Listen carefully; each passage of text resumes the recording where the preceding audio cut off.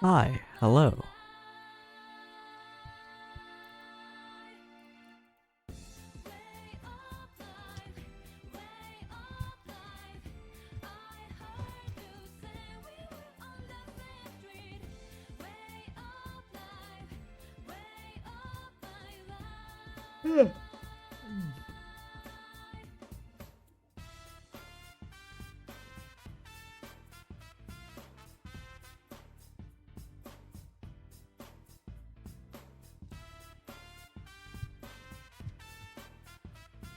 Hello, hi.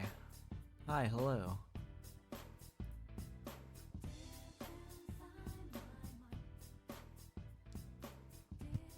Burp.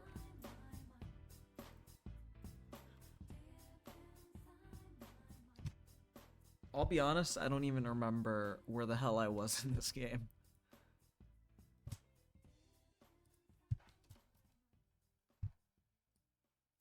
Let me... Okay. Looks like we're about good to go.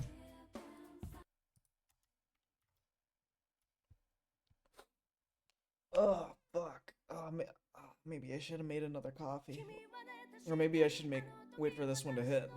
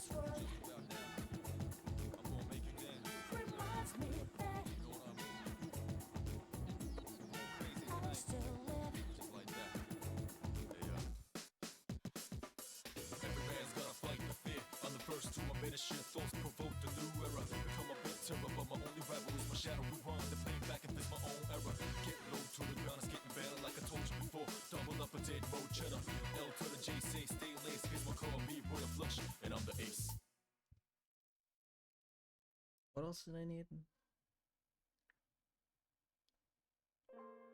Alright, we should be good to go.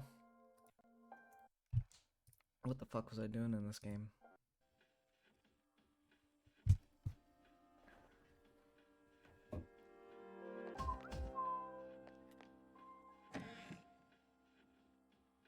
Did I just... I got to the first block, or the next road block in Tartarus. Fucking hell. I forgot how much I hated Tartarus. I should probably perform Frolic before I leave.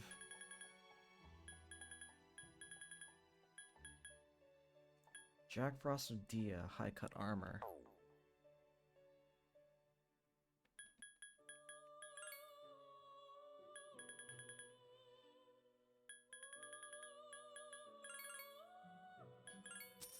I could have probably just found a Pixie wherever, but...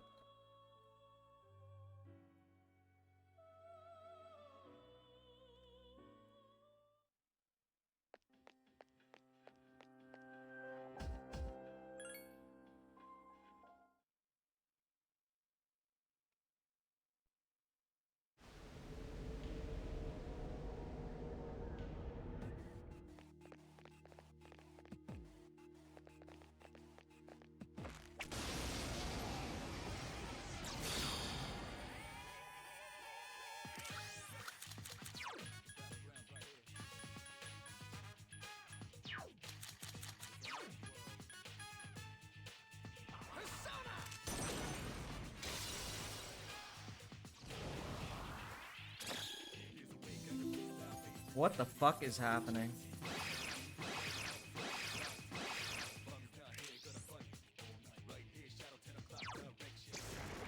That's the last one.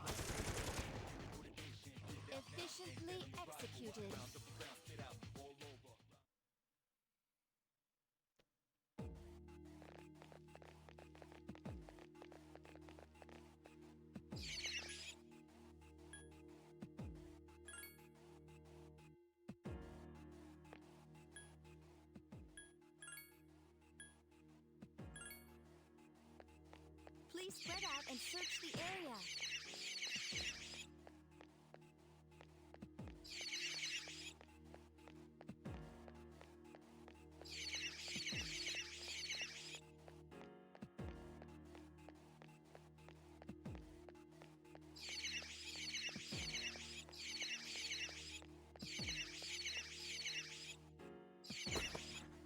$95 yen. Yo, hey DM.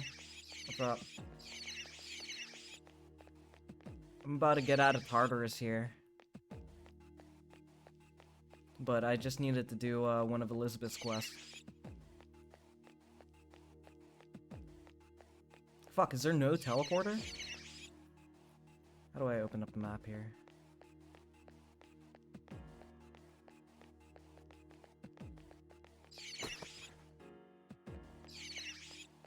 $95 yen? Yeah, I'm fucking rich. I guess there's no teleporter on this floor. Everybody, please regroup.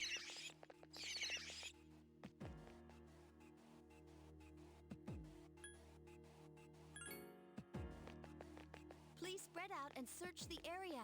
Yo, I've been playing Darktide for the last few days. That has been so fucking fun. The new boss they added. I hope they lean in. Oh, fuck. I should have peeked there. Hey, there's some cash in here. Yo, I'm never what the fuck is this floor? Okay.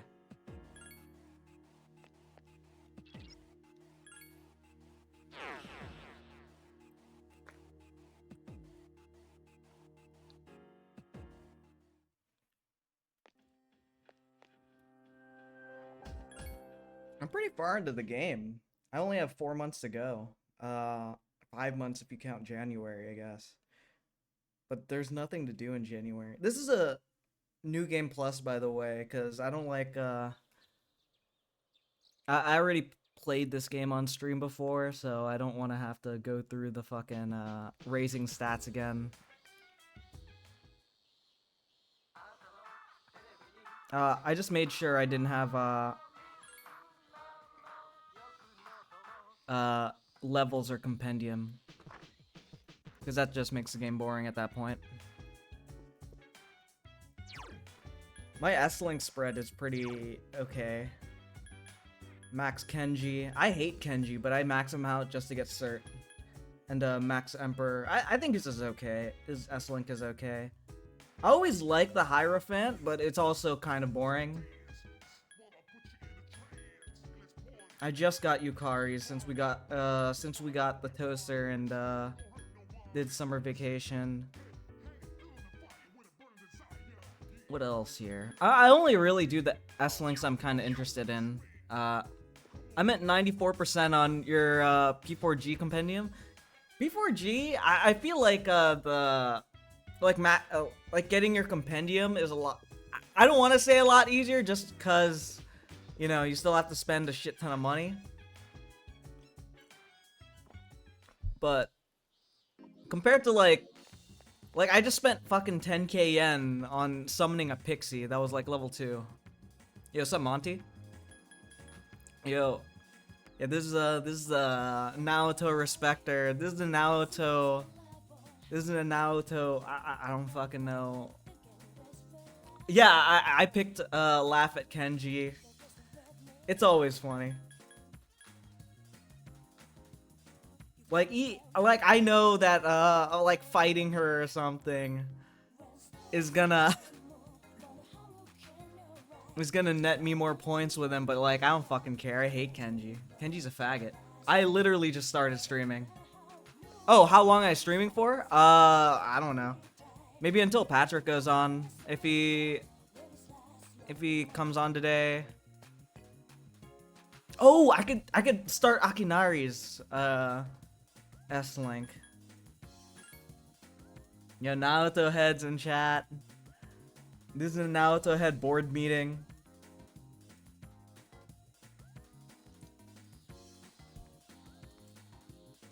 Yeah, Divine Mercury. I know you said you were lamenting having, what's it called? Missing the past few replays. Me and Monty have been doing our darndest in archiving everything. Well, mostly Monty, and I just told him to put together the Google Drive so I could upload that on at the earliest convenience. You're welcome, sir. The only one I think we don't have fully is either the beauty pageant, maybe. I could probably get that out of Patrick. Maybe. Unless you have the beauty pageant, Monty, and the bathhouse. But Monty does have the bathhouse reveal clips, which is funny. I've never played this game before. I sent you an entire. Oh, that was part 11. Let's fucking go, dude. We have everything. We have everything. Thin young man. Oh, that pen in your possession, is that my fountain pen? Ah, welcome home, dear friend. Thank you for finding it for me. I didn't get to watch it, dude. I slept through it. It's fucking over. I need to watch that. Have a seat if you'd like. I'll write something for the two of us.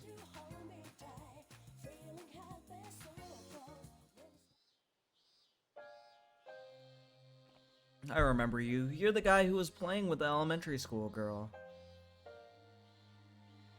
She was very bright. Her face shone with the warm light of new life. And then there's me, cooped up in the hospital, struggling to breathe. Compared to her light, I'm but a vanishing shadow. Misery is a harsh mistress. I feel as though I'm lying in unyielding darkness. Can you understand how I feel? Oh yeah, this guy levels up automatically. What a selfish way of thinking. You don't know the first thing about what I'm going through. Any day now, I'm going to die. I have a genetic disease without any known cure. Unless you're in my situation, you can't understand what it's like. But I prefer that. But I prefer it that way. I wouldn't wish this on anyone. There isn't anything you could do to slow this down or make things better. There was a lot of Patrick in chat, dude. Wait, no, I didn't. I missed the beauty pageant part, but I got there as soon as they finished the beauty pageant. That was funny. Or did I? I think I got there on the girls' portion, but I didn't see the cross-dressing pageant. I skipped that event in my playthrough. Sorry about that. I didn't mean to depress you or anything. I haven't spoken to someone my own age in a long time. It's natural for those in darkness to yearn for the world of light. I'm glad we could meet, though. If there's a God, I'll be able to thank him soon enough. We became acquaintances. Cool. Bathhouse replay is gone. All I have is clips.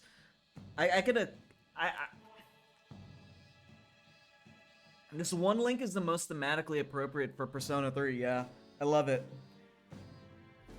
Especially when you consider, like, I guess the parallels between what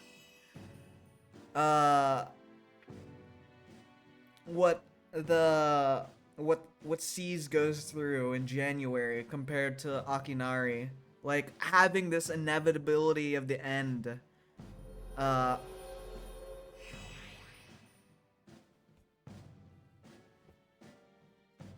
And just learning to deal with that. That's like... I remember when the Persona 3 movies got released. I didn't like the second and third one that much, I think. Maybe I like the Aigis one because, you know. But I remember the movie about winter was really good because it really showed, like, everyone's thoughts kind of converging on this insurmountable death, which was really interesting to watch. I think a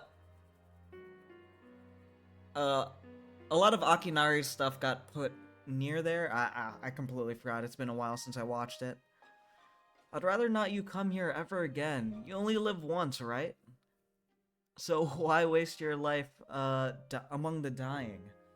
First one is good. Middle two are alright. Last one is incredible. Yeah, the last one is very, very good. I remember that specifically. Like, I'll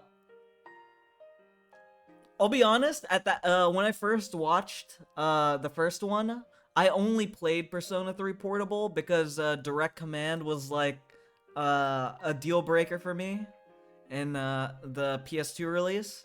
So I didn't understand how well they did like the magician full moon fight and the awakening scene in the PS2 version versus, you know, the anime.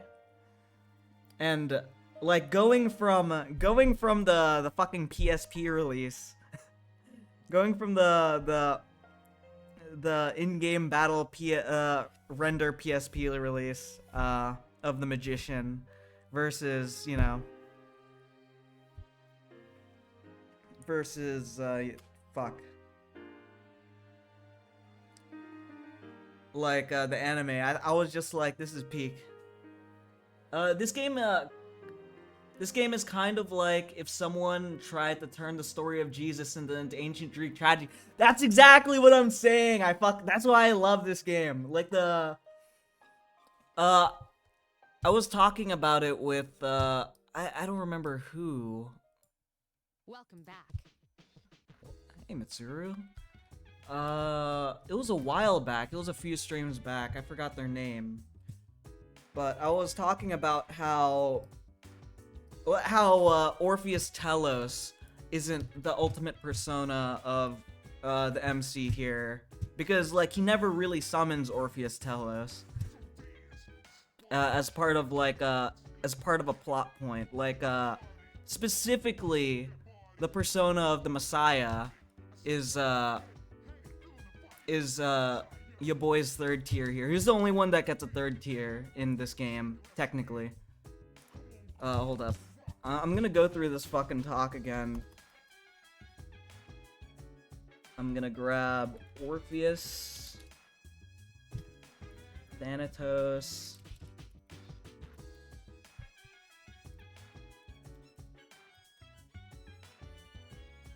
You know the ending of Persona 3. So I'm not gonna talk about that too much, but like I just really love the design, or I guess the hint of Messiah being his ultimate persona, even though it's not explicitly told to you, I think.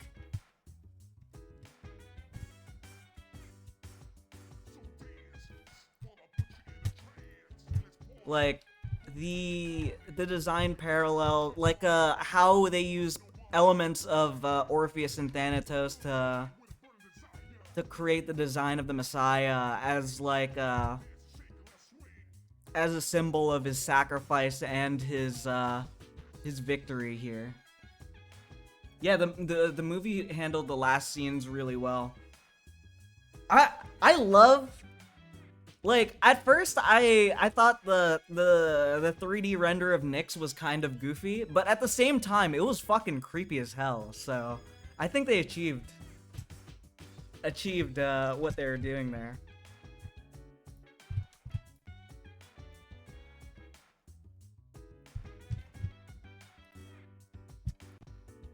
I was talking to everyone about what to do with Konomaru. It's about his exercise. Could you take him out for walks at night? Sure. I don't have the base priest unlocked because I haven't been hanging out with the black girl.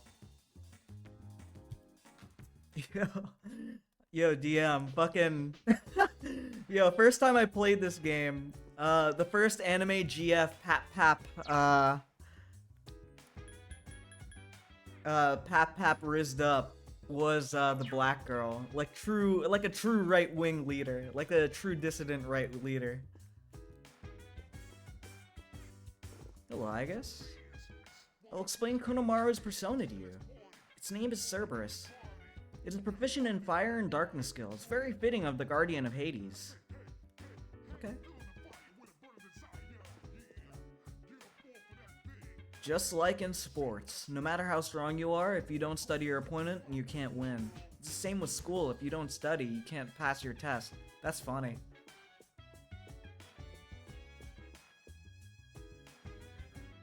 I don't want to go to Tartarus. Koro is a good boy, yeah. How the fuck did they like hit the mark on 2 mascot characters in Persona 3 and then never hit it again? Like, how the fuck do you make Teddy and fucking Morgana after this? Like, come on. Oh, yeah, it is, where's the dog?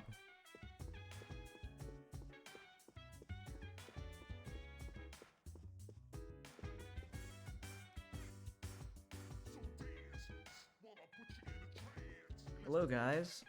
Orf. Orf. Looking at... Let's take him for a walk. Yeah, Persona 3 gets 2. Persona 4 and 5 can't get a single one correct. I mean, if you count Sophie in Persona 5 Strikers, like, I like Sophie, I'm not gonna lie. Who else? Is there any... I don't know the spin-off games too much. Yeah, Koro has more personality than Morgana and doesn't act like a fucking bitch. Koro seems to have picked something up. Terra Fury Gem. You decide to go back. Haven't played Strikers yet? I mean, it's pretty good. Like, I don't know. I don't play, like, Dynasty Warrior type games too much, so like, it was kind of hard understanding the game at first, but, like, as soon as you kind of understand what you're doing with, like, how to cheese the fucking game. Wait. Oh, studying late night is a separate thing? I didn't know that. Morgana derailing Haru's story arc still pisses me off. Yeah, she never recovered in terms of screen time. Because, like, I don't know how they did Naruto so well. Like, she gets an ample amount, I guess, I mean, I don't know. Because, like, Naruto is, like, the rest of the brain cells in the investigation team, let's be honest. But so she got a lot of screen time because she was able to deduce a lot of the things going on after she was recruited. But Haru didn't contribute too much afterwards.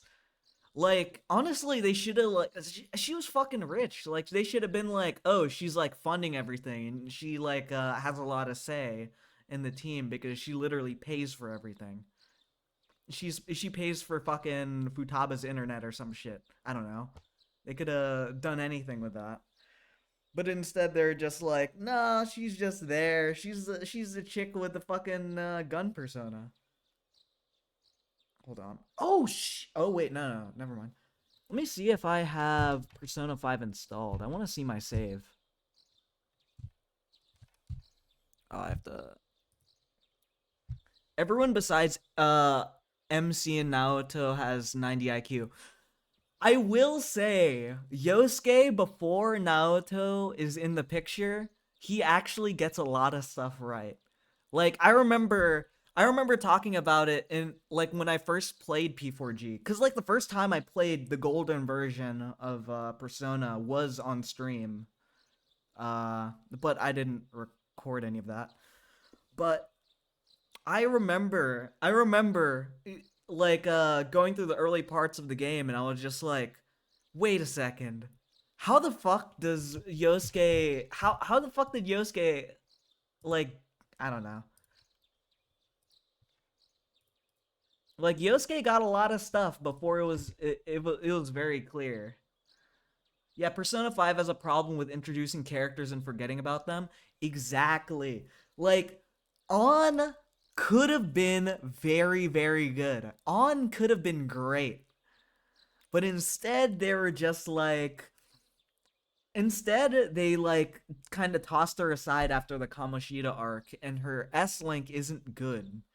Like, it's about fucking Mika.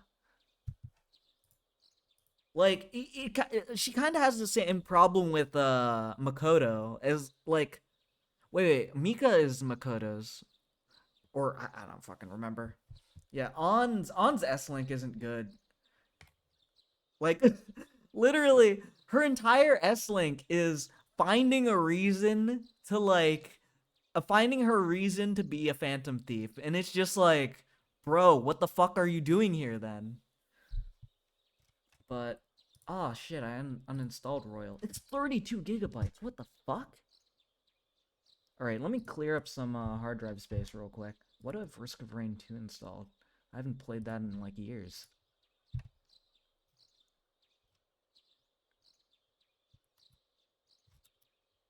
Oh fuck. I guess. Fuck. If I imagine if I uninstall Skyrim, it's gonna cause weird problems if I want to play it again. I don't want to uninstall Baldur's Gate though. I guess I'll uninstall Remnant. Remnant's a good game, but I already beat all of the content. 73 gigs required? What the fuck?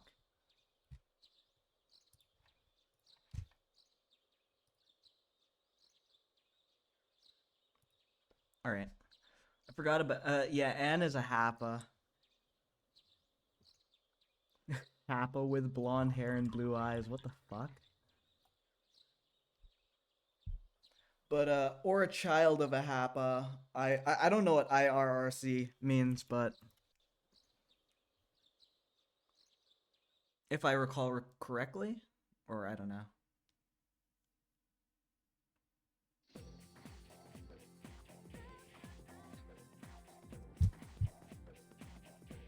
Oh shit.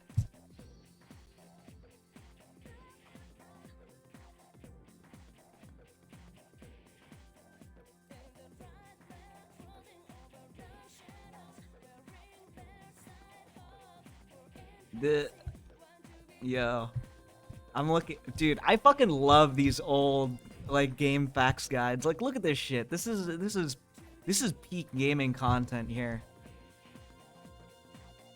No dark mode. Yeah, no dark mode option. Like my childhood was burned. Like my childhood, my eyes were burned out looking at these screens. It was beautiful. They even stayed in game that the reason she has large breasts is due to her white ancestry. Yeah. Yeah, I know she's a Happa. And she's basic. Okay. Let me pull up the spreadsheet. We did a fatherlessness analysis of Persona, of all the Persona games. We have a pretty good fatherlessness rate here. Since it's your first time, we want to introduce you to the the fucking the PAP anime GF skin tone analysis chart. Yumi is missing here because I was banking on Yumi to be, you know, like wait, did I? Oh, yeah. But I think we counted On as fatherless because her parents are never home. So that's basically fatherless. We did we looked at the hexadecimal code, each RGB value for these characters and averaged them, and our average skin tone was white. Real level analysis here, yeah. Our first approach was kind of flawed because we just converted from hex to decimal. Like, but then we realized, why the fuck is it pink? Oh, it's because we're taking an average of like, discrete, like, units of data within, like, you know, this thing. Because it's separated by RGB. And, oh yeah, she's not fatherless. Who is fatherless here? Wait, no, Hifumi is fatherless. Is Makoto fatherless? Yes. She left home. Okay, I gotta change this fatherlessness stuff. Yeah, we did INA, because I never did her. I always did the BPD drama chick. Whenever I played Persona 4. I spelled that wrong.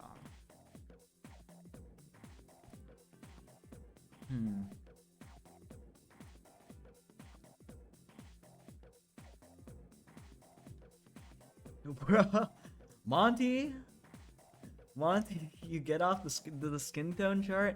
No, he gets off on fatherless chicks. That's why he watches this stream.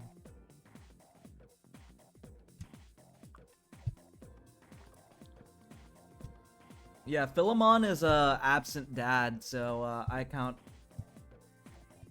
the Velvet Room attendants as fatherless. Chihiro, she was fatherless. She's afraid of men, of course she's fatherless. RuneScape GF, that's an unknown. No, Chie is not fatherless. Okay. Yeah, we have a 72% fatherlessness ratio here. Igor would be like the butler of the house. He kind of raised them, but he's not really a father figure. He's just kind of there. He's almost like a hands-off uncle, I think.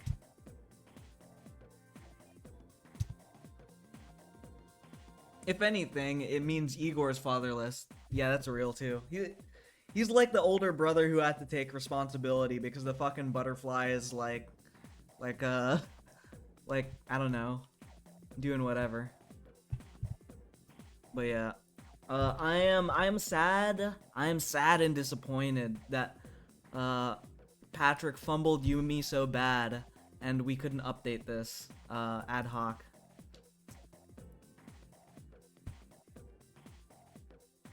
I don't want to know what a hands. Let's not talk about that. Oh shit! I was supposed to look at the game facts. All right, let me pull this up here, bro.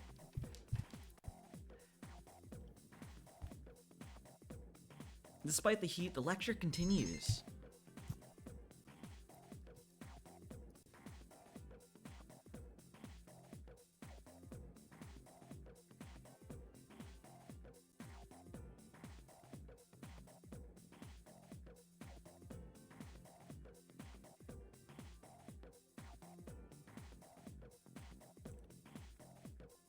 I said she wasn't fatherless only because, like, it's not brought up. Like, if it's part of, like, she might kind of she might have groomer energy, but we don't know if that equates to fatherlessness. Like, we took a lot of characters with dead parents and characters with I'm just gonna skip all of this. Yeah. But I'm gonna be the guest lecturer today. I'm gonna talk about fatherlessness in the Persona series.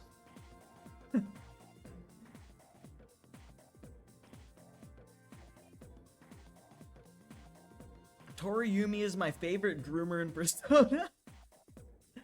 Yeah, look at this chick.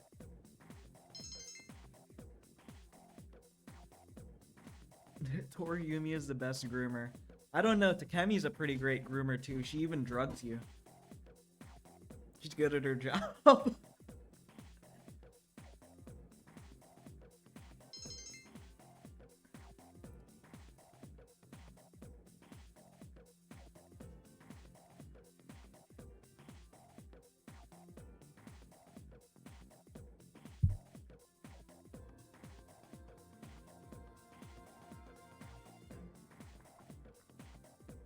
Oh, we're learning about the Kabbalah today. It has been said that to learn the secrets of magic, first you must truly understand Kabbalah. So who is the person who formed this incredible ideology known as Kabbalah? Well, according to legend, it was Moses. Yes, that Moses. The Moses who gave us the 10 Commandments and split the Red Sea. But in reality, it was formulated by a group of rabbis long, long ago. However, because it consists of such a complicated coded system, Kabbalah did not become known to the Western world until much later. Now it is important to note that there are so many Jews in banking and government and media, that there are many different ancient methods to decipher Kabbalah. For example, there is gematria. Dude, we're literally having a lecture in gematria, like numerology. This guy is one of those Jewish, Japanese, common origin guys. Her 2000s era messages are so funny. Yeah, the fucking leet speak, dude. Like I like grew up like I was on the internet as we were phasing out of that. That's funny stuff. There is Notricon. There's a where you take a letter from each. Oh fuck. Poured a bit too much water. Where you take a letter from each word to form another sentence or thought. There is Tamura, a method where letters of words are replaced, thereby giving the sentence a new meaning. All these different methods make it difficult to fully comprehend the Kabbalah. Now one of the most important ideas of Kabbalah is the Tree of Life, formed of 10 Sephiroth. Most illustrations depict it as a chart shaped like a tree. The 10 stages of Sephiroth, the 10 stages represented by the Sephiroth, and the 22 paths connecting them represent the stages of creation God formed from his own self. Persona 5 Royal ready to play. Huh. I did not expect that to download that fast, as well as the direction in which humanity should evolve. Where did we come from? Where are we going? Where did you come from, Cotton Eye Joe? Those answers lie in the Sephiroth. You grew up right after Elite Speak died down? Yeah, you didn't miss much, bro. My brother, my older brother, who's 5 years older than me, they grew up on fucking flip phones and numpads with were they at the fucking numpad texting was something else. I am glad I did not have to subject myself to that, and I got a fucking iPhone in 7th grade. When training your magic, it's important to picture the Sephiroth every so often. When you are meditating, you should focus on the Sephiroth as well. If life was a test, the Sephiroth would be the basic questions. All aspiring magicians should know them. So if you're looking for inspiration, try your hand at the Sephiroth. By the way, did you all notice that I said there were 22 paths? Yes, that's right. The same number as the major arcana I spoke about earlier. Now continuing on, according to the Sephiroth, the world is broken up into 4 stages.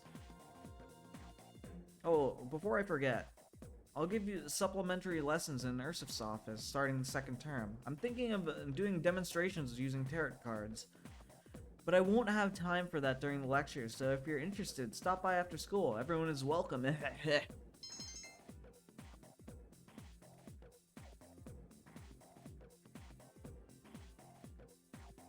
This guy has murdered several people in blood rituals, yeah. A few students went missing. It's not because of the Emperor and Empress.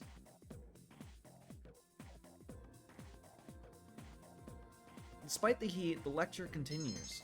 Oh. Hold up. Let me pull up Persona 5 Royal since I can play it.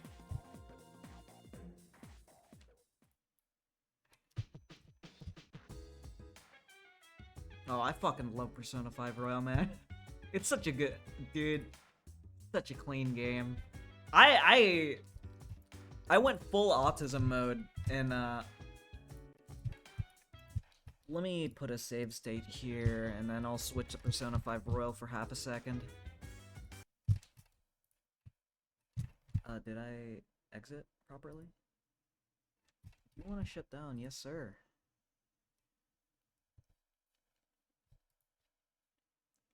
Fuck, now my controller won't work. That's fucking cool.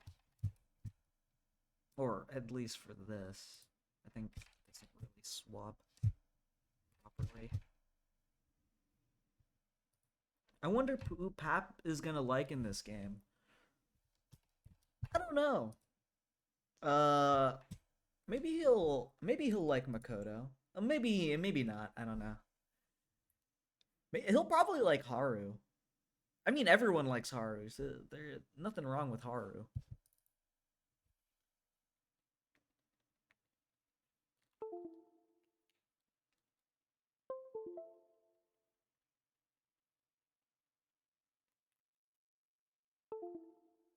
Fuck, I never play Persona 5 Royal with, I see him liking Anne. Anne is such a non-character, though. I see, like, they had something going with, during the Kamoshida arc. Just like Yukiko, in fact, her problems are so similar to Yukiko. I can imagine time is gonna latch onto that. Time is gonna like Haru, I think. She's too late in the game, so he'll already have rizzed someone up and call Patrick an adulterer. He'll like Anne until he gets past the first arc. Yeah, Anne is literally a non-person after the first arc. Like, she is a character that heals and does fire damage in the first arc. Okay, why this swap?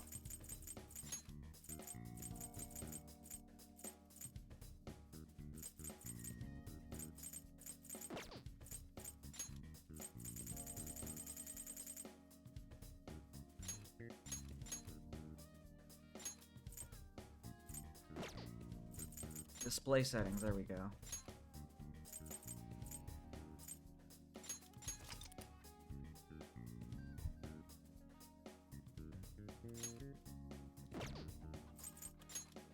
I wonder what I was doing in this game. I like made a save. Oh my gosh. I can't believe I played 100 hours of this fucking game for you people on stream. I didn't even archive most of it.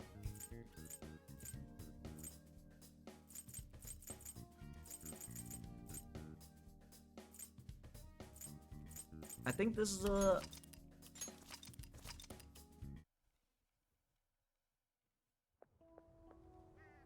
Oh. Oh, this is the end of the game. Where could Mona, Akechi-kun, and he be? Oh, dude, this game runs so smoothly. Like, look at this. Look at this. The animations. Is gone. Like, the entire UI interface. Oh, man. Check anymore.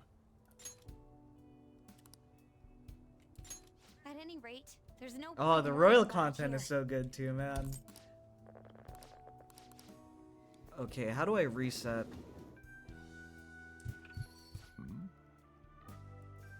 I'm gonna reset this game real quick. Unknown controller support. This game has not provided any new controller support information. I should just be able to fucking... For a PS5 controller, uses Steam input, system to translate physical input This allows you to play any game. Yeah, fucking right. Okay. Wait, does that mean my controller works now? Kasumi is best girl. I'm excited. I'm excited for Patrick to play P5. I'm probably gonna get it for him. Okay, my controller does not work. That's very cool.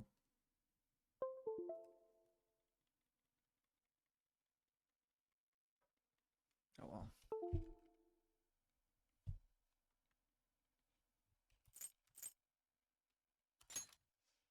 Makoto is second best in my opinion.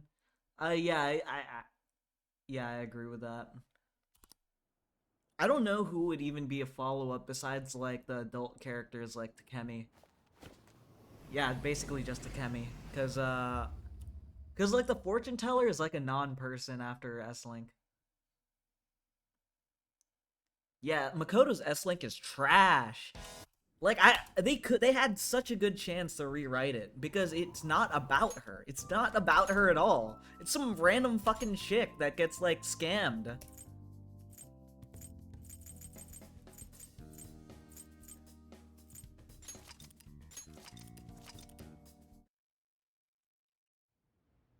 Like, hey Morgana. Finally, it's time to face Maruki. What the fuck? I like min-max personas because that's exactly what I have fun doing. Like I use Uriel here as my what's it called? My auto guy. Do I use him for anything else? Or did I just make him? Oh, I gave him debilitate for some reason. I have magic damage. Why do I have Maziodyne though? I could have just gave her another. I guess that's all right. Might as well. Fafnir is literally invincible. Except against lightning, I guess, but it doesn't really matter. I wanted him to have, like, some use. I like Shogi Girl Hifumi. Let's see what confidants I did. I did most of them. Yeah, fuck. Yeah, look at this dude. Did I do all of them except the tower?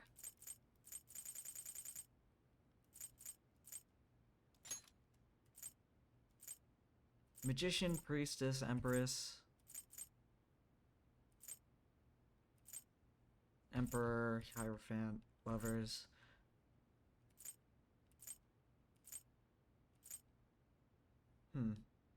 Get smoked. Hey, Shimmy. Gamer Kid does give good abilities. Yeah, his early abilities are really good though. And his like rank 10 down shot. I'm pretty sure that's rank 10, right? Or no. The down shot is like rank 1. This is like his best ability. Laced bullets. Increases that's like okay. Yeah, warning shot, bullet hail, and down shot are really good, but I don't think is like rank 5 through 10 is like that good. It's worth it to do like a few ranks on him, I think, but I remember I was a fool in the original Persona 5, and I thought this is the best way. Well, it kind of is the best way back then to farm. Confused farming was better, but I didn't know that back then.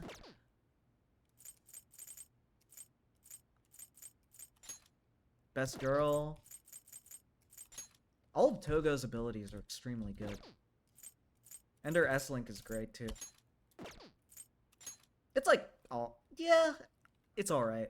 It's pretty good. All of her fucking perks are good. Every single one of them.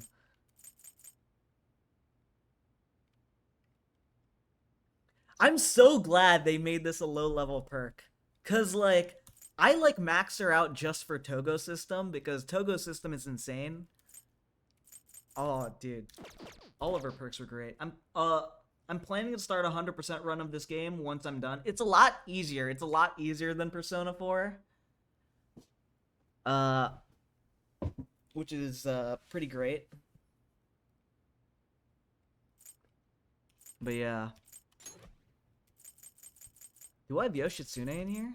I do not. Huh. That's fun. E.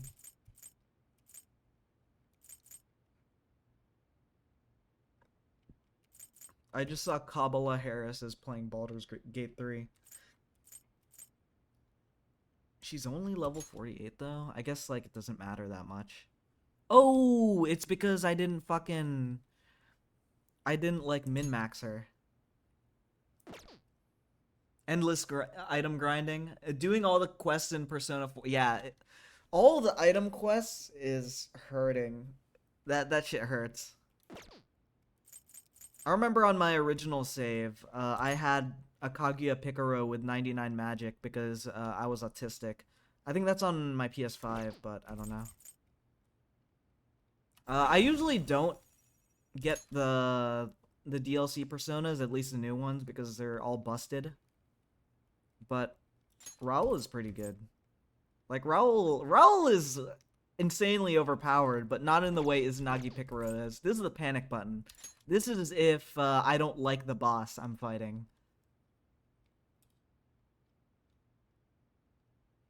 But, you know.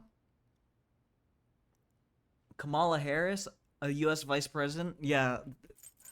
Their name was Kabbalah Harris. I only min-maxed a few guys. I didn't even min-max an Abaddon. I want to go fight something, though.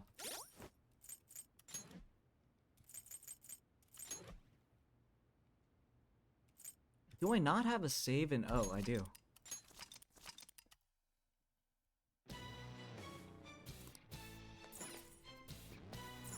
Alright. Alright. I've never played with a mouse before. Aw, this auto camera control sucks ass.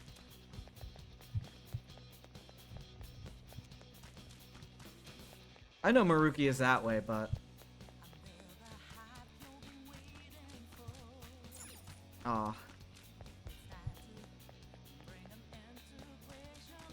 The Maruki content is so good.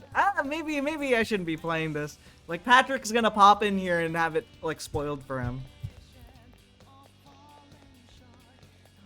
Oh yeah, because, like, all the content was really easy, even on Merciless, so I just have Sumiria and Akechi in my team. I don't know why I leveled them so much, though.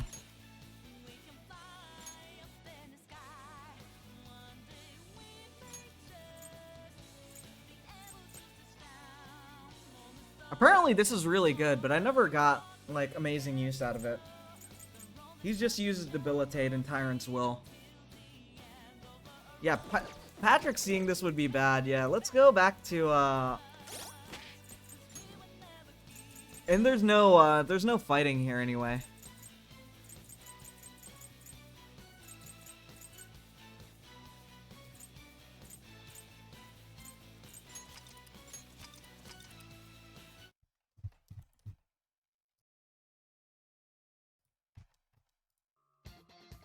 Let's check out the leader of Base World here. Hard being harder than Merciless annoys me. Yeah, I don't know why they even call it Merciless. I'll reveal your true form. You know, you could always I need to play this game again.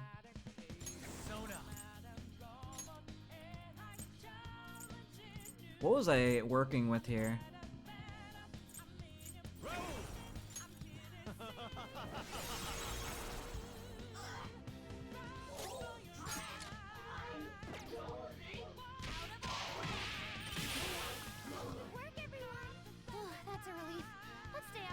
I hope Persona 6 is just a little bit harder. Yeah, this game really was extremely easy. I like the systems they have in place. But honestly, they made it way too easy. They need to balance around certain things. Like, there's no way, there's barely any way to, like, get caught. Like, unless you don't know what you're doing at all. You know, you could always run. Persona! Gotcha now!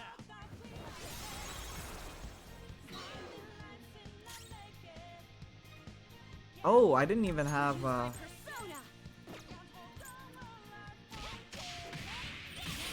Defeated. Go get him, Queen! Persona!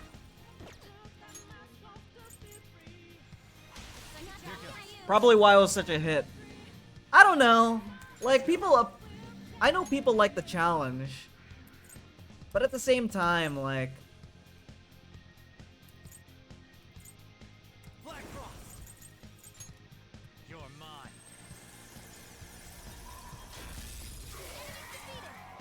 Don't forget this feeling. We got him, but we don't want to waste too much time. I wonder what they're gonna do with Persona 6. I just hope they don't make it gay. They weren't a big deal at all. I really hope they don't make it gay. They didn't make it gay with Royal, thankfully. I'll reveal your true form. Oh yeah, I have that skill.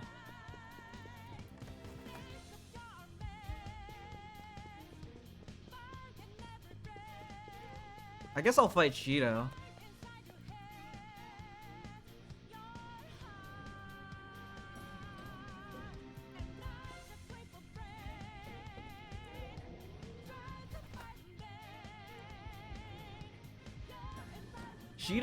Shido should have been the leader of Base World. Oh no, he's like killing people for political gain. That's like par for the course in America, bro. Shido! Yeah. Now that I didn't know who was the writer and director of Persona 6. Not that it matters. If you have a complaint, I'm willing to listen. What did you do to Akechi? He was your own son. I had a feeling it was something like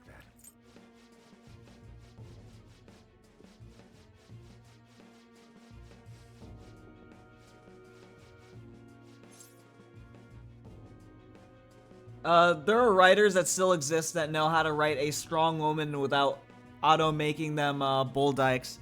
Yeah, honestly, like, I like how they wrote Makoto. Like, they wrote Makoto really well. And you could say she's, like, a strong woman, a strong, like, female character. That's competent, without making it, like, gay. The director of P3 is not doing Persona anymore. The Royal director is in charge now. Yeah, I really like the Royal content, so I'm glad, like, I like what they did with Maruki, man. It was so good. It seems the ignorant masses are doomed to remain as such. Shido did nothing wrong. Than that. This is unfortunate. I have no choice but to eliminate you all. A small leak will sink a great ship. Great nations have fallen to such lenience. I'll not make such incautious mistakes. So based. That's my leader. There's tons of them. Since when?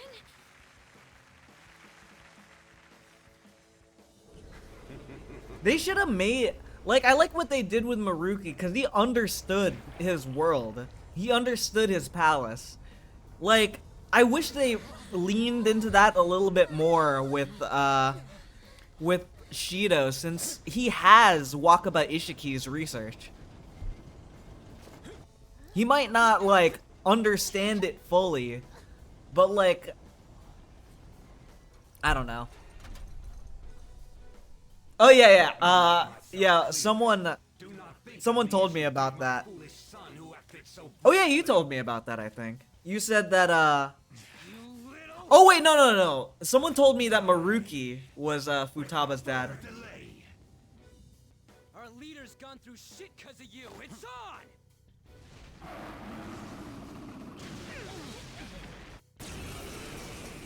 Stand in my way. Leader of base world. There is no need for thieves in my mighty country. Only myself and the ones who revere me are needed. Risking our lives to stop rotten Persona! adults. That's why we're phantom thieves. Uriel! Such impertinence. Persona!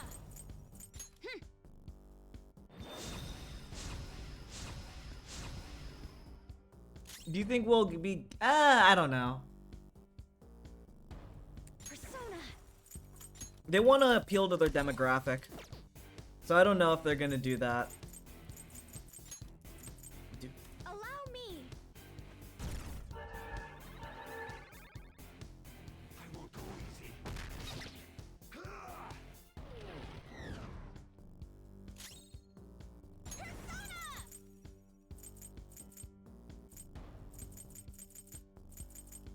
Take this! Here I go! Speed up! I realized Patrick hasn't been receiving navigator buffs that much. Has anyone else noticed that? I don't know. Do I not have a? Oh yeah, I didn't make a Kaguya, like specifically because, like, that would ruin the fun. Black Frost! You're mine.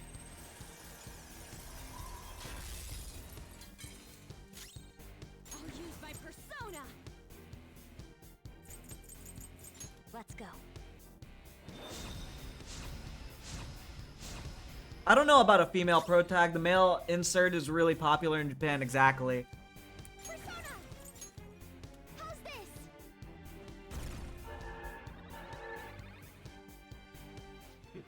I hope you understand what it means to turn your back on me.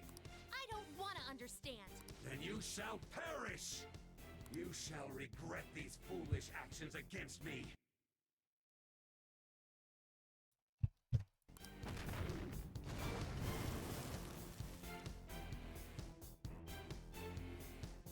It changed? I will destroy you. Get ready! How about this? Persona! Ravage them!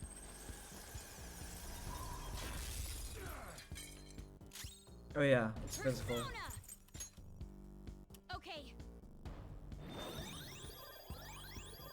Thank you so much. Thanks. Come. Allow me. I love that D-Live says you're playing Persona 3 dancing game. Yeah, because they don't have the they don't even have the original Persona 3 or Persona 3 FES Brace. Persona. as options for the game thing. Are you scared? So I had to put dancing. Go down!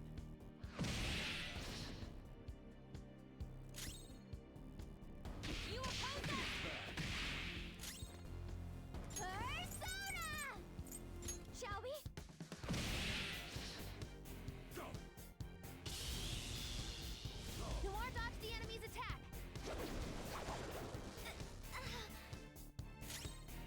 Persona!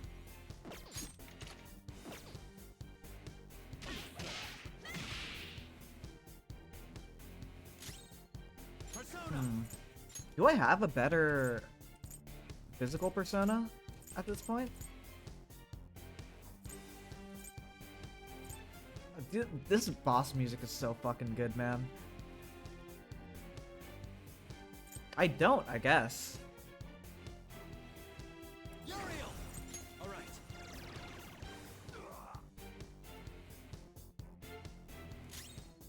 Persona!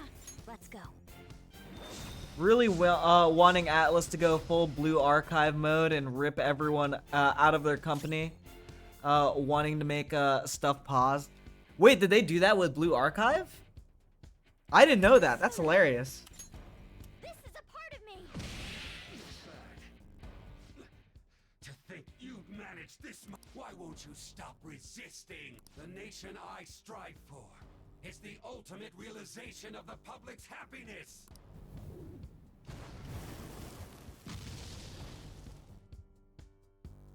It changed again? The weak must be sacrificed for the sake of grand ideals.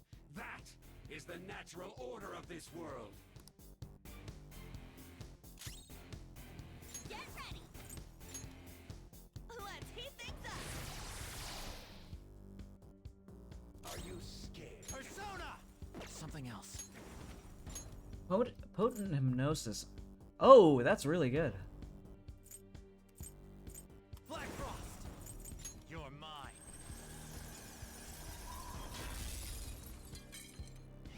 Here it comes! Oh, power's coursing through Queen! Now! Pardon I always love the Showtime attacks. They're great. They have so much flavor. This is gonna hurt! Noir, leave it to me! Ready, set? They're fucking. That was a fancy KO! How's this? Noir doesn't have much health left! Persona!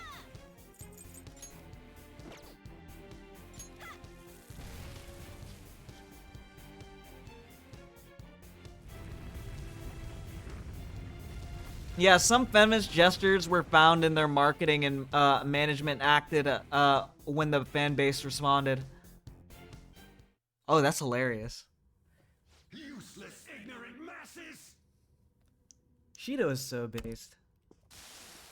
It seems even thieves should not be taken lightly if they come in great enough numbers. Once you're losing, you're putting all the blame on the masses, huh? Yes. So, you're the one unifying them.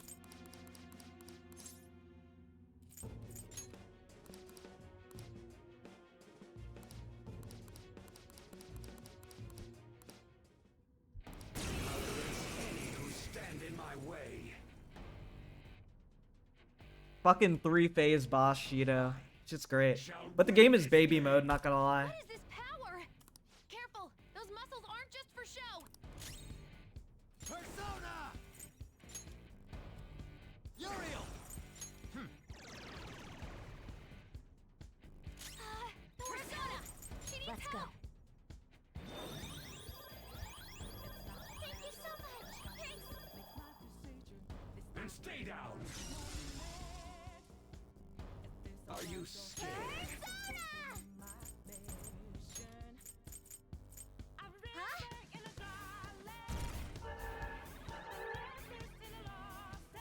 Persona!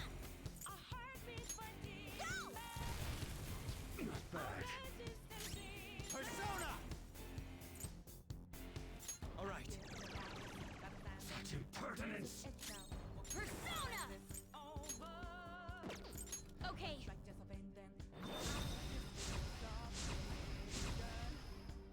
Resistance is futile. Noir dodged the enemy's attack. Come! How's this? Yeah, this game really is baby mode though. Persona! Take this! Not bad. Persona! Black Frost! Go down!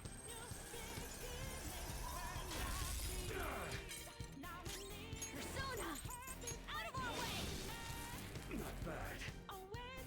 Not bad. Hardest difficulty, by the way. Even without, like, it only boosts technical damage, doesn't it? There's no reason for me to lose to Technical and weakness damage. So this is just like, I won't no. be easy. I need to check the stats again, but I don't know. Persona! Not bad. Get ready! I am Sayoshi Shido. Uriel! There. Persona! Not bad. Ah!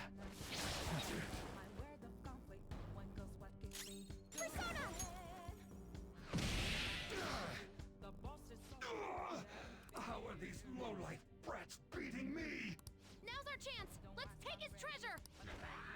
don't think you've won.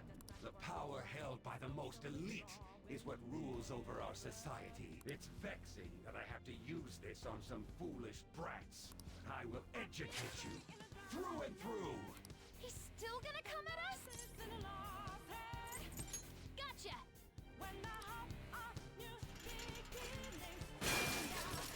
Cheeto! I have decades of experience over these brats. Weird mess because the SJWs caused the weird mess because the SJWs to retaliate reported Blue Archive artist to the police for drawing LOL, which is illegal in Korea. What the fuck? Die. Well, explicit like pictures. Come at me.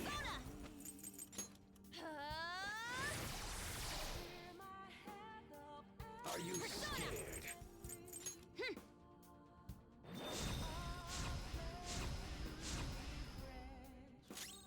That's kind of fucked though.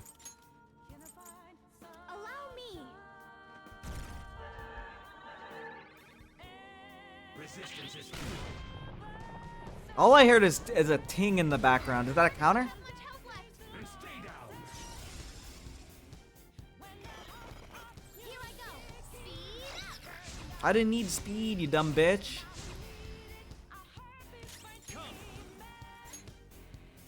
Black Frost! Ravage them!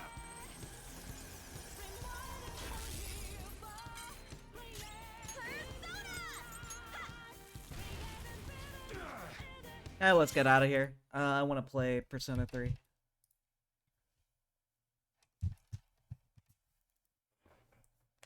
What is going on with my controller, though? I'll have to look into that.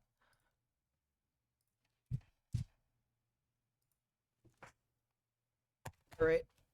1 second. I'm gonna get some water.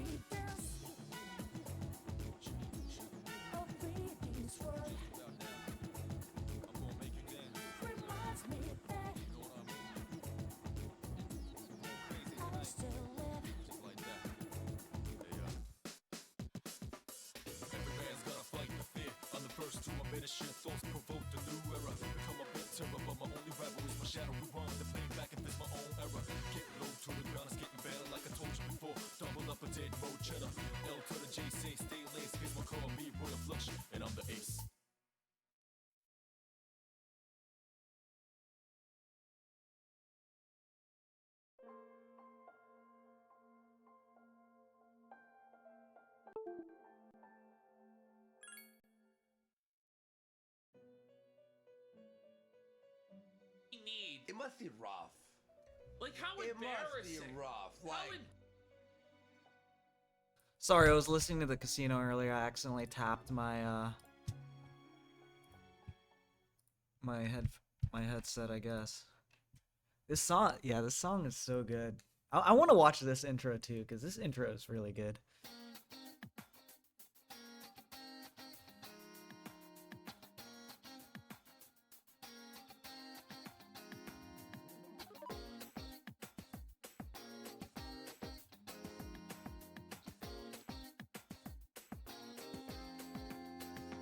Dreamless dawn, ticking clock. I walk away from a soundless room. So fucking good, man. My ghostly shadow. So fucking good, man.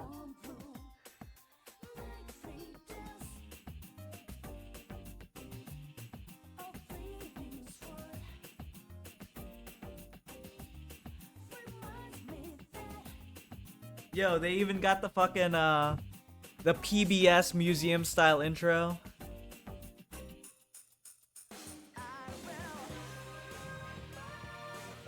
I should have donated this intro instead of the other intro.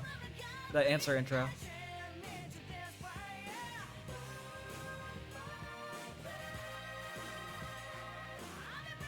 Patrick won't get it. He won't understand.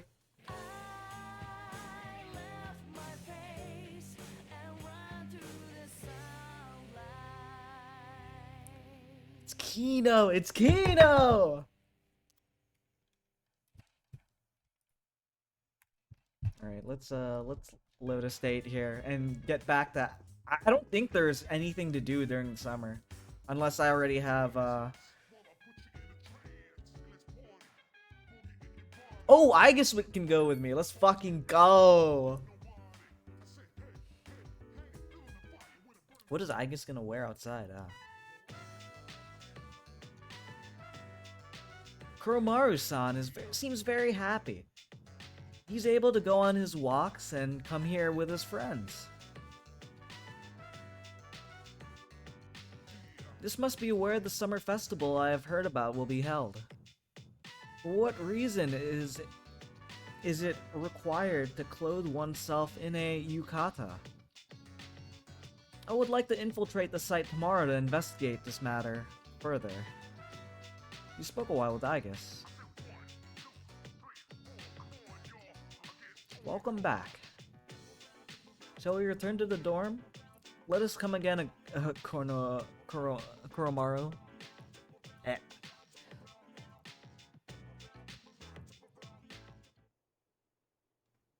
What did I even buy from the TV show? Omega Spear.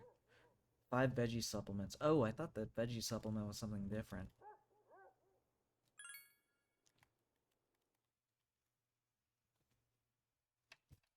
Yeah, nothing really goes on during the summer, which is a really big weakness of this game. Like, the pacing fucking crawls during this point. Like, there's not a full moon in sight. There's nothing going on. I don't remember if the festival event was any good, though.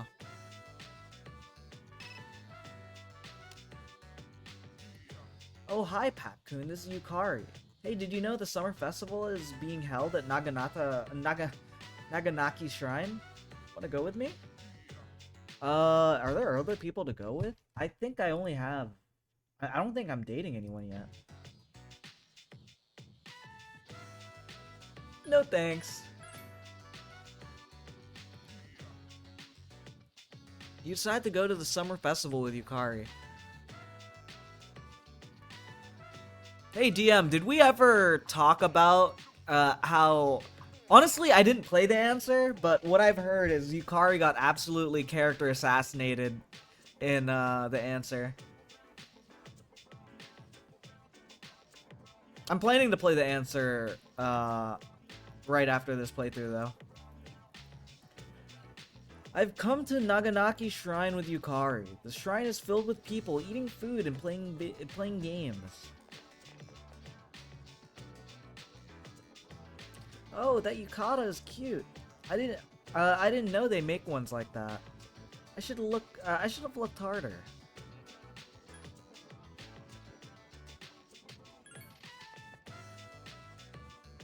What? Why, thank you. It is a bit of character assassination.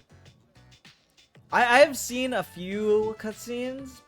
It really is just like, why does she keep fucking hassling my toaster? It was nice of you, though.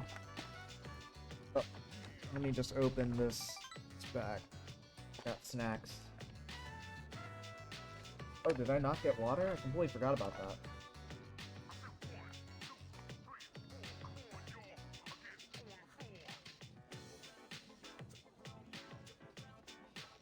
Yukatas are pretty skimpy, if you ask me. They're nice in warm weather, but they don't offer much protection. And they take some getting used to. I guess women in the old days were just tougher.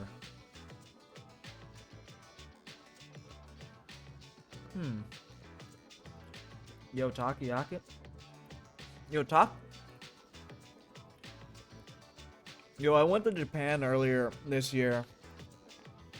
I had Osaka Takoyaki, that shit was peak.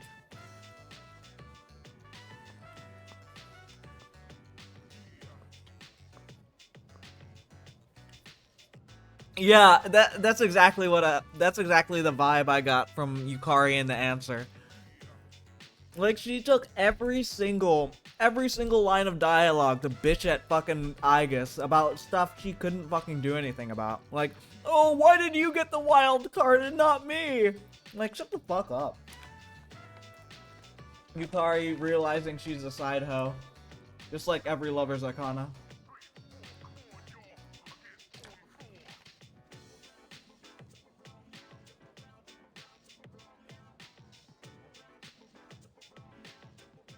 Here you go. Good luck with your boyfriend. Wait, am I dating Yukari?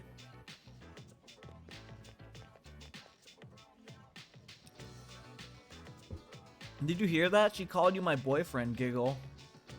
Bitch, you're only rank 3. I don't think you're even rank 3.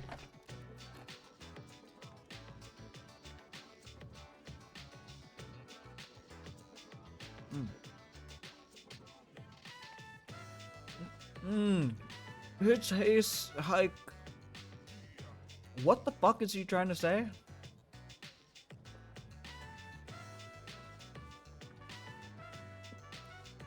I was trying to say that it tastes like Octopias. You know, the place by the station?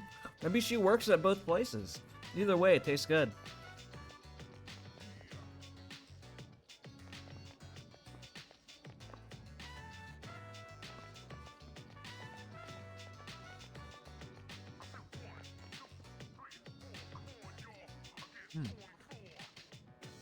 I think it could have been done much better. Intra-party fight could have been cool. Instead, it feels like an out-of-control cat fight. Yeah, for real. Man.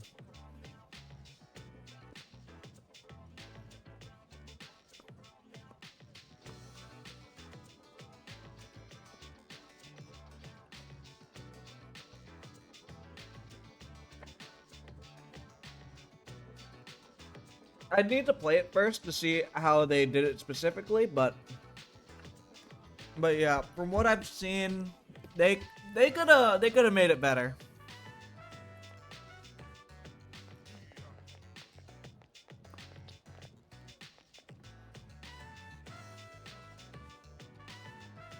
Everybody's a winner. A game, huh? Wanna give it a try?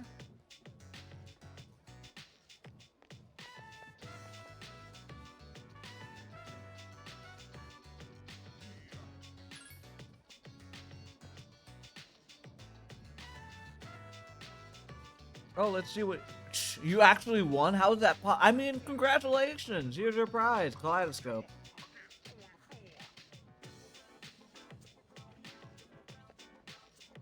Wow, Papmoon.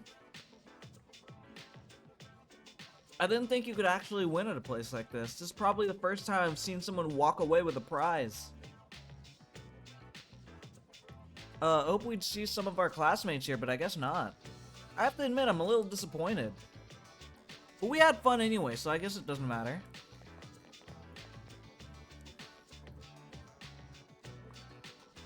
We should go somewhere else sometime soon. Yeah, we will.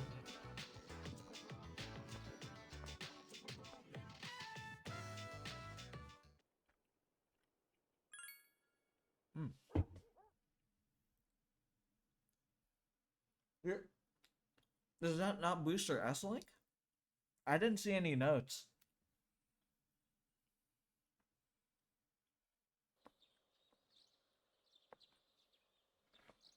Hmm.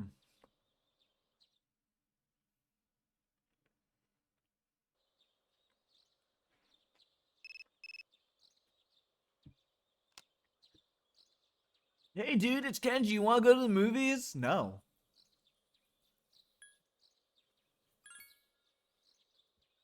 Oh, that sucks. Guess I'll call someone else. Dude, you don't have any other friends.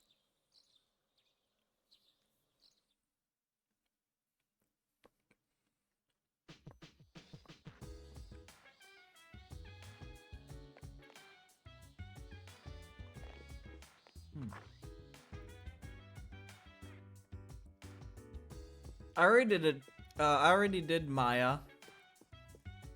I think Yukari is much better in the side games from what I've heard. Than in the answer. Very chill, apparently. Yeah, from what I've seen of Persona Q, she's great.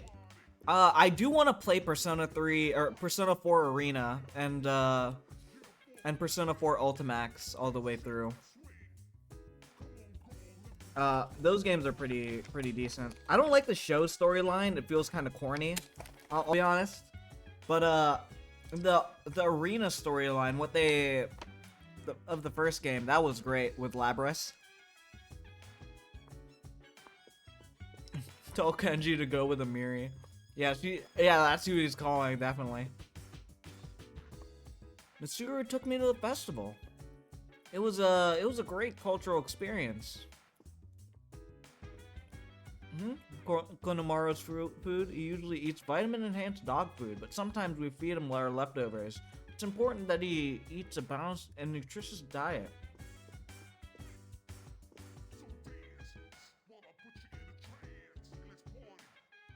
I feed Koromaru leftovers, usually beef bowl. Don't worry, I know what I'm doing. Yeah.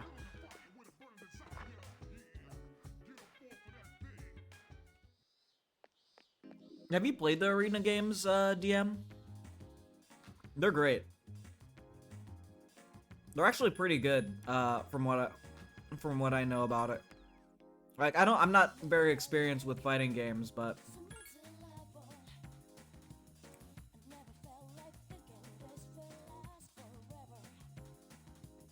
yeah.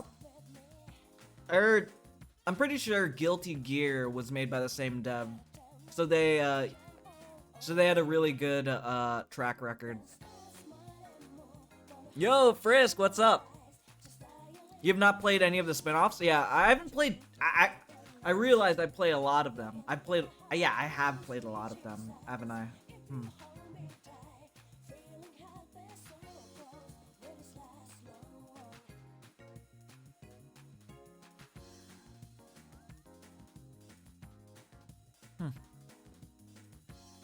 Apparently, weather is gonna be bad from on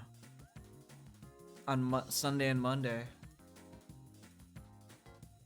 I have not seen the new Ken, but that'll be kind of based.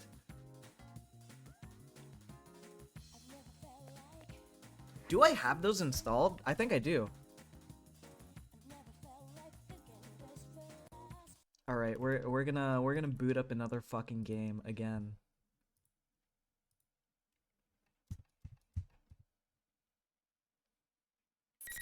Ah! This program is brought to you by the following sponsors.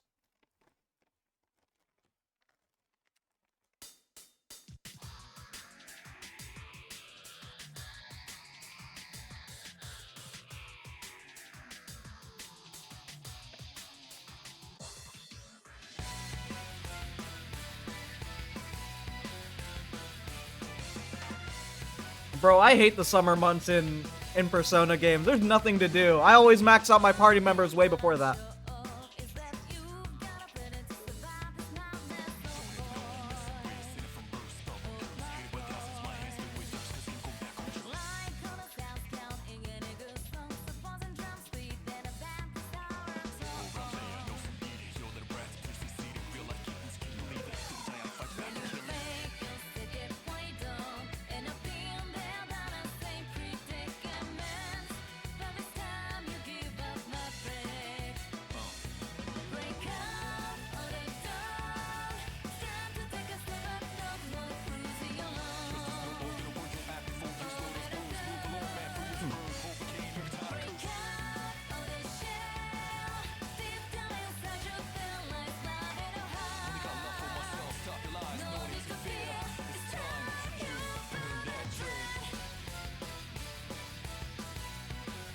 Yo, fucking Yukari becomes Featherman Pink. That's kind of fucking base.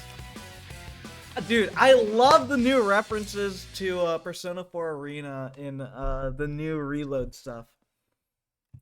Persona 4 Arena Ultimax. Hold up. I need... Okay, I need to fucking pull this up. I need to pull this up.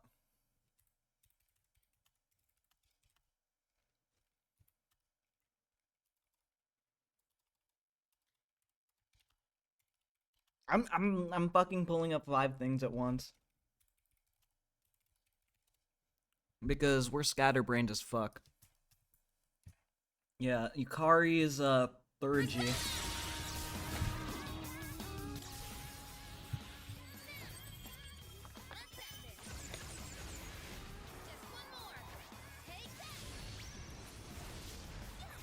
And that's how it's done. Final strike. For convenient strangers, Featherman victory. Dude, it's so good. It's so good. It's so fucking good. Persona 4 Arena Ultimax. Fuck, I don't have... I don't know why my controller is not connecting. Maybe I shouldn't... Oh. Did it crash? My fucking game crashed? That's cool. Who's the redhead with the swords? That's a new character. That's an original character. He's kind of cringe. He's some edgy kid who wants to end the world. He doesn't have a persona though, but he fights on par with everyone apparently.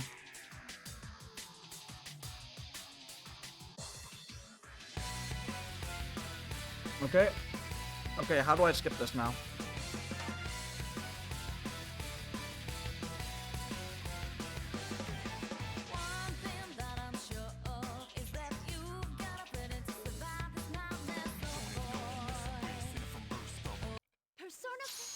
Hmm.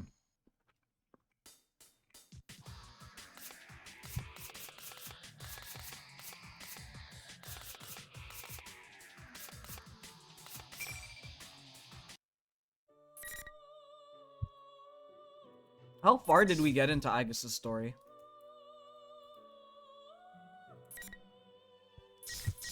We cleared Labrys's.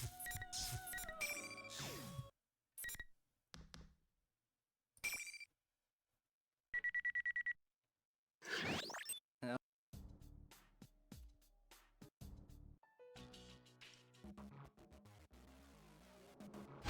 Yo, I love the new art they had for all the Persona 4 characters in this game. Like, look at Aigis. He's great. Adachi has a story in Ultimax. He was a day 1 DLC character, but they just added him in the Steam release.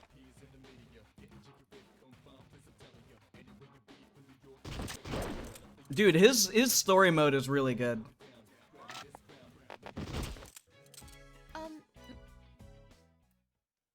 Why am I trying to skip to the gameplay? Alright, basically, there was a terrorist attack on this plane, and for some reason, Aigis was sent to stop it because Mitsuru was one of the passengers, and they have a special cargo. I don't know why she's on a commercial airliner, but whatever. Are you all right, Mitsuru-san? Aigis, I didn't think you'd be the one to come. Woman, blah blah blah. None of this unread text even matters. I was surprised to be called on to deal with something like this. The suspects made no demands. What were they after? At first, I thought I was summoned because you were their target, Mitsuru-san. The higher-ups must have thought the same thing and panicked, especially considering there's cargo on that plane they wouldn't want made public. Wait a second, that cargo... Is something wrong? This hijack seems strange now that I think about it. They made their move before takeoff, which is odd timing. And they forced the boarding announcement I don't like to be the stopped. It gets a little bit to used to, trying to pull it off but I don't mind it. Are you saying that rather than a passenger, they were after that cargo? Yeah, It's Mitsuru's true still that hot. No one would consider the unloaded luggage during a hijacking. I guess I need you to check on my things. Though if I'm right, it's already too late.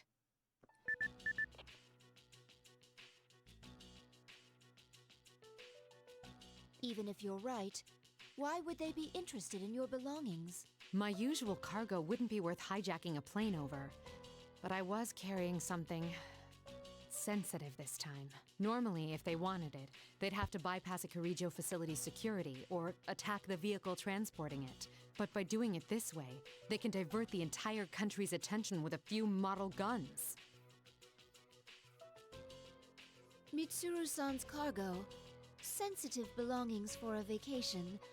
Ah, I understand. Hijacking a plane out of a desperate desire for undergarments. This incident will surely go down in history. What? You're jumping to conclusions. It's not sensitive in that way. Besides, my underwear is in this bag and that's it. Enough about underwear. More accurately, Panty my raid. cargo contained items from The most Ergo devious research. panty My raid. trip to Kagoshima was partly vacation, but also to oversee their transferal to Yakushima.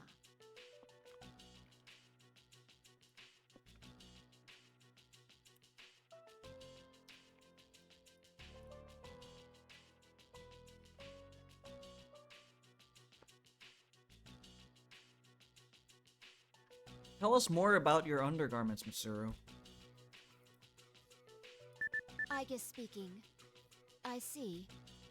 Understood. It's as you suspected. They found that one of the boxes scheduled for transport has gone missing. I thought as much. We must get it back, Aigis. The rest of the team can finish up here. I need you to come with me. Will you be joining the search as well? Well, I am personally involved, so yes. In other words, you will officially rejoin the unit and participate in this mission. To be more direct, is it accurate to say that you are abandoning your vacation? Then I hereby transfer command authority to you, Mitsuru-san. Regulations state that the member with the lowest serial number is to take command. And since you are member number 1, Hap the using official some weird leader stuff, sick of the guy, yeah. Security Department Shadow Sick freak. Response Unit, Sick freak. also called What the persona was it Shadow again? Operatives. Mara, I I had a think. feeling I wouldn't be able to Mata? enjoy this vacation for long. I don't know about this. Yeah, his reaction to Mara But I was so can't funny. allow anyone He to be looked at hurt the again R, for he was things just like, we- wait a second, is that what I think it Corregio is? group And then he created. fused it, and We'll it was get like this a cock cargo and back at balls all on a costs. chariot. Mission or He no was just like, mission, bro. I'm making it a personal priority. Understood.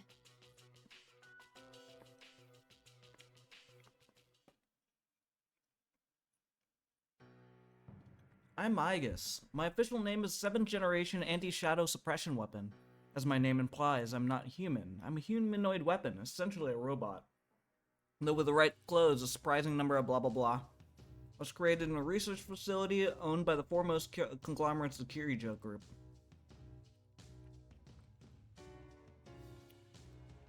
Shadows. Shadows can be defeated with personas or something. One's persona, blah blah blah. Two sides of the same coin. Weapons with a heart. I was given an artificially developed blah blah blah. A heart designed for battle, a body designed for battle. I endure some of the suffering because of my original purpose.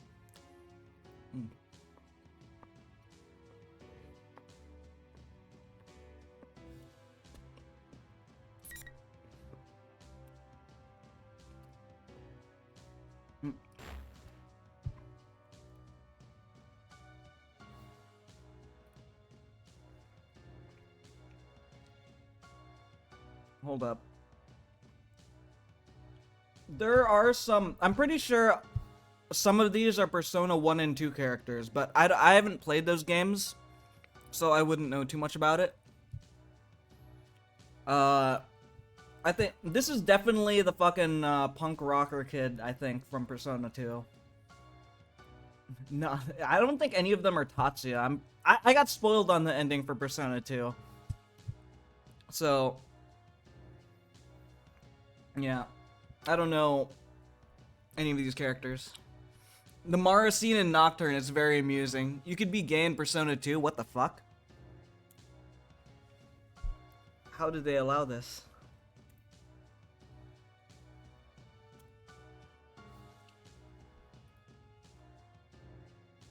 Number I was issued was 5. Though I'm not human, I'm treated as a member, not a piece of equipment.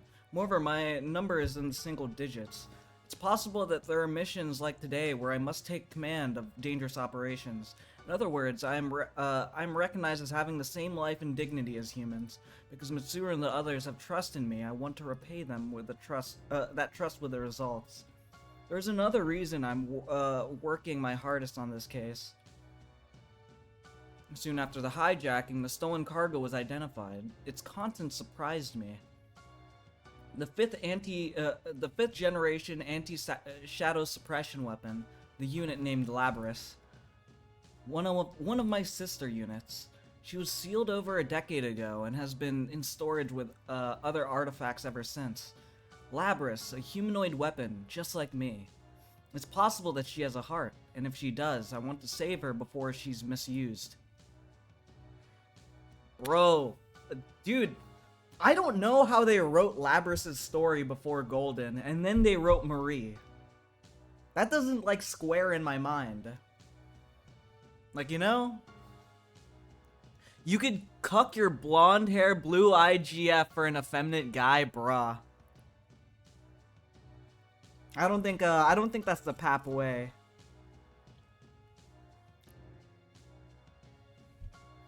I didn't know you could, like, date people in Persona 2, I'll be honest.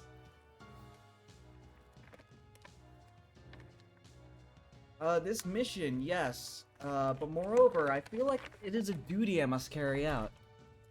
Alright, I'm gonna figure out how to play with, like, mouse and keyboard, because...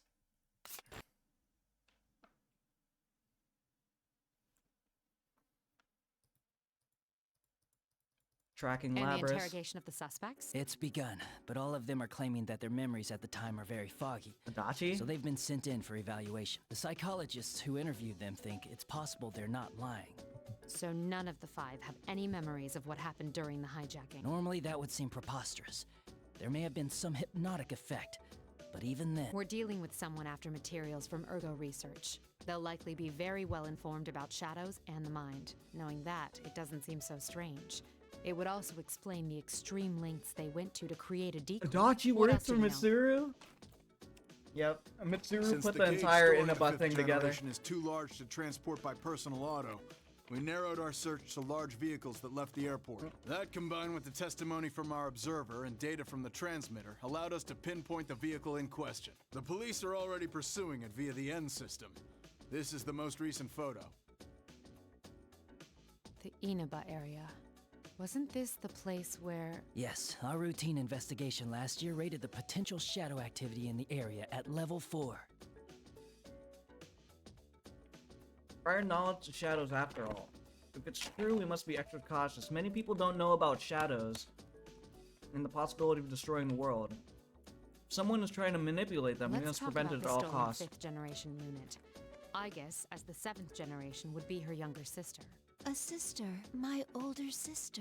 I'd like to know why she was sealed. 5th generation anti-shadow suppression weapon, Labrys. The records show her to be the first model fitted with an artificial personality. In other words, she has a heart? There's no knowing if it was developed enough to call it that. She seems to have been made to gather test data rather than actual field use. What are her combat capabilities? Adachi is She Teddy? wasn't given This firearms entire since her time? regulatory system was inadequate. So she was instead loaded with some kind of special equipment. Unfortunately, the majority of the records pertaining to her are missing, which means that's the extent of our knowledge. Special equipment. We also don't know why she was sealed. Many of the documents regarding the old ergo research were lost, probably to cover up incriminating evidence. We don't even know what she looks like. All we do know is that she was a life-sized android. We'll just have to find out along the way. I'll need these 3 individuals' cooperations. I'd like to join them in the field. Are you sure about this? Try not to make a scene when fetching them. Not all of them are part of our organization. And Aigis, frankly, Who are the 3 I she's think talking we can about? assume that there'll be combat involved. Will you be all right with that? Have you seen those videos of some guy doing Adachi impressions? I have not, I think. Yeah, Yosuke chiming in. Destroying I the thank you skip. for your concern, but I'll be fine. I will do my duty. Well then, once we can confirm our target is headed to Inaba, we'll depart at once.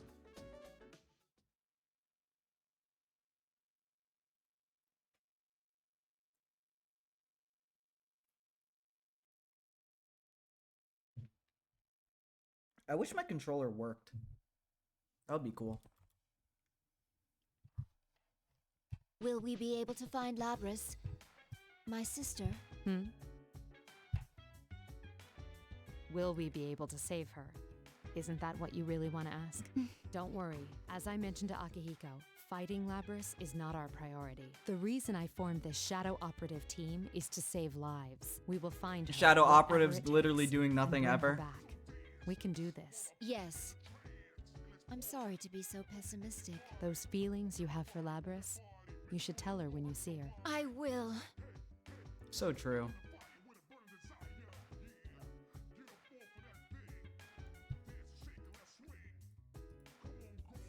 Can I post a link? Yeah.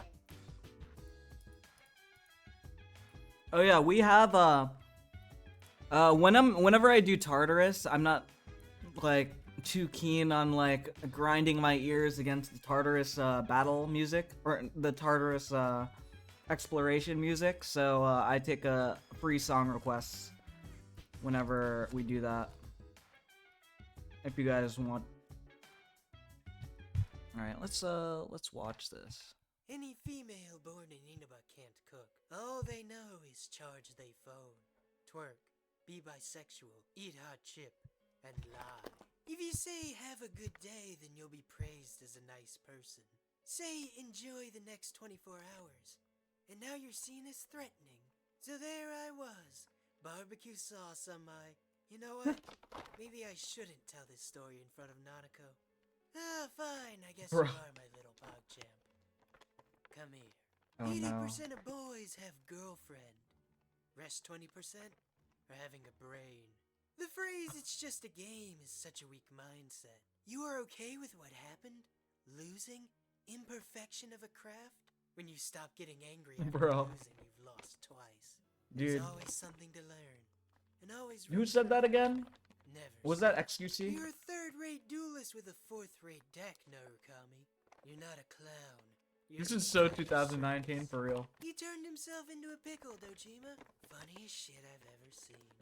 Hello, I'm Toru Adachi, and you brats are watching Disney Channel.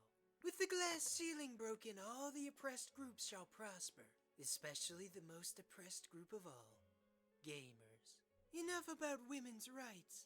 Let's discuss women's wrongs. I won the Persona Awards by a lot. My name is Toru Adachi. I'm 27 years old. I live in the Ninja, northeast yeah. section of Yeah. Inaba, where all the villas are. And I'm not married. I work as a detective slacking off around the Junes department store. I get home Is every this day by is this Yoshikage Kira? Or is this Patrick Bateman? I can't tell. Latest. I don't smoke, but I occasionally drink. I'm in bed by 11 p.m. and make sure I get 8 hours of sleep no matter what. After having a plate of warm cabbage and doing about 20 minutes of stretches before going to bed, I usually have no problem sleeping until morning. Just Okay, like this is a Patrick baby, I Bateman. wake up This is without Patrick any Bateman. fatigue or stress in the morning. I was told there were no issues at my last checkup. I'm trying to explain that I'm a person who wishes to live a very exciting life. I take care not to trouble myself with any enemies, like Dojima-san or dumb bitches. That would cause me to lose sleep at night. That is how I deal with society, and I know that is what brings me happiness. Although, if I were to fight, I wouldn't lose to anyone. Still never seen that movie? It's pretty Humans good. like food. Not everyone. It's a meme movie, but Narukami claims he saw me vent, but I was doing a task. I liked it at least. There's no way I'm the imposter. Ma'am, this is a McDonald's drive-thru. Dumb Not a bitches. cranking that soldier boy. I need to poo. No, Kanji, it's not a bruh moment. It's a traumatic experience. Damn, that Narukami-kun wasn't lying. That Zeodyne can deal heavy electric damage to one foe. If God So doesn't true. exist, then why does the hand of a man fit so perfectly around the neck of a goose? People always say, where's the killer, and never how's the killer. Dojima-san, I didn't flush the toilet because the noise scares me. Come on, Narukami. We have to find the hot MILFs in our area. You guys want to play Uno so I can record it and make that my upload for tonight? Hey, Dojima-san, did you know it was Funky Monkey Friday? Monkeys sure are funny. Hello, Mr. Epstein. I'm afraid your time is up. Thank you for that, Adachi. Alright, and they're going to go to Inaba, basically. Mitsuru-san, our activities are supposed to Oh be yeah, they got undercover, Fuka. correct? Yes. For undercover missions, it will be necessary to keep all personnel and vehicles from being noticed. Right. Mitsuru-san, may I say something that I've been meaning to say for a while now? No. Understood. All I told them was to give us a car with enough space. Wherever we go, people peer into the windows out of curiosity. We avoid the public eye as much as we can. Finally park, blah blah blah, vehicle disposal site outside of town. Our contact has arrived. Middle-aged. Oh my, this was not our designated meeting area, yet he has discovered us. You want to know how I did it? Oh yeah, Officer Kurokawa. We appreciate your cooperation, Detective Kurosawa. Kurosawa.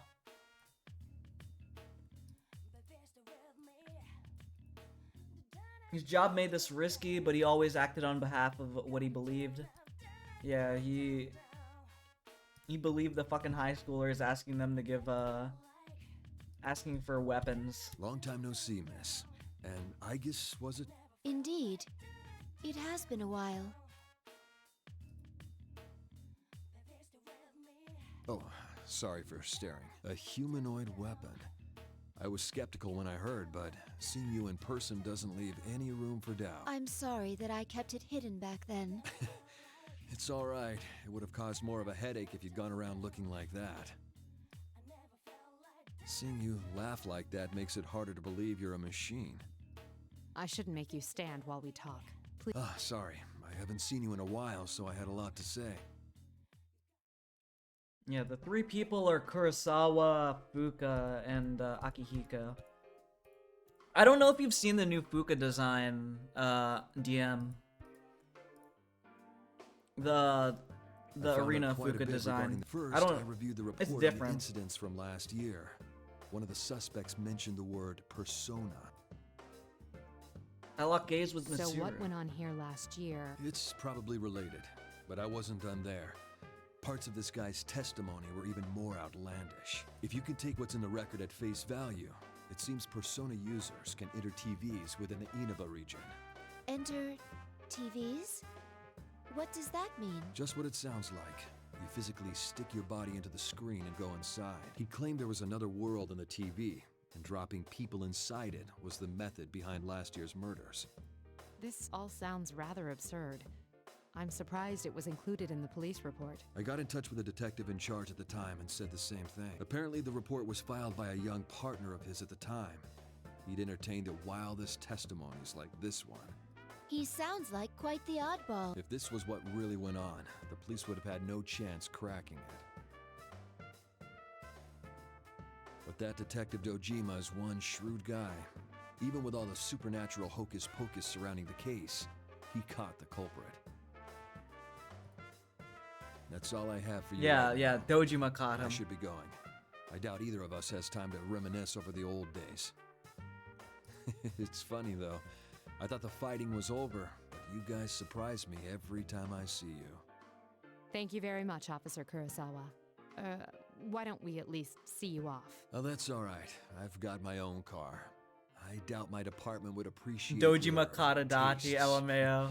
If I ever showed That's up to funny. work in That's something hilarious. like this, I'd be the talk of the force until the day I retired. He opened the doors and exited the vehicle. Mitsuru-san, this could be bad. Our sense of social aptitude is in question. Can't deny that. What should we do now? Yes. First, we'll need to test the claim that persona users can enter TVs.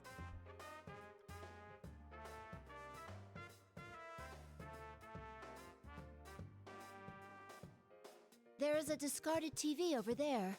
If the environment does not matter, we can use it to test the phenomenon.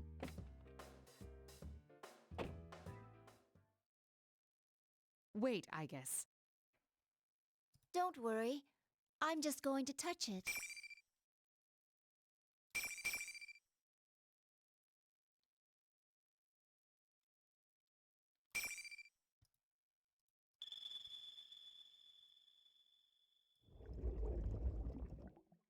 Amazing! Interesting. It's exactly as the police report said. What's it like inside? Not particularly. No, wait a moment. My my sensor detects a sensation I've never felt before, but the knowledge of what it has is already recorded. It's the same as mine. It's hard to say definitively since this is my first encounter with it, but I believe this reading is from a personality module. Does that mean our retrieval target is inside the TV? Huh. Sounds like fun.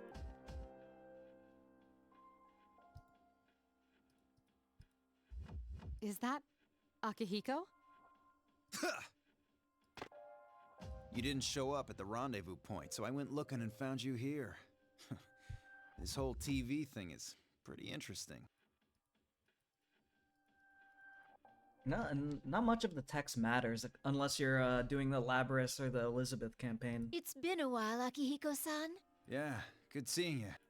Akihiko, what on earth are you wearing? Just what were you doing overseas? Hmm? Well, didn't I tell you that I was on a training expedition? Don't tell me you came here from the airport like that. Does the concept of keeping a low profile mean nothing to you? Mitsuru-san, I believe we have lost the right to complain about that.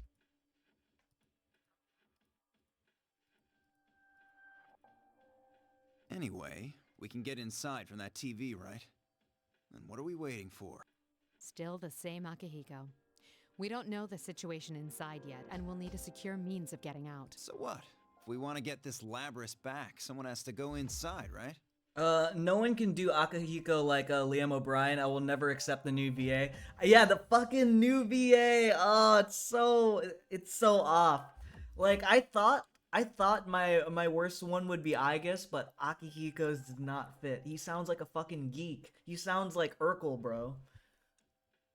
Bro, it's so painful. Cause like, I don't know how long you've been watching the Patrick gaming streams, but like when he used to play Crab Game a lot, we had like this thing because one of the dudes who'd play with him a lot, Hunk, he'd always wear a backwards cap and start doing this voice, like.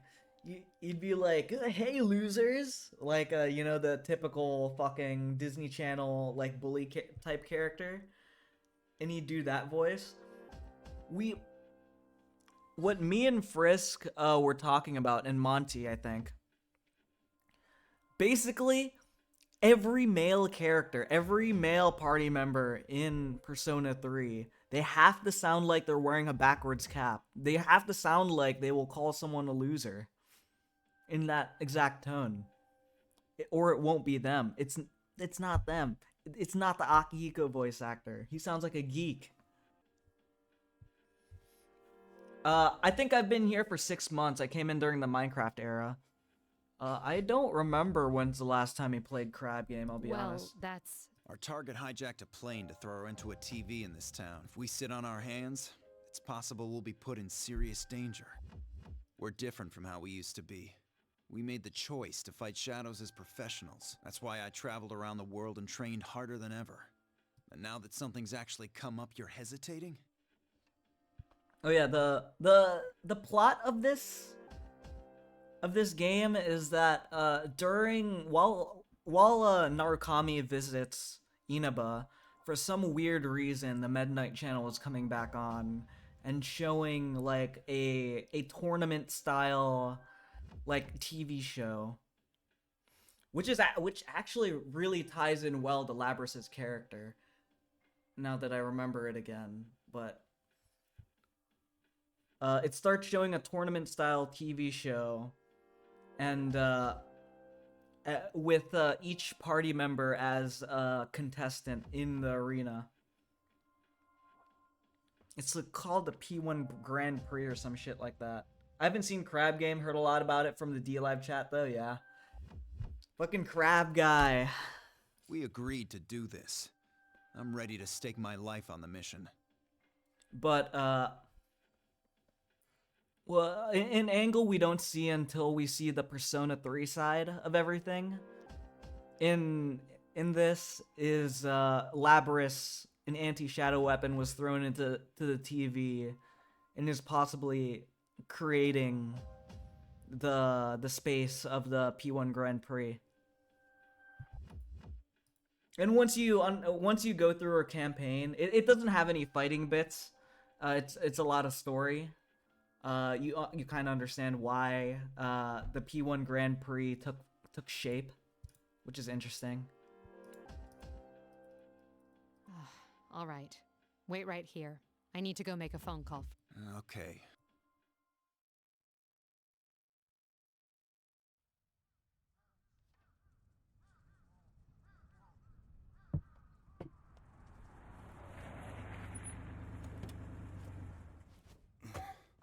The other members will wait here in the car. Yeah. If we all barge in and something happens, they'll be devastated. Now that you mention it, at least one of us should be staying behind as well. I am not staying.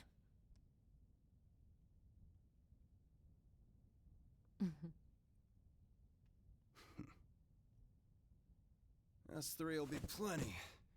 We'll How end old this would in be a the- flash. No problem. They'd be college students during this time, The wouldn't same they? as It's only always. 2 years. 3 Although, years after we have Persona no 3. idea what might be waiting for us on the other side. Don't get careless. Right. I guess my love, truly. This situation, it brings back memories.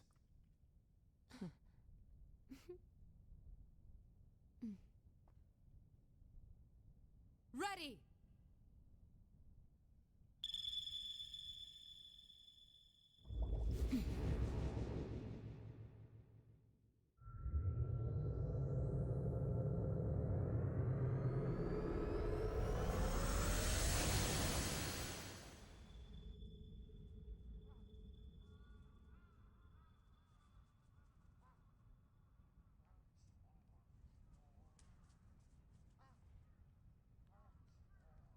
Why enter the TV? What's going on? Naruto, my love. I wish I could get the controller to work. What scene is this? Scene 2?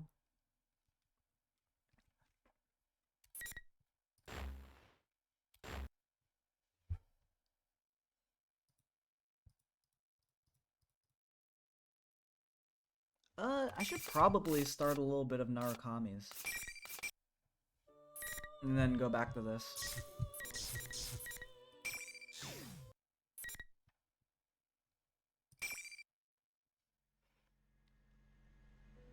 Let me quick skip all of this.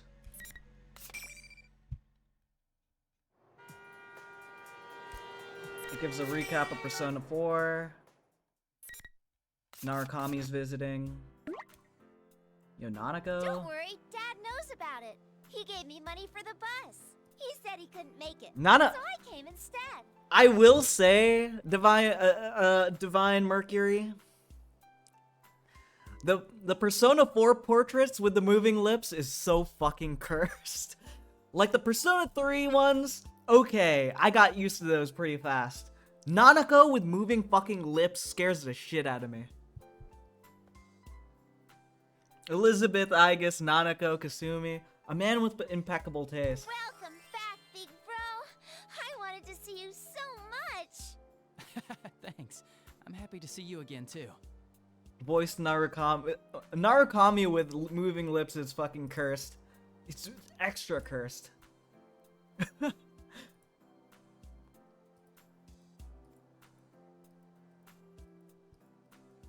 Well, no sense standing around here. What's in the fridge at home? Stop moving your lips. I can't look at the moving lips. The fact, the art, it doesn't work. It doesn't work for this art style. It's fucking uncanny. Lots. Dad and I bought a ton of stuff since you were coming to visit. It's so fucking... Are you gonna cook dinner?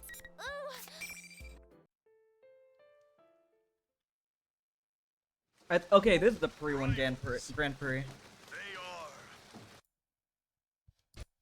Oh! Oh, what the fuck? I did not mean to do that. That's fucking cool. Someone just messaged me. I want to go see who that is. Ping. Patrick be like, antisocial freaks fixated on Nazi LARPing. Oh, no, I shouldn't have read that one. I shouldn't have read that one. Don't worry about it. Don't worry about it.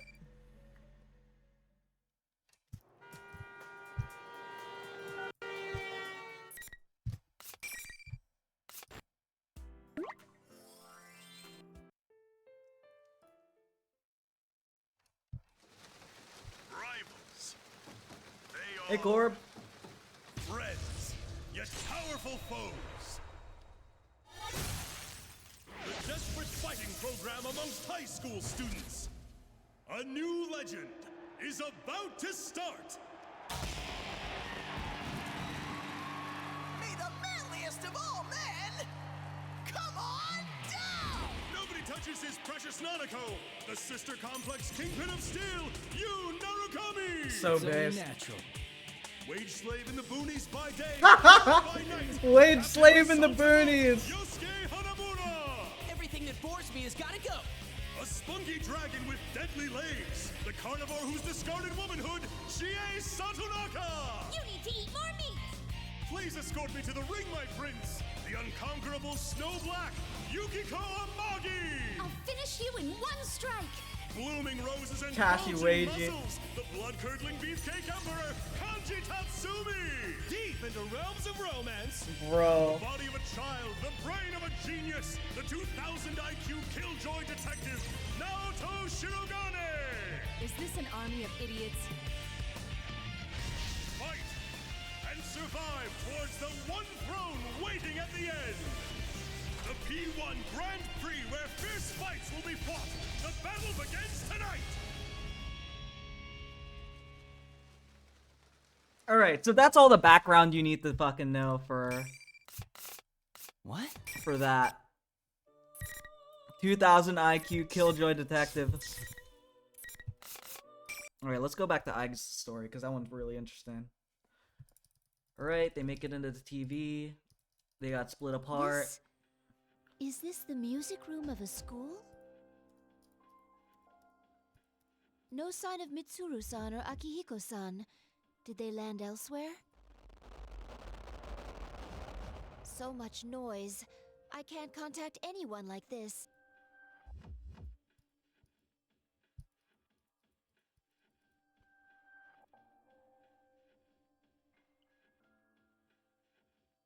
I need to get a boom arm. I want to have desk space. I spy an unknown yet bewitching babe. How unexpected! Unexpected!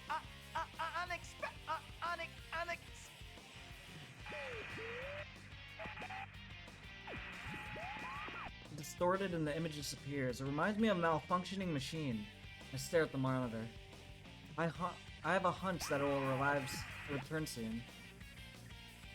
Just as I thought, the costume reappears, but its behavior is different now. Case 04. Unintended intruder. Entering elimination process.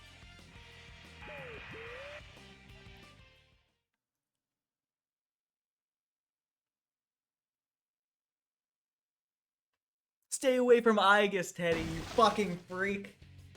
Whoa! That's my toaster. What are you doing to my toaster? Stay away from my toaster, you fucking freak, Kanji. Are you alright? You seem to be unharmed.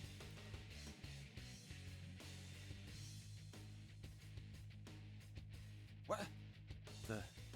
Never seen you before. I'm sorry, I haven't introduced myself. My name is Aigis. I'm a transfer student. I have blue eyes, Blonde hair, Gatling cannon. Huh? I'm sorry, forget what I said. In the past, that prepared explanation for students has been effective, but no longer. Okay. Anyways, I'm Kanji Tatsumi.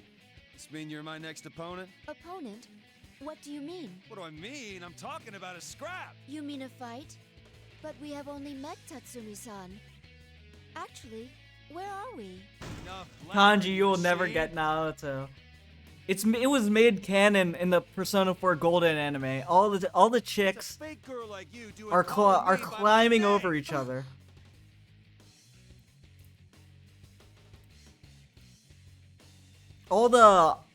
In the Persona 4 Golden anime, every single romanceable love interest was clawing over each other to get fucking Narukami. So that's the canon. That's the canon.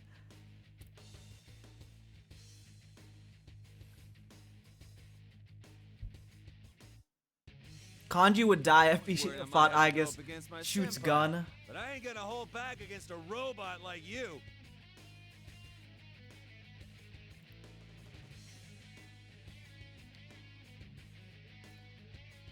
I have to figure out the keyboard controls. I've never used them before.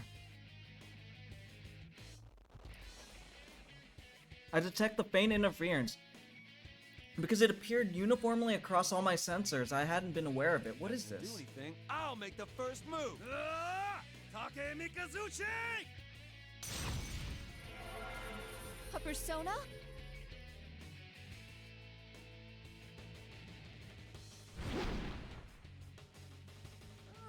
Nice dodge. Looks like you got at least a little bit of fight in you. I'm pretty sure in Ultimax, Kanji and Shadow Naruto are the best There is no characters. avoid. Because they could do insane combos.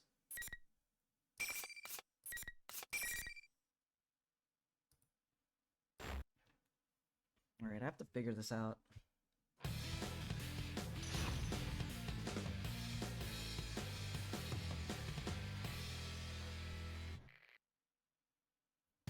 Finally. Fight! That's nothing. That's nothing. Down. That's nothing. Attack here. Please hit. Yeah, I don't know how to play with the fucking keyboard, man. Okay. That's nothing. Take this. Okay. This feels...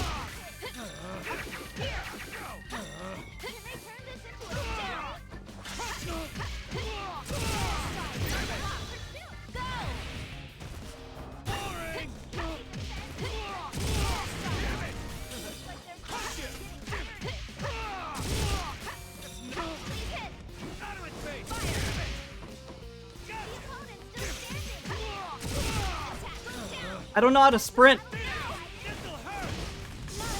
I don't know how to fucking sprint, man.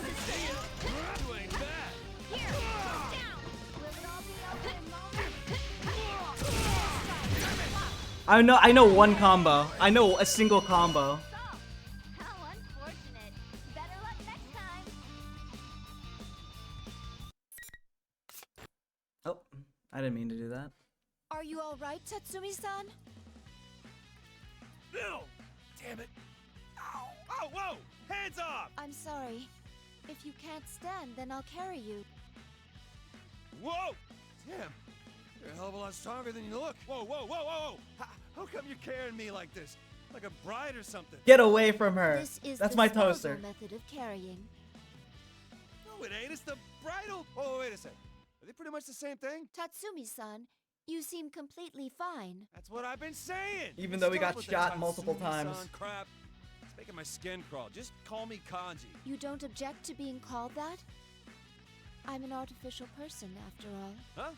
Who cares? If I say it's fine, then it's fine. And will you put me down already? I guess it's for Makoto only, for real.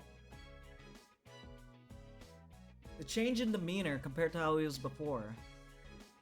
Well then, Kanji-san, allow me to ask again. Where are we? And what did you mean by opponent? Eh? You're not an enemy that Ted set up for me? Ted. Are you referring to the bear who appeared on the monitor? This is a fighting tournament. Only the winners get to keep going. I lost this time. But oh well. I wouldn't make it in the big leagues. That sounds like something Akihiko-san would say. Huh? Sorry, I was just talking to myself. Gotta say, you pack one hell of a punch. I'm finally done real with good. Punch? Are you doing physics But right now? I didn't throw any punches. Listen though, I the used rest of to. this tournament ain't I was gonna be so I'm a easy. former My physics major senpai until I waiting up realized. There are more people here.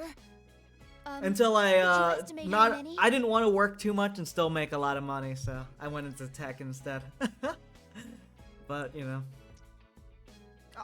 I was decent enough at physics. My study work ethic was terrible, so I knew I wouldn't.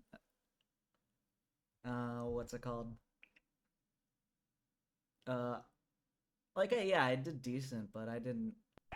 My work ethic was terrible. Intruders are persona users. So I just switched to Due to attack and had an difficulties in easier time. elimination, they will be acknowledged as valid targets. But yeah.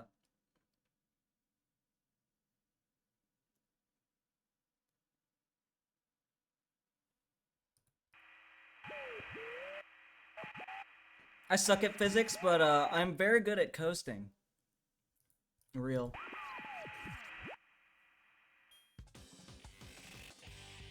Woohoo! What a fox! Keen to join in on our fun? I'm A-okay with that if you're up for a little fighting. I'll wait for you in the next arena up ahead.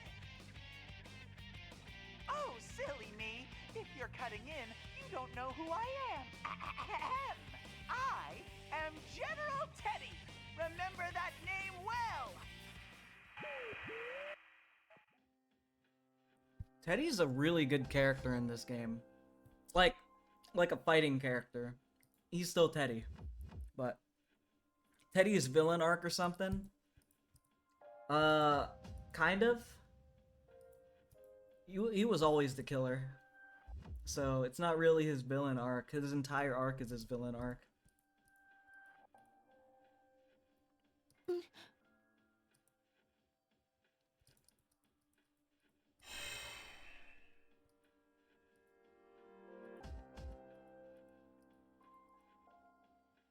Kanji's body can't pass through the door. Oh well.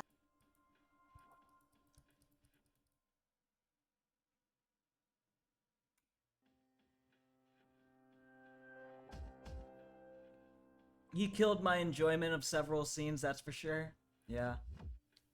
You have to toss Teddy over the cliff, kick him down the stairs, kick him in the shins, break his knees. I think that's only appropriate for Teddy. Throw Teddy into a TV. Nah, he'd escape. I'd throw him into the ocean. I'd throw him off a big building. I'd throw him in a meat grinder. Did you accidentally read Pat's DMs out loud a couple seconds ago? Yeah. Don't worry about that. Don't worry about that. Haha. I didn't read anything.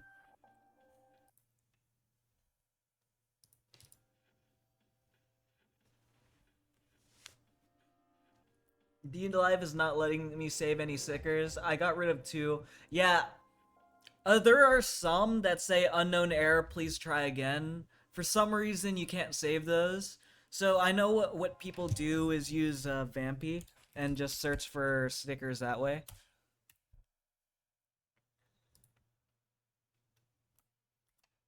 Here's the link. Yeah, people, you've seen the, NJP drama? Oh, didn't the NJP CEO say something about, like, he was never really sincere, he just wanted to fucking make money on the couch while podcasting 3 times a week? That's kind of based, I'm not gonna lie. the ultimate grift.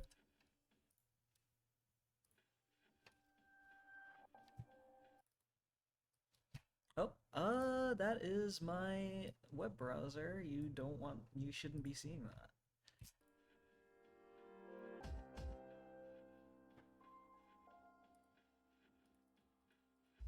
I recognize this place. The high school in Inaba, Yasogami High. A uniformed girl. That's... There's no mistake. It's the girl I saw for a moment at the airport after the hijacking. Immediately... Huh? Yo, that's my... The second best toaster in the entire series, Labrys. This girl is Labrys. I'm unaccountably convinced. She has a Boston accent. Looking costume you've got on. Oh, well, Oh, of course.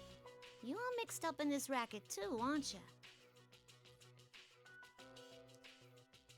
No, I am not in this tournament of my own free will. Really? Then you mind letting me go? I'm the student council president. I can't be letting people run wild at this school. Yeah, this is one of the 3 toasters. Student council president. Didn't I tell you to let me go? Are you trying to get in the way of my work here? 3 toasters. Yeah, that would be Aigis, Labrys, and Metis. And Metis doesn't count because she's not real, I think. She speaks, how strange. If you happen to know, could you please tell me what sort of place this is? Huh? It's the first floor of the classroom building. Can't you tell? Huh? Is it possible that you don't recall entering a I'm TV? walking here. A TV? Listen, I don't know what you're talking about, but I'm kind of in a hurry here. Can I go now? Before you I'm do, walking here, lady. please tell me something. Who are you? Who? What'd you stop me for if you didn't even know? What hole have you been hiding in? The elections were just last week. Are we done now?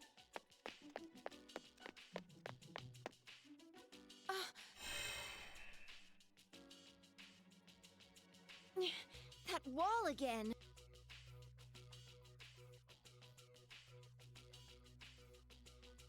It seems I am forced to try a different route. Is that girl truly Labrys? There are many factors indicating otherwise. Her appearance and the feel of her arm when I grasped it a moment ago. Both are strong signs that she is human. If she is entirely artificial, she could not be part of an older generation of models than myself. Her speaking voice and her behavior were also indicative of known human patterns. According to the records of Labrys' development, she was sealed away soon after. Even I stumble with natural human speech. She could not have become that proficient in a short amount of time. She's not a machine, but a human. She cannot be Labrys.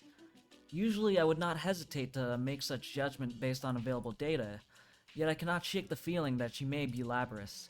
The intuition I felt earlier, what caused it? This case remains murky. I feel as if my senses are muffled by a thin cloth, but I cannot leave her be. Even if she is not Labrys, that fact itself means she's in danger. I quickly look for an alternate route. Yeah, the new Aigis art is great.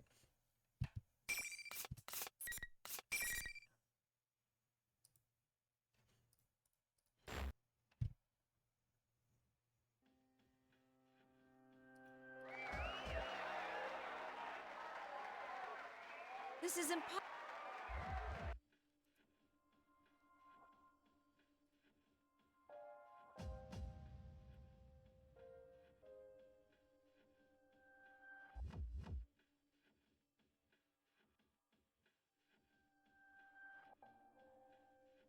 Who's her next fight? Chie?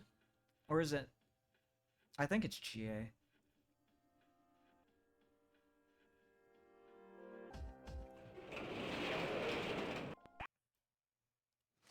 Or is this Yukiko? We already saw this. Is this Yukiko, actually? I know you fight Yukiko in the gymnasium, I think.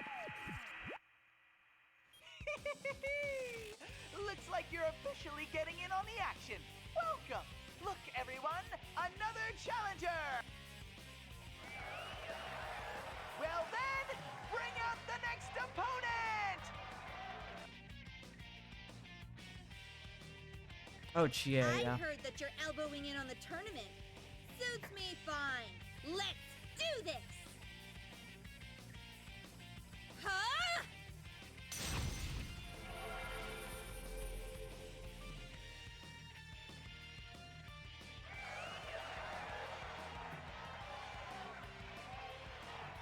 Ooh, she's ready and raring to go! Yeah, Chie needs to shut the fuck up. Dude. So, dude, the P4 music is the P4 arena music is great.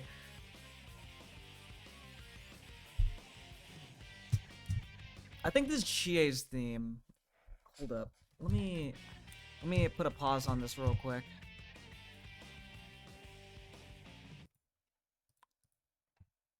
I want to pull up, dude, Yukiko's theme is so good.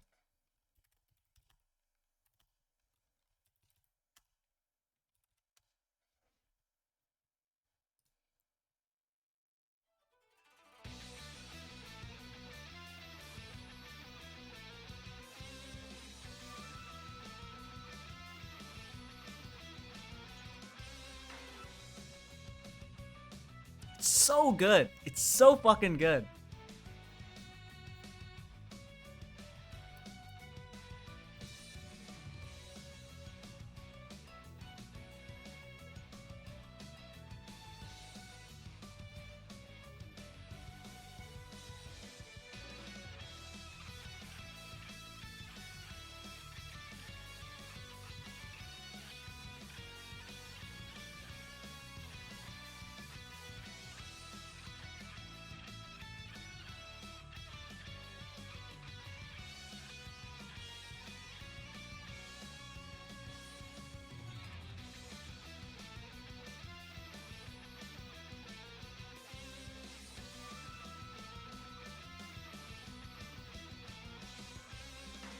Who had the best themes? Oh yeah, Adachi's Ultimax theme was great. I think.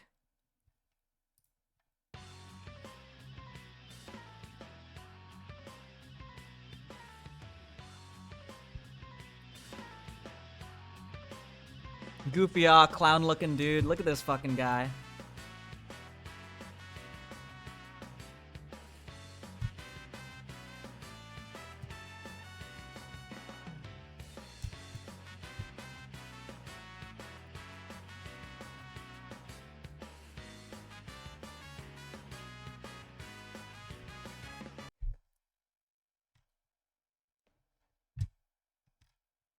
Who? Oh yeah, Margaret's theme was great, I think.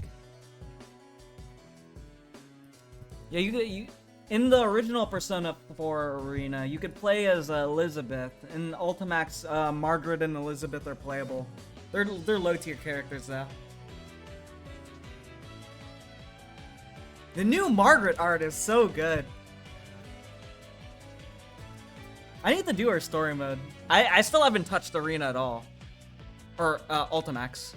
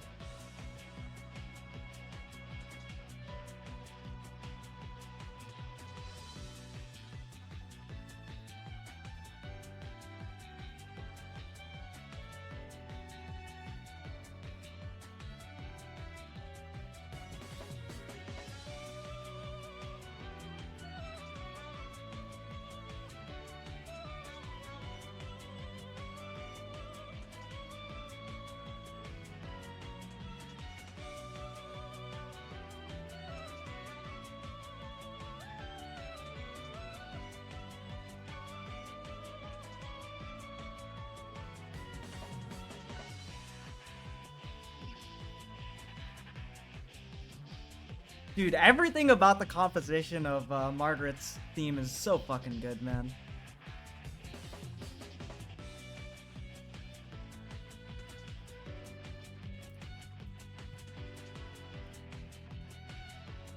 Who else had a good theme?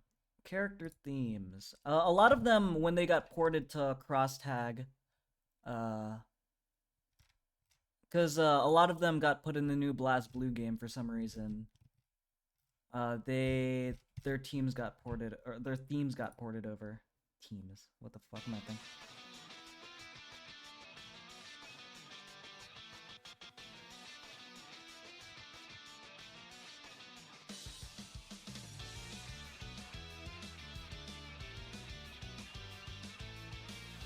I like that P4MC is stereotyped as Chad, but P3MC is the only one to get real. That's so real. That's so fucking real.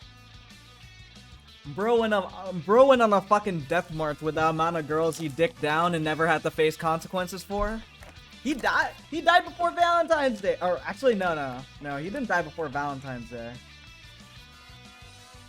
It was right after. He never got caught. Oh, everyone just forgot. That's funny. Naruto's theme is really good. I haven't listened to all of these, actually.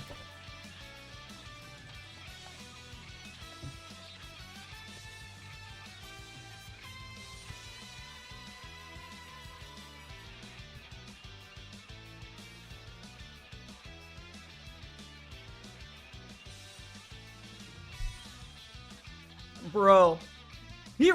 Yeah. Dude just died. And like 15 chicks went to his funeral. And they were just like, yeah, I was his girlfriend and they all kind of looked at each other.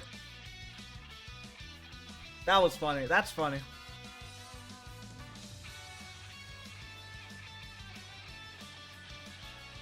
Dude became a fucking door. Demanding job. What can I say?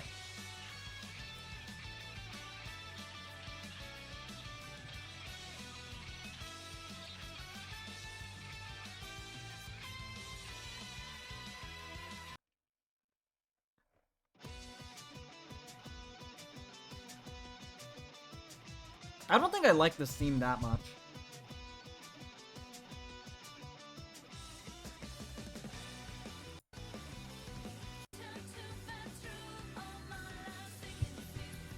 I don't like this remix of Reach Out to the Truth that much. Oh, this one is pretty good.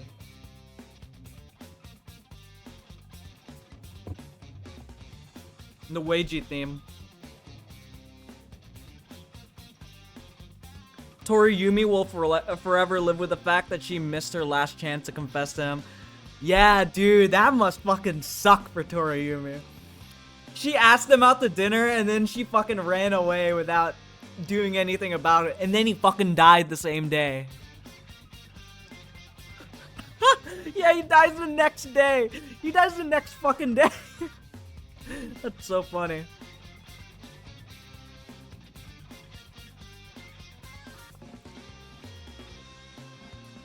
And she can never tell anyone about it because she'd be a fucking groomer.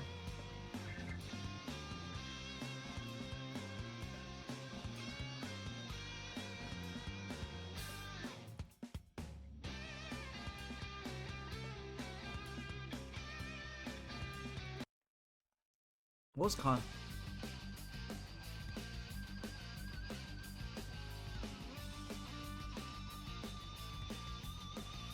Oh yeah, they put Adachi in fucking BlazBlue Crosstag and he's OP, I think.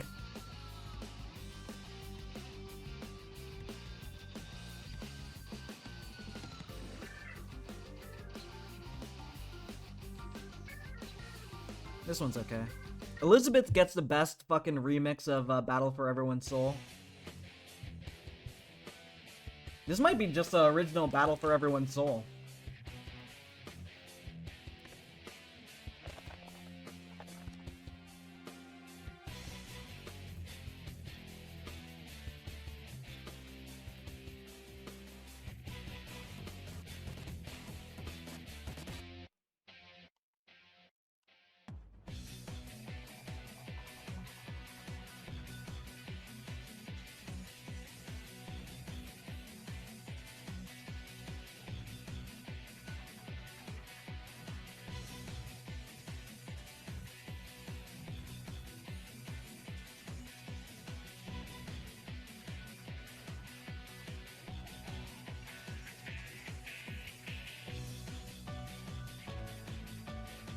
Plus, is a really good theme here.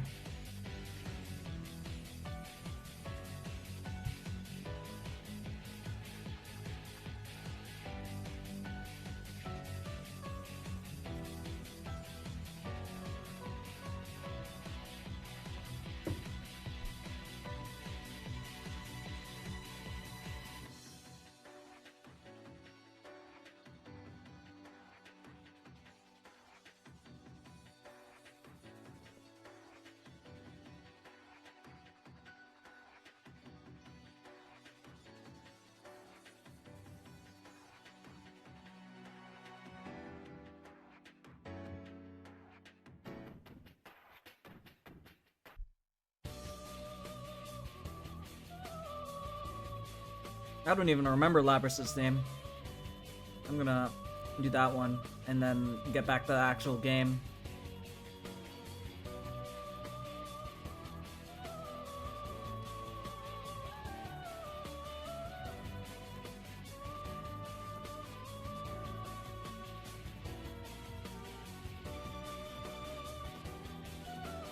Weird she only uses Thanatos in Arena. Apparently Elizabeth uses 3 different personas.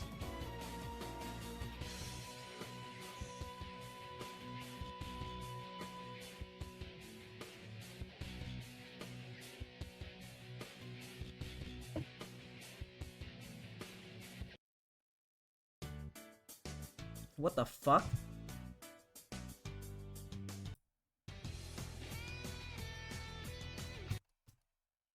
I don't know about that one. I will fight on one condition. Yeah, I hope the next one's good. Which is?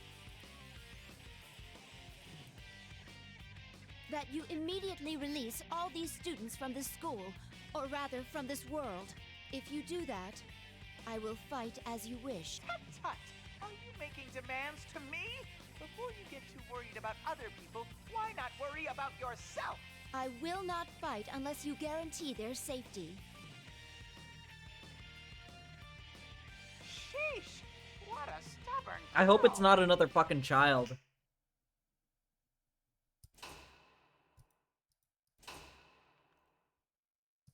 Ta-da! Is that what you wanted? My guess is correct. The students were fake. It's easier for him to remove them than to talk me into fighting. As a result, my sensors detect the moment when the students disappear all at once. The only human here is Chie-san. Looking around, it seems not everything disappeared. Human-like figures remain, as if shadows of the students were burned into the scenery.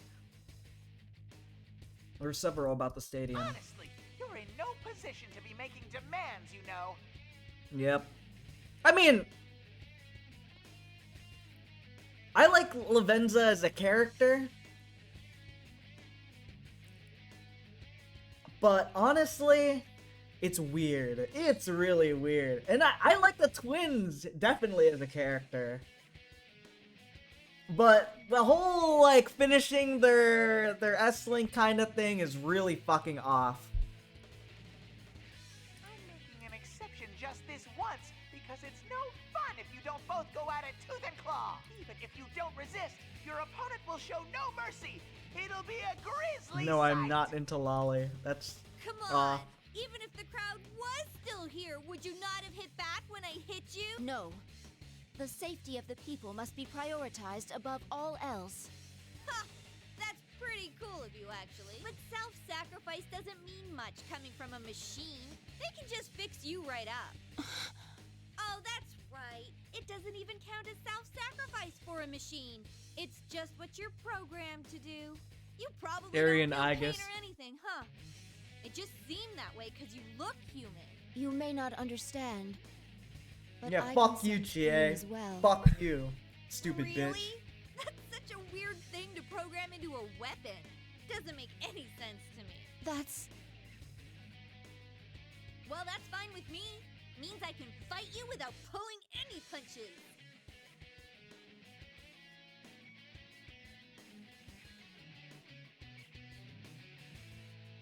If I must fight you, then I will. Aigis equals noble.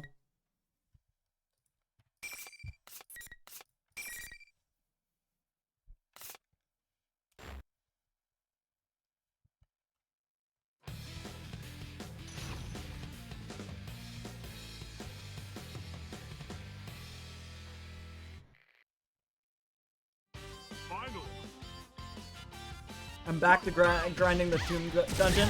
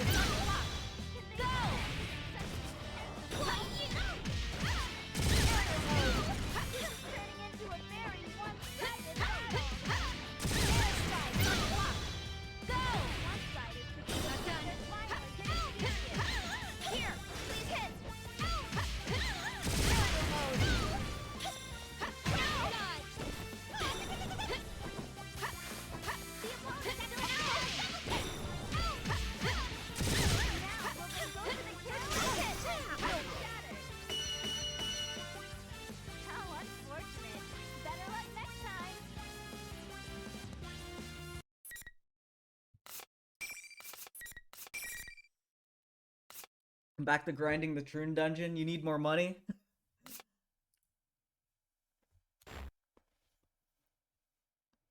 Oh, What personas are you missing? You're definitely a pro when it comes to fighting. I'm sorry. Are you alright? Yeah. But boy, I didn't stand a chance against you. Hey, what's all this about you being a robot? She's upset by her loss, but she seems cheerful.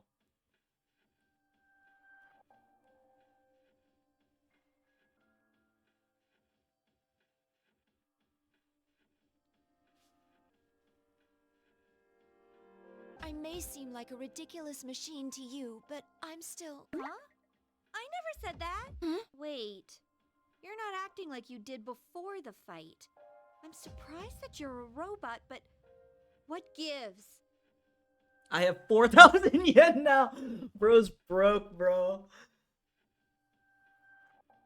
It's over.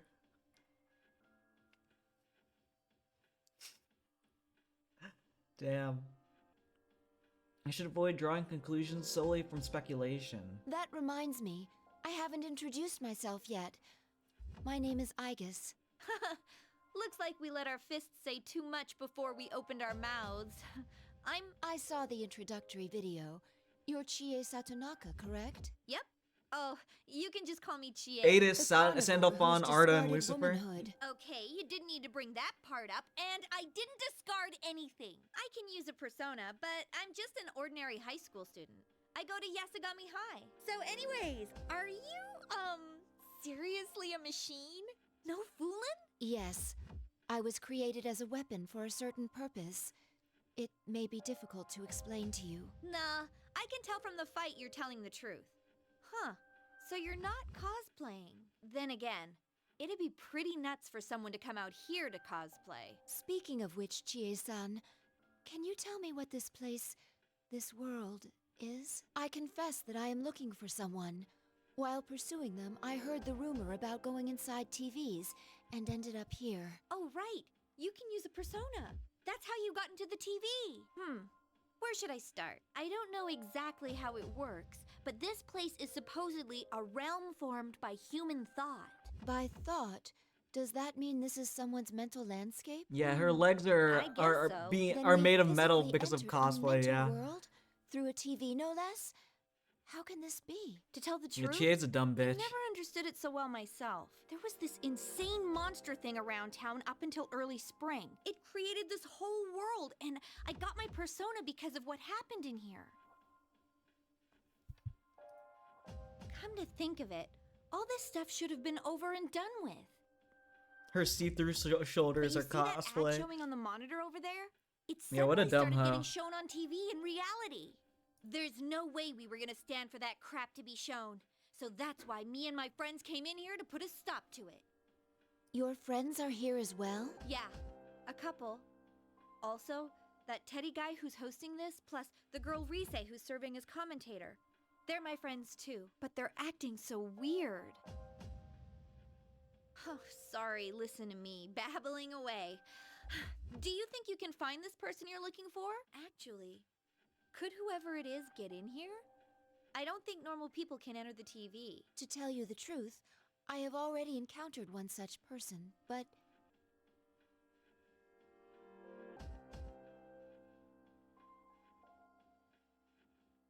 Student council president, no name. Oh, you mean the girl who was calling herself the student council president? Yeah, I saw her too. She was yelling into a bullhorn to stop this foolishness, but then she ran off saying she was gonna go talk to the tournament's host. Yeah, from the gameplay I've saw of Persona Q, I haven't played it, either of the Persona Q games, but they do play up the very tropey sides of all the characters. Like Akihiko keeps talking about fucking protein and training. Chie keeps talking about meat and training and kung fu, and it's really fucking annoying. Naoto has a different voice actor, and I'm pretty sure I hate it, but I'd need to She look was it up. wearing the same skirt that you are, Chie-san. It seems to be part of a uniform. Are you acquainted with her? No, I don't know her. It's funny, that girl said she was elected last week, but if I remember right, our student council president was a guy. Thank you. I now have a better understanding of the situation. Meat love from Well what I've heard, then, yeah. I should be going now. I would like it if you could come along, but... I know, I can't leave here, right? I'll stay put for now. I will come back for you later. You may find it hard to trust me, but... No, I believe you. I've been through so much over this past year that I'm pretty confident I can read people. Honestly, though, what other choice do I have? If you run into any of my friends, tell them I'm okay. I will. Aigis-san, right? So, if this was some fighting manga, we'd beat the tar out of each other, then shake hands in the end as best friends. A powerful enemy can become a powerful friend, you know? Friendship can do amazing things. I saw that for myself last year. True, and you and I can be friends too, so, you don't need to talk like you're just an object. Chie-san. Don't look at me like that. You're embarrassing me. Come on. Oh no, you have to leave Chie. Oh no. Yes, I'll see you later. I don't know. Chie had a nice moment there with Aigis, but that's because it's Aigis.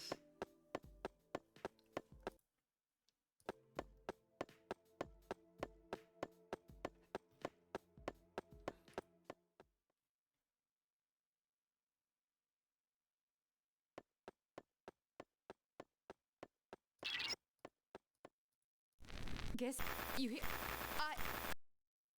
Oh yeah, Mitsuru using those powers. Can you hear me, Aigis? Aigis improves any scene she's in real. Germany, Japan, and the US if we didn't have GNC. Good. It seems you're all right too. It's been quite a while since I last used my persona in this manner. To think it would be useful in a place like this. Is Akihiko-san with you? No, we were separated, but I can still sense him. I doubt he'll be defeated that easily.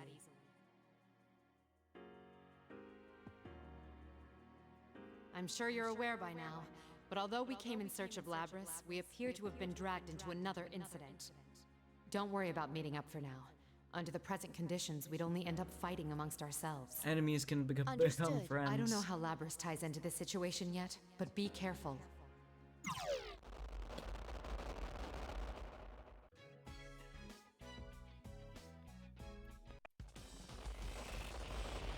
Sorry, I skipped ahead a little bit.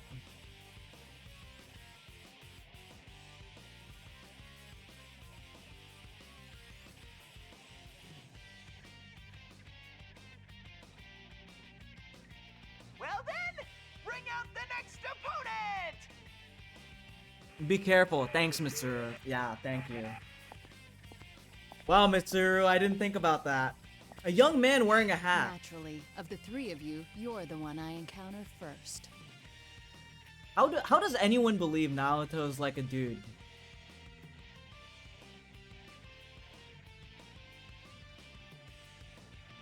You know about us? Did Mitsuru Kirijo not inform you? I don't merely know about you. I was there at the airport. The Kirijo group seems rather lax for a multinational corporation, allowing a machine to act autonomously and take command. To be frank, watching you fills me with pity. Perhaps the kindest thing to do would be to give you a merciful end. Pity? Your existence is inherently a deception, isn't it? You're a machine, and a weapon on top of that. Yet you look human. Those who meet you think you're human. You even seem to believe it yourself. Truly pitiful. I'm split. You were built to consider yourself human in order to activate the ability to wield a persona. Your appearance and your heart are only prerequisites for that power. I'm sure you've realized it already. You will never find the means to cross the gap between the human heart and your mechanical frame. No matter how much you want love, you'll never earn it. At best, I'm going with people Aigis grow here. fond of you. Labrys knows how to fucking do the toaster The more I jokes. consider the matter, the more I genuinely pity you. If it's I'd not- best hurry up and put an end to your pathetic life. If it's not obvious, Labrys has some sort of sensory manipulation powers, and she is manipulating every contestant to fight with each other. But what's it called? That's why she appeared human. Why does Naoto get a gun? I know she's like a junior detective, but like, does that mean she gets a gun?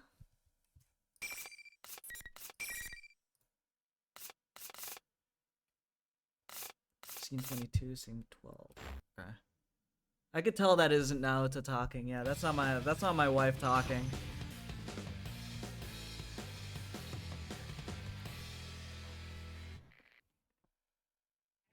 Finally. Fight!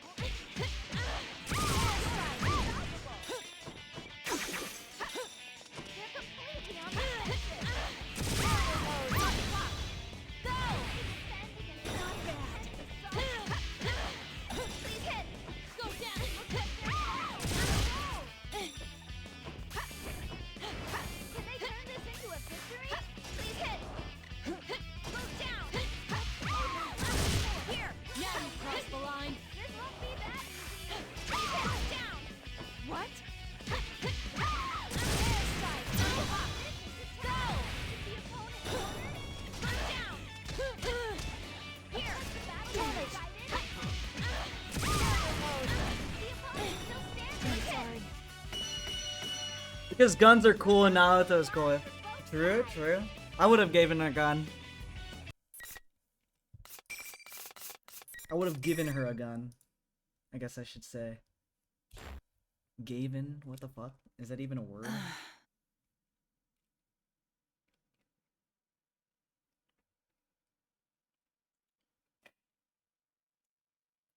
Are you thinking what I'm thinking? The mastermind behind this tournament may have some means of fogging our senses. Were you suspecting that as well?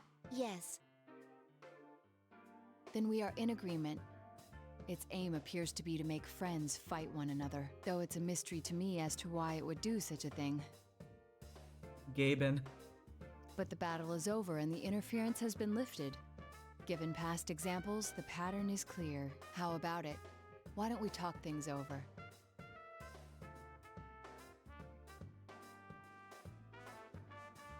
I am Naoto Shirogane. I work as a detective. I agreed to act as an observer for the police regarding the special cargo, met with Kirijo-san beforehand, and accompanied her to the airport. So that's how you knew about us. I recall seeing you in the introductory video along with the other competitors. They're good friends of mine. I attend Yasogami High, the same school as them. I see. So after you finished your business and returned to your hometown, that video appeared on TV. Is that correct? That's right. At least that's what I should say if I wanted to feign innocence. What? The real reason I came here is because I was tailing you. It was for a secret investigation. For who? Naturally, I cannot reveal my client or what their aims are, but I'm sure you have your own secrets to keep. What do you think? As long as we're in the same boat, why not cooperate? I see. It would not be wise to continue to stand in each other's way in this situation. How much do you know about this world? Your friend told me it's a realm formed by human Okay, Naoto, stop moving your lips. Yeah, the Persona 4 characters talking is kind of This place cursed. varies according to people's mental state. Office When someone rearrangement, enters it Crazy directly, Saturday. They have a much stronger effect on Oh, that's it. nice. For a normal person with no persona-based resistances, A dangerous situation will arise where their shadow goes berserk. That happened frequently in the case I was involved with last year. This false school may have something to do with it. I consider Labrys. According to her specifications, she should be able to use her persona, but this... why did this come to mind? Why school, of all places? She has no prior or knowledge of this place. She has never even visited Inaba. But if that girl is Labrys, she undoubtedly has a heart. I assume you have a theory already? Yes. Thank you very much. I believe I'm slowly starting to understand what's going on. Would you mind telling me something? Why did you tell me about your secret agenda? I suppose because it wouldn't be fair otherwise. Given that I cannot leave here and must trust my friend's fate to you, it would be unfair to continue deceiving you. But not only that, you carry out your duties with little care for your true appearance. You and I are not on equal grounds there. My true appearance? Consider it a sign of my respect for that. I still seem to have a soft spot. He probably won't beat... Aigis-san, I ask only one thing of you. He's not Please gonna... save my He's friends. not gonna beat P4G this stream. He still has the hollow... all of the Hollow Forest. And Yomotsu Hirasaki, I think. Hold up. Let me look at my YouTube VODs real quick. I know I had a lot of detours during that stream.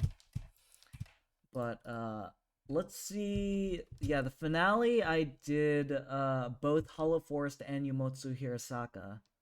That was 11 hours long. I don't think that like almost 12. I don't think he's gonna finish that. Hold up. Let me manage videos. Hopefully it doesn't show any sensitive information. The other part that got yeah, actually yeah, he should be in about this spot. Yeah, he's right here. He just finished this scene. Let's go. Time seething. This is why they don't know.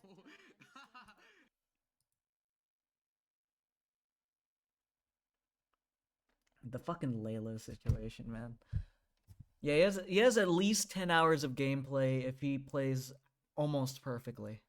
And he's level 81 with min-max personas.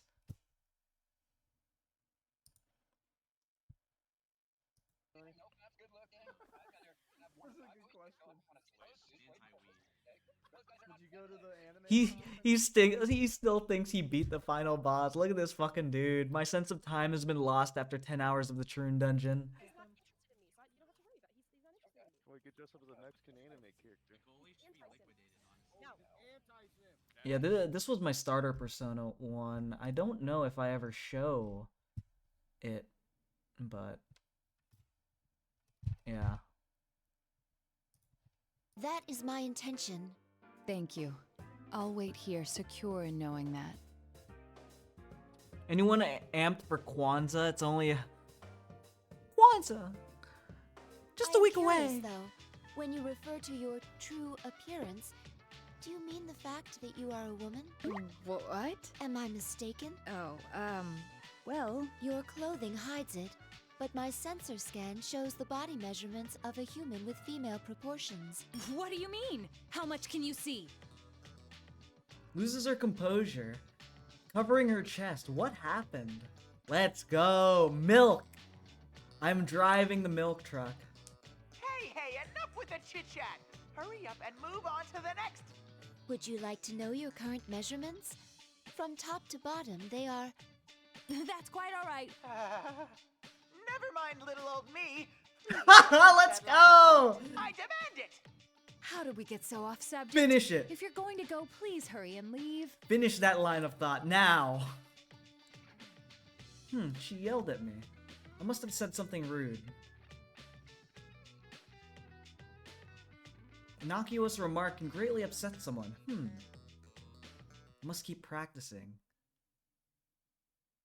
Finish that thought now. I've seen clips from Persona Q that confirms Aigis knows all of the P3 girls' measurements. It's true. The first thing that's her number one job.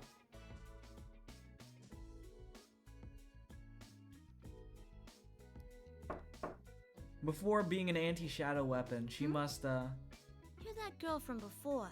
Oh, hey, Labrys.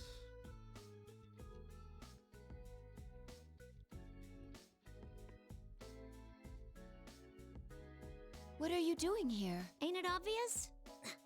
I'm cleaning up the classroom. She starts No listing picnic, Mitsuru's in people front of the running whole wild party. and Let's wrecking fucking things. go.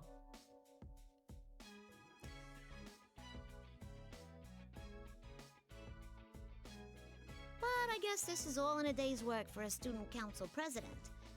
We'll look back on it and laugh, right? You seem like you're having fun. Mitsuru's outfit in That's 'cause I Persona love 4 my Arena is school. kind of wild. Even the chores are fun for me. The Literally reason I just wanted a to be fucking, president is because of that. Oh, it can be fucking, rough what when are things they get out called? of hand like this. A But cat it's suit dangerous or here. whatever. You And, must leave at once. Won't you come with me? and a fur coat. What? You're worried about me? Hey, I'm the president. And you might not think so to look at me, but I ain't no slouch in a fight. I'll be fine. No, that's not what I mean.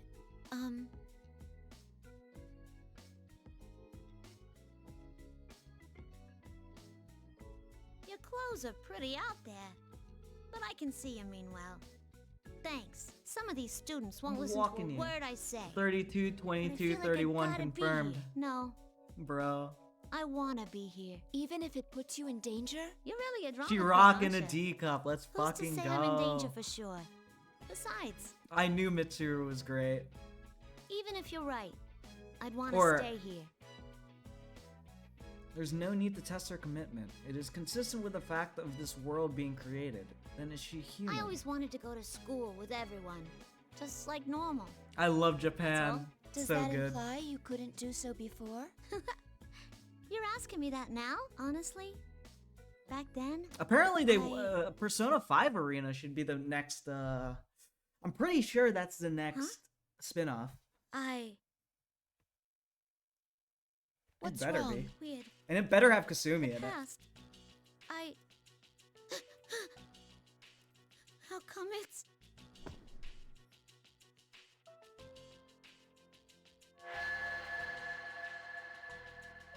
There's a strong reading from my fingers as soon as I touch her. It's so strong, like touching a hot stove. Same reading as when I stuck my hand in the TV. Plumes of Dusk, the personality modules. It's not merely, it's conclusive. There are still questions to be answered, but this girl can be none other than Labrys. Sorry, I'm not feeling so good all of a I'm sudden. not feeling so good.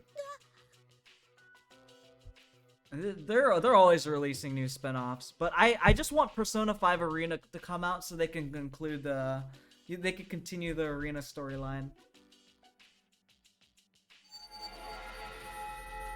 What? I want to see what's it called? Amamiya's moveset. Are these Labrys' memories?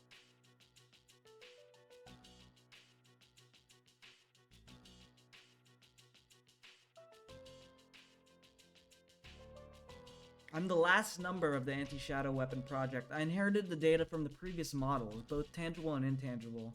Labrys' memories are a part of it. Normally, developers would not upload data into me that was unrelated to battle. It is possible that was transferred somehow.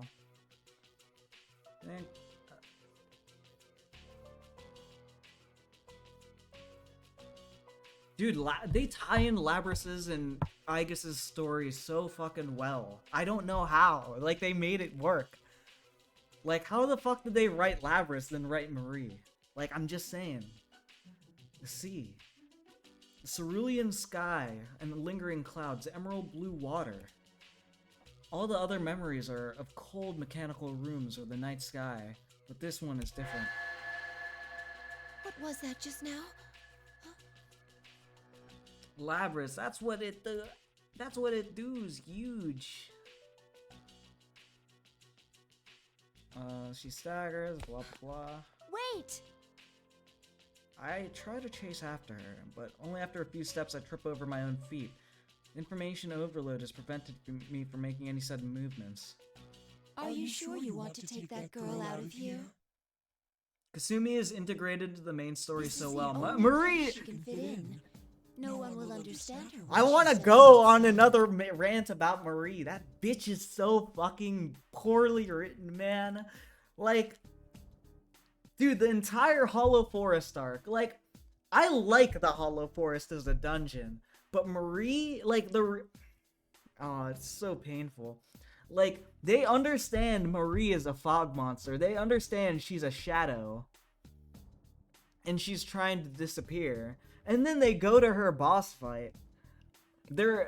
Marie straight up tells them, yeah, my purpose is to take the fog. And if I need to go away for the fog to permanently disappear. And then she's just like... I guess maybe if you fight this this insurmountable fucking godlike entity, you could you might be able to stop all of this. And then like they're just like, we can't let Marie do this. She's our friend. Fucking Chie called her that fashionable girl like fucking 10 minutes ago. Like, that doesn't track. That doesn't track in my mind. Marie's just a chore. Dude, her S-Link is terrible. All of her poems are shit. She's a dumb bitch. And, frankly... man. Like, she forces her way into every event. They try so hard to integrate her with the investigation crew, but since she doesn't have a single thing to do with the case, she doesn't fit. Like, they don't even know she's a fog monster until fucking rank 10. Until fucking, like, after they beat Ameno Sagiri. Like, they have no reason to like this girl. They have no reason to hang out with her. Oh, man. And then she butts in on all of your fucking events. Like, you try to have a Naruto Christmas, and then she's like, by the way, I'm like going away now. Bye. I'm gonna appear in your dreams for the next couple days, but like complete pick-me behavior, like suicide baiting. Like, shut the fuck up. Just go away then. If you're gonna go away, go away.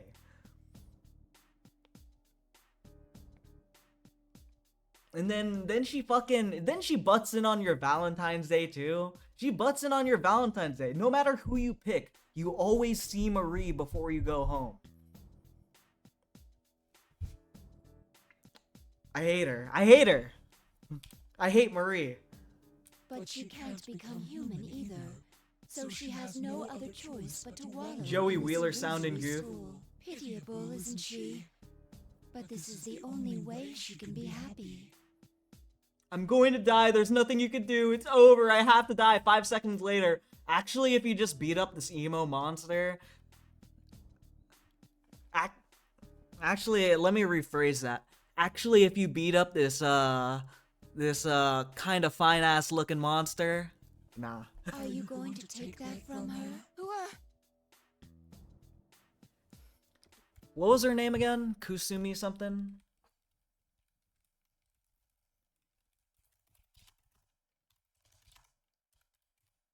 Kusumi something something? Kusumi no Okami? What will you do after you take her from here? Lock her up in a box again? How cruel. No wonder she ran away. Ran away? What are you... You don't mean... You finally figured it out? Labrys wasn't brought here by some sinister mastermind. She escaped on her own and came here. That can't be. The suspects in the hijacking case... I'll give you that. That Marie arc is crash, and royal content is leagues better. Whoever wrote the dialogue options needs to be on a short leash. Yep. Like I would have been okay if they pretended that like the investigation crew like was pretty familiar with her. 'Cause like whenever you hang out with Marie, everyone else is there all the time. And they try so hard to integrate her, and then fucking Kanji and Chie like don't even give it, like, they don't even, like, care about this chick. Like, by the time they go on the ski trip. Like, fucking Kanji calls her that girl. Like, yeah, the Kasumi twist was so fucking good. Oh yeah, I talked about this with Frisk before, but have you know how there's so many meanings behind her persona being Cendrillon, which is French Cinderella. Like, there's so many meanings behind that, and I love that so much. It's like all the pieces are there, but when you see it, you see it. But like, because a lot of Kasumi's power, or Sumire's power as Kasumi, is like believing her sister was the perfect person. That's a lot of what Cendrillon is, like the perfect princess type character that gave her the strength to do whatever she wanted, even though that was a complete fake, like Cinderella, when she didn't have the fairy godmother's powers or whatever.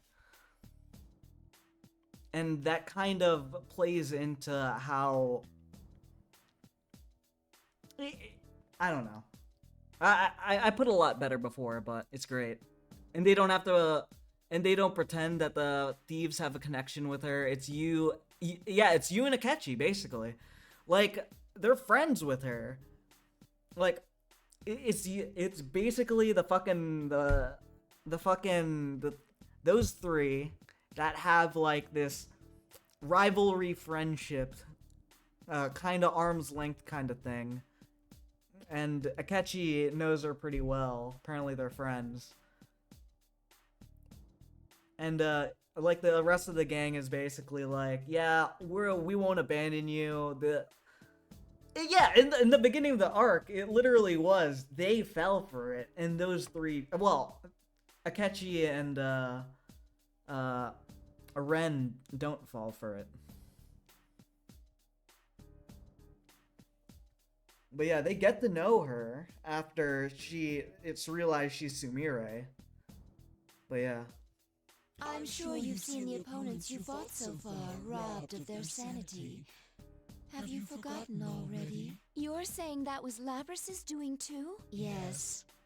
Her heart gave birth to this world, and that power is one of her abilities. From some Dude, Akechi, that was so base. Like that, wouldn't it be simple to control a number of ordinary people? Did you play the original Persona 5? Cause I really wish, well, I like the new Akechi S-Link. That's what I'm gonna say. But what I was also gonna say is I wish they redid some of the social links in Royal.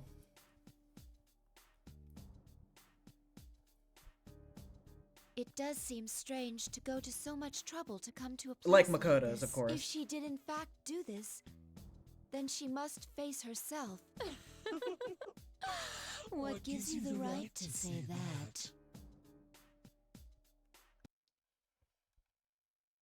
You've experienced suffering before too.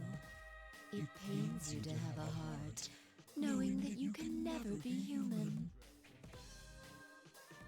I've never played the original, only Royal. Yeah, the original story was like okay. Akechi's S-Link was automatic, so it was kind of obvious he was like, you know, the fucking Black Mask. Or at least the traitor. I do like Royal content, but I have a guttural reaction to the fourth wall break dialogue options. Wait. Fourth break? I don't remember those. Can you give me examples? I completely forgot. You can't be a real companion. Me burning my bread right now? That's why you chose to protect them as a weapon. But in the end, you still lost them. Whoa. What? Why is Shadow Aigis insulting my toaster?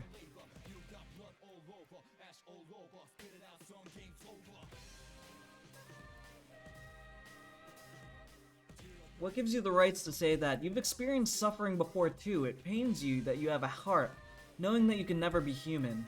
Even if there was someone you considered to be worth fighting for, you can't really be a real companion to them.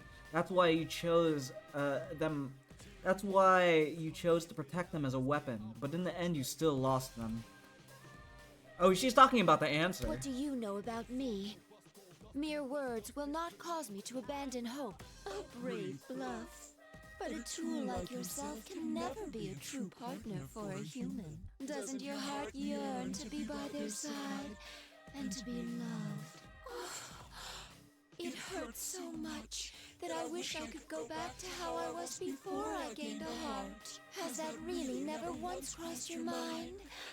I think not. That pain will never completely disappear. It will always fester inside you. Isn't that right? Even if you take Labrys away, the same will happen to her. She'll become just like you. Lol, Steam Notifs, yeah. You see, I'm pretty sure that's Salad Snake. as long as you look away from the truth. That doesn't just go for Labrys, but for you too. Even the things you have lost forever. Here, you can have them back. What are you?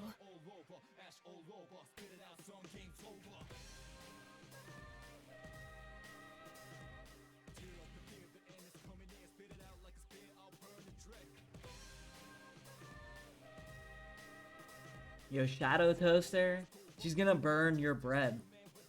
That's all her function is. Take away your suffering. Now, take my hand, Aigis. I smile and extend my hand. I feel dazed.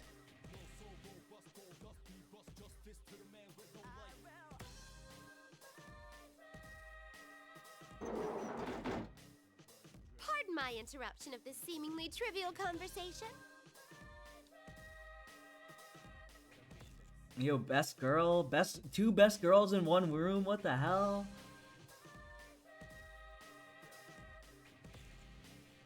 Her name was Elizabeth, I believe, but why is she here?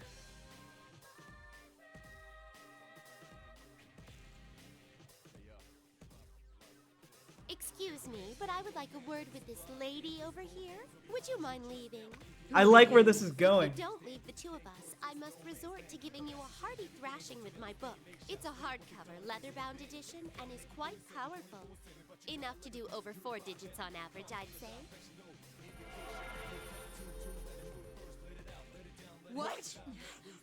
I don't believe this.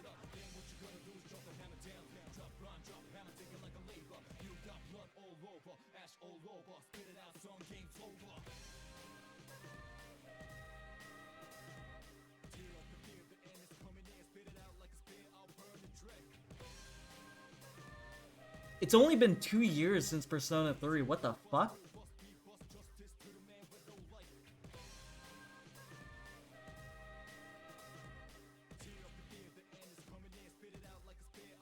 I'm sorry for that. Thank you for saving me. Did I save you? Elizabeth is the only one who could break the fourth wall. I was on a journey. Bro has JRPG moves in fucking in the but fighting I game. sensed some extraordinary powers clashing against each other and came to see what all the fuss was about, only to be met with this bitter disappointment. Please stand. Have you already forgotten the enlightenment you gained before me once? Has it escaped your prodigious goldfish-like memory? It seems that I must once again ascertain what you are truly capable of.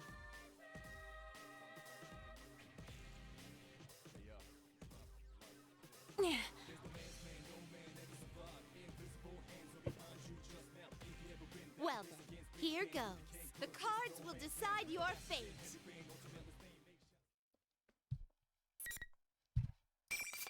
Fucking Elizabeth having to fucking beat sense into Aigis. Yeah, Elizabeth and Aigis meeting the answer. It's only been 2 years though? That's so weird to me. Final. Fight. What? Oh no. Summon. Oh no. Here, move down. What? Impressive. Go!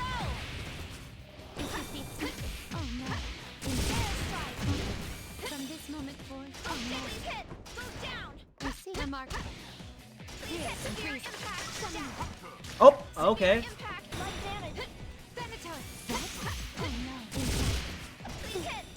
I had a lot more trouble on this before.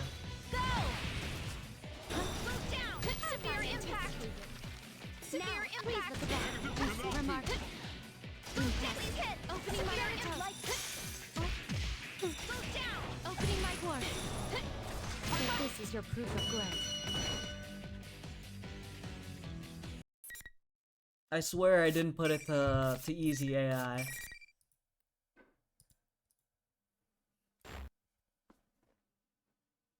Well done.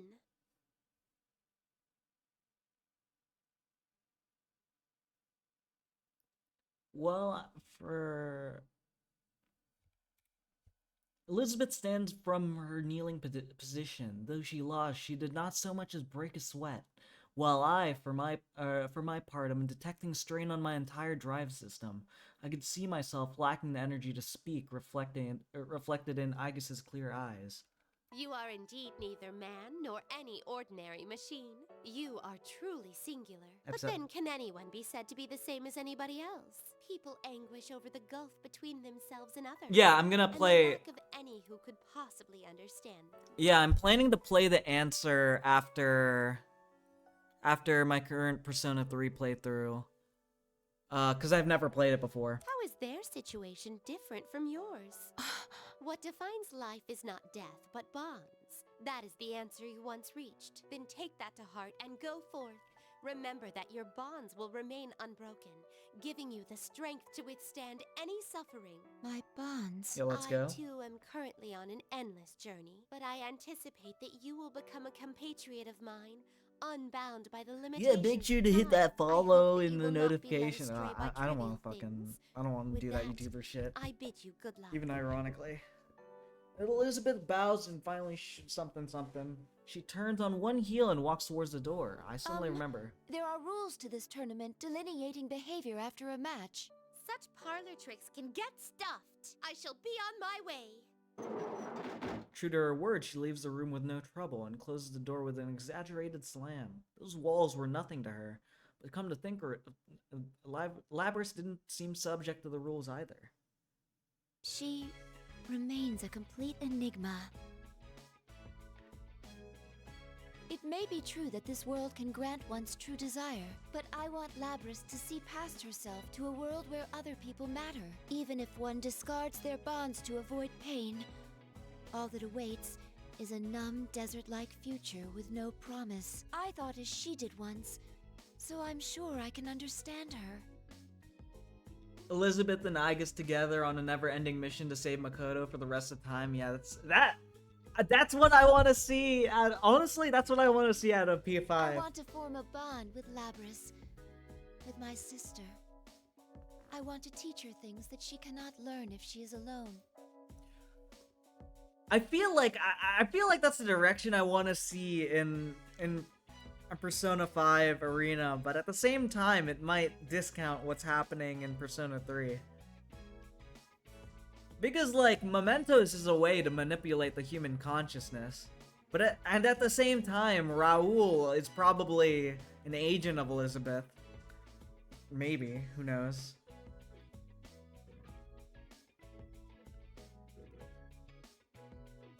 Because Raoul is trying to learn about the collective unconscious. And, his special ability is to be able to manipulate it, manipulate mementos. I don't want them to actually save Makoto, that's the thing. I want to see that never-ending journey. Oh yeah, Jose. Did I say Jose? No way, Jose.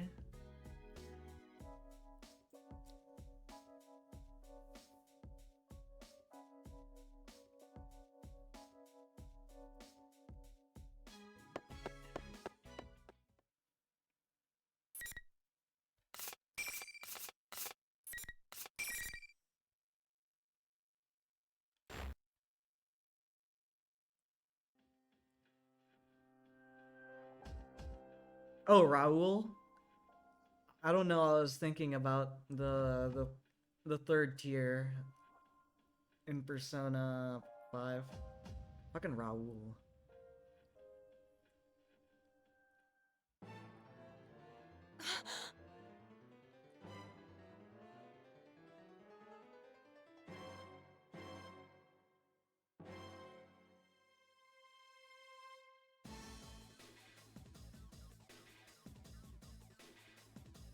Labrys is standing in the middle of the room. There's another boy and girl as well. The girl is holding Labrys' shoulder, and across from them is General Teddy. It seems as the end of the line.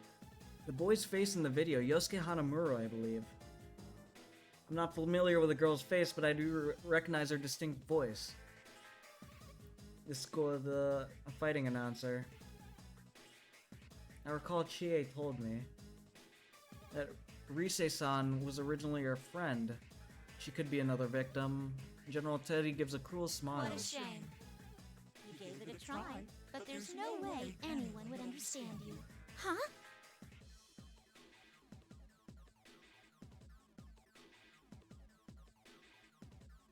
At least one of them has to understand how I feel.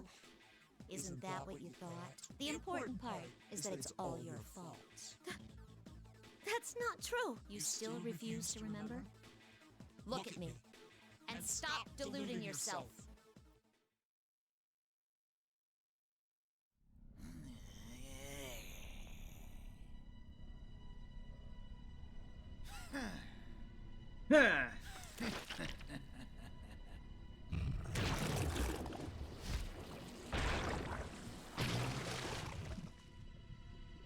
Basically, yeah.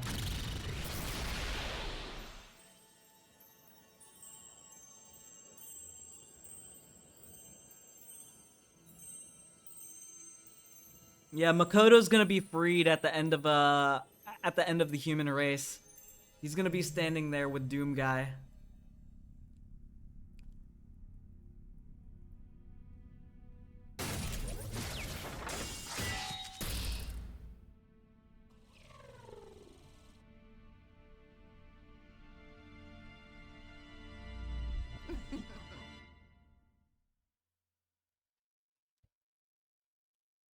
I am a shadow. The true self. No way. That's...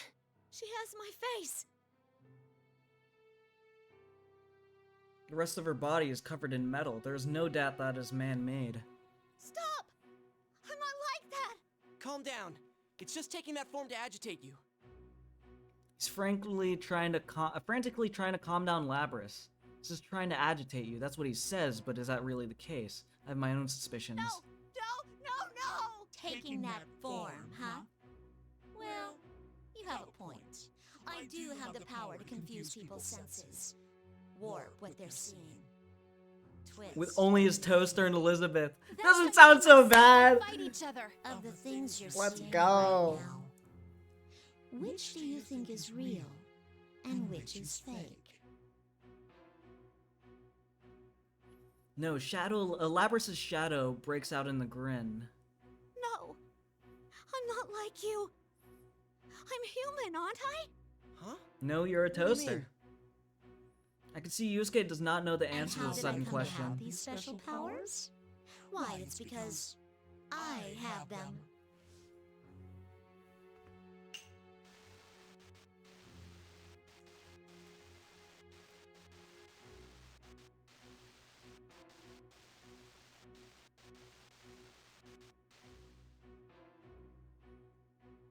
An inhuman-looking girl is standing in her place. A robot?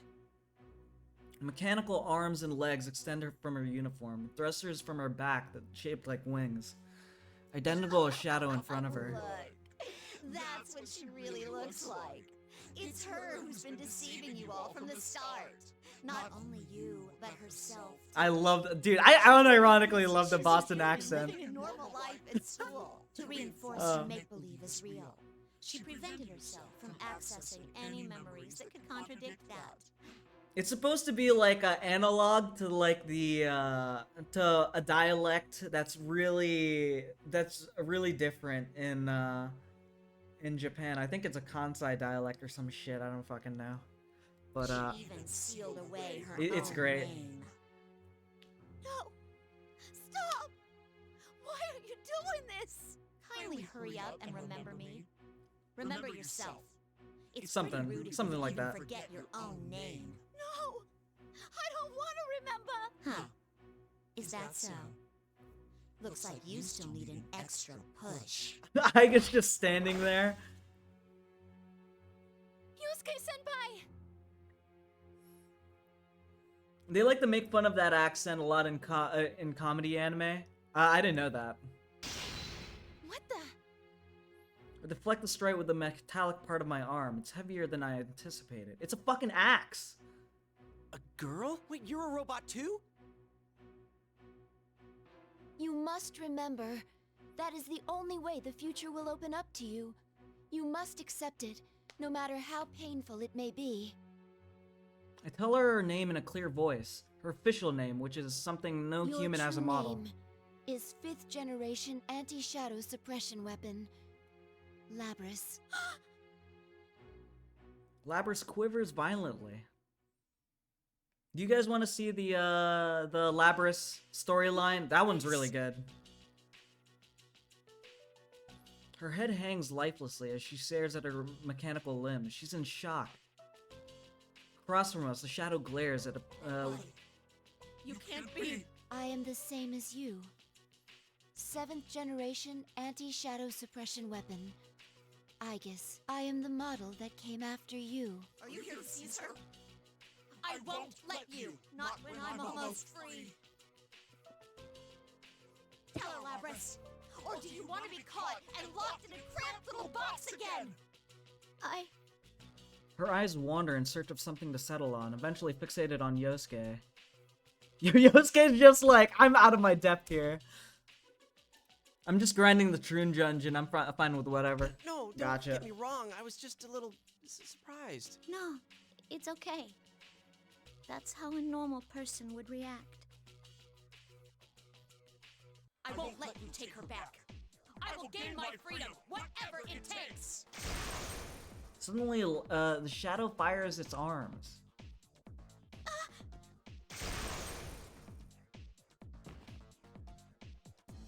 This is a long way, right? The Adachi dungeon theme? Wait! DMV friend.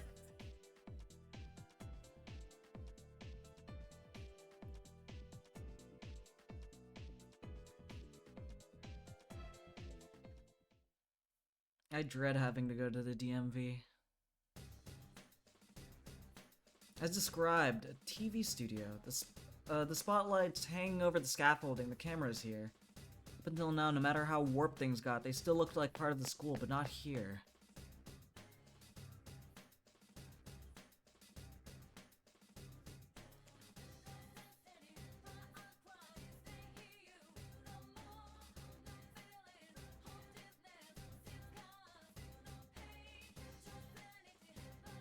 Ours are pretty good, DMVs, that is. Pests. Too bad for you. The Grand Prix is still on. Have fun wasting time fighting each other. Hey, wait! Whoa! Sorry, Yosuke, I have to beat the shit out of you for this. Sorry, P4.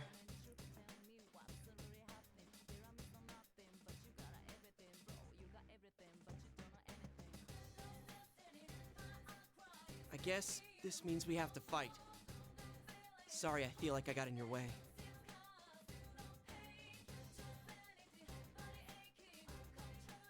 I am also sorry for all this. Huh? We are the ones ultimately responsible for this incident.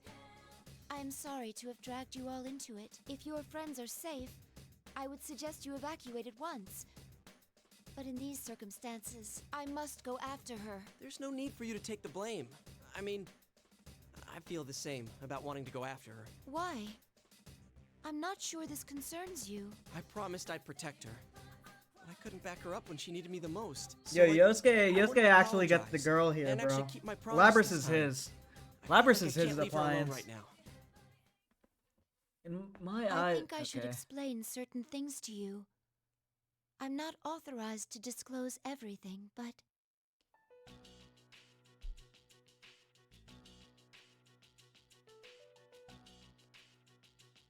They've existed since ancient times. Little known, something experienced in one such battle was in fact created for that purpose. Yosuke gets a GF? Nah, he doesn't get a GF, but he saves the girl. There are shadows outside the TV too? Who would have thought? I was surprised as well to find out that a world like this was accessible through televisions. Believe me, we were pretty shocked last year too. If you play his campaign, he gets the girl. He gets the girl. Kind of. He gets a Boston Dynamics toaster. Emphasis on Boston. Can you tell me something? What's going to happen to Labrys once you catch her? I cannot answer that. Yeah, I thought so. You did say that she was a weapon after all. Not really surprised you can't talk about it with outsiders. Is that all? I must go get her back. If you cooperate with me, I am sure I can knock you out painlessly.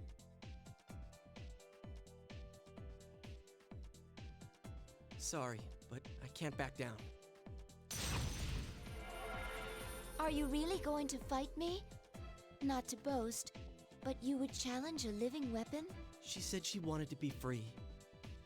Hey, I made her a promise. He's gonna elope with the toaster. I want to see it through. I guess you could say it's a guy pride thing?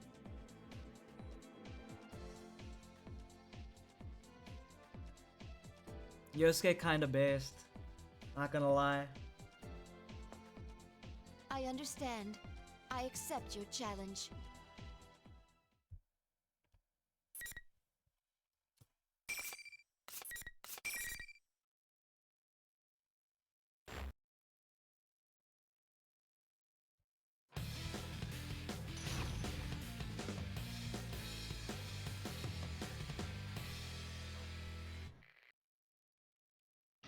Final.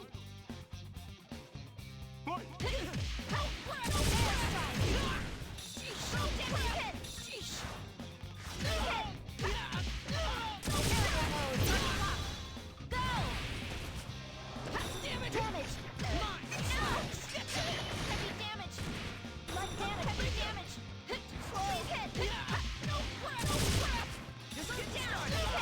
Don't think you've won yet.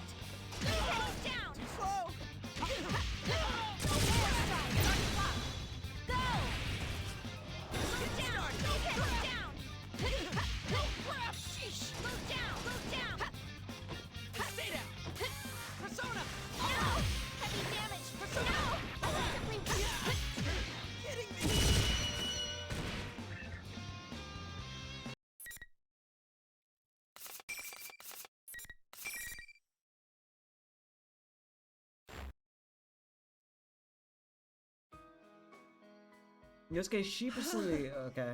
I had a feeling I didn't have a chance against a pro like you. Ow. Between You sure are strong, Aigis-san. Between Junpei, Yosuke, and Ryuji, who's your favorite? Probably, honestly, probably Junpei or Yosuke. Ryuji's like okay in his, he's cool in his S-Link, but it doesn't translate to the main story. He still acts like a fucking retard. Junpei's a little bit of a retard, but at least he's a retard with, you know, endearing qualities. Yosuke's a bro. Yosuke's a bro. Are you alright? Probably Yosuke, honestly. Looks like I'll be staying behind. Honestly, Yosuke post Chidori is very good. He's I don't know. I will do what I can. Yosuke's to cool. not Junpei's force so anything cool. on my sister that she does Junpei's not great. want. Can you tell her that I wanted to apologize to her too? Of course, I'll tell her Yosuke's myself once this is consistently all over, pretty but- good. Oh, and one more thing. Tell her we can have a party when this is all over. Yosuke-san. Oh, you're invited too, of course.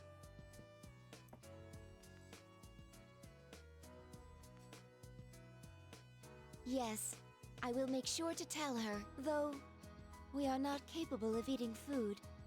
Will that be a problem? Yeah, I like Junpei a lot.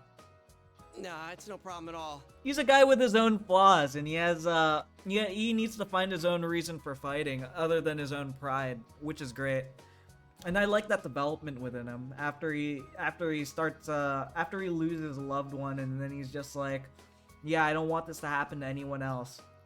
And Because Chidori was BPD as fuck.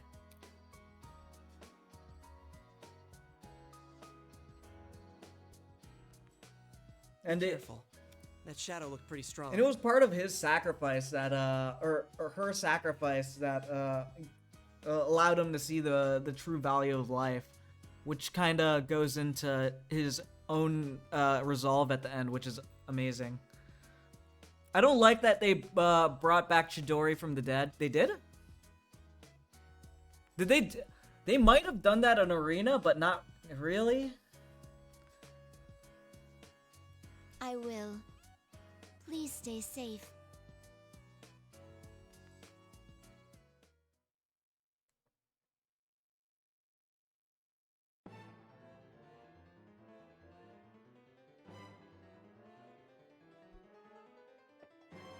I'm pretty sure they implied that, but at the same time, it was like open-ended.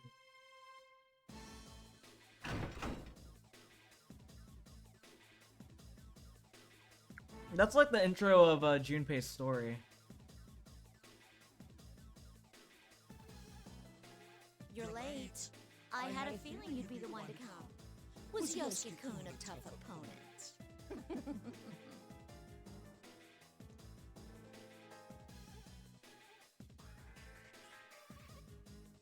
Just as you thought, the real party begins now!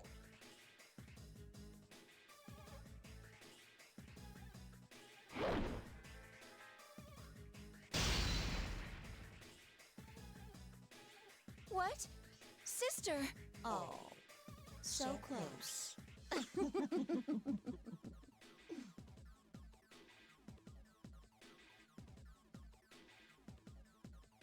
Is this what you really want? What else is there for me?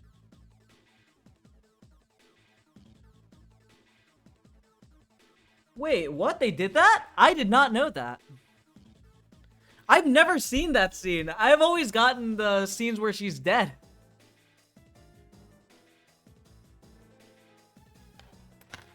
It's finally come to this. I'll probably keep her dead for the content. Sister.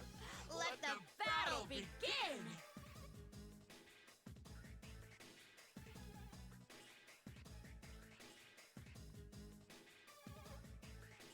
I did not know that.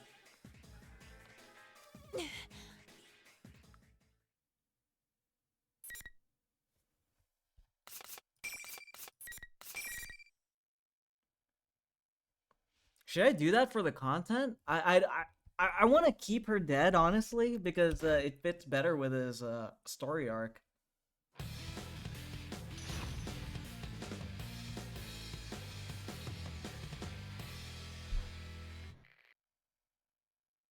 Finally.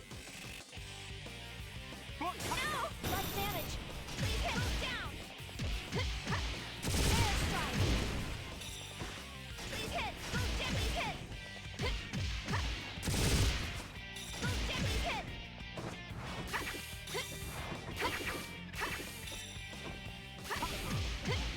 Turtle mode! Please hit! Move down! Airstrike!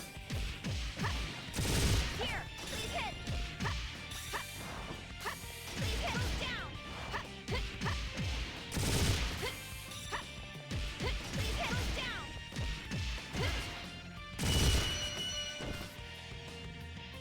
This is why I hate what Portable lets you do with Shinji. Yeah, for real. That dude, that. Oh, thank you for the diamond, Corb. Portable, yeah. I never like Shinji dying. Just like ties the whole like Persona evolution part of Akihiko's and Mitsuru's and all of their like turning point stuff to fucking. It just ties it up in a bow, like narratively. So good.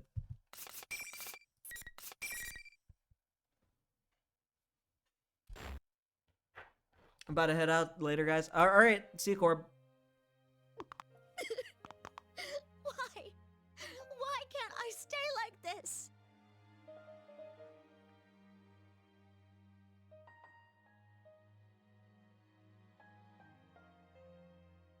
Lemons?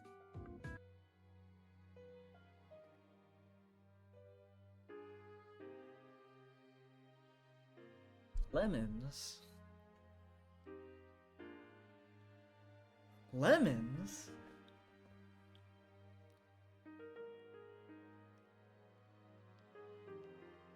Shinji dying is integral to the story, yeah. Shinji must die. I knew that you couldn't beat her. But wow, you really didn't have any qualms about attacking her. Deep down, you must really want to make them suffer, don't you? You want them to go through what you had to. No! You want the everyday boys and girls to experience what you had to go through, right? That's why we're in a school, having a fighting tournament. You want to see close friends fight for their lives against each other. Because if they do that, then they might understand. You want to make them understand. That ain't true! But it was no use. Even another living weapon can't understand you. It's alright though. You don't have to worry about that anymore. I'll take care of everything from here. I'll destroy anyone who doesn't understand you and comes to get in your way. Just like you once did. Please stop! That's all a lie! You're not me! Finally! You finally said it! I'm finally free!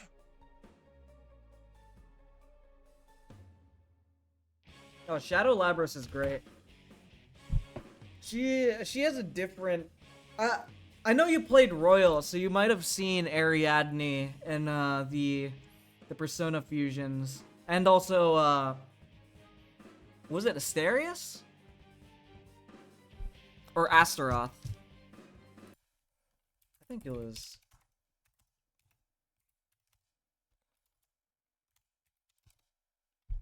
Yeah, it's Asterius. Asterius and and Ariadne belong to Labrys. It's time for the true star to take the stage.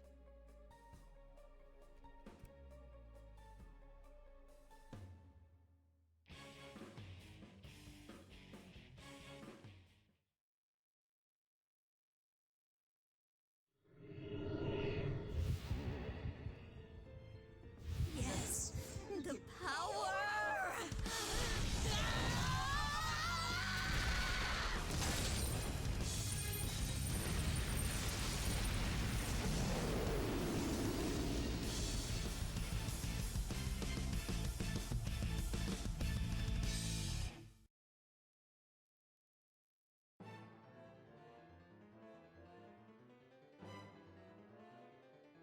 Baby, baby, baby, baby. Commanding giant beasts. I won't be needing that trash anymore.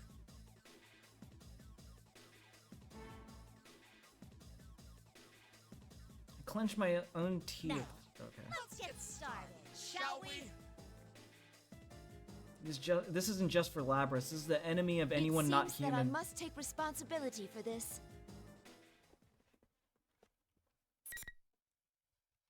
I didn't get this far last time. The last save we have for Aigis. Oh wait, no, we finished it. Never mind. Looks like, because I'm pretty sure this is the final battle.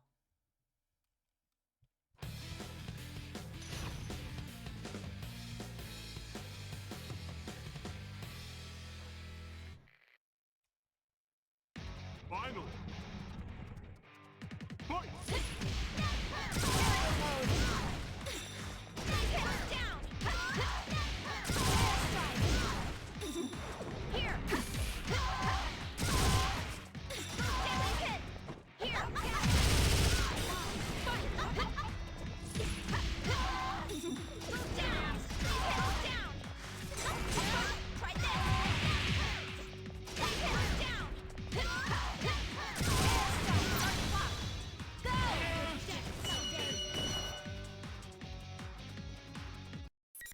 Wow, that was really easy.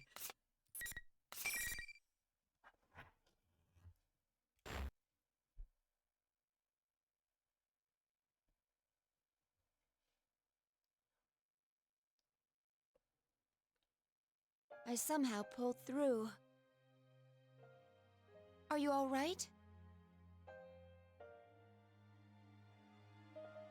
Please listen. I have a message for you. From Yosuke-san. He said that he is sorry for promising to help you and being unable to support you when you needed it most. Additionally, he said that he would be throwing a party later. You are invited, of course. You're lying. If that is what you think, you can ask him yourself later. Now please, stand up.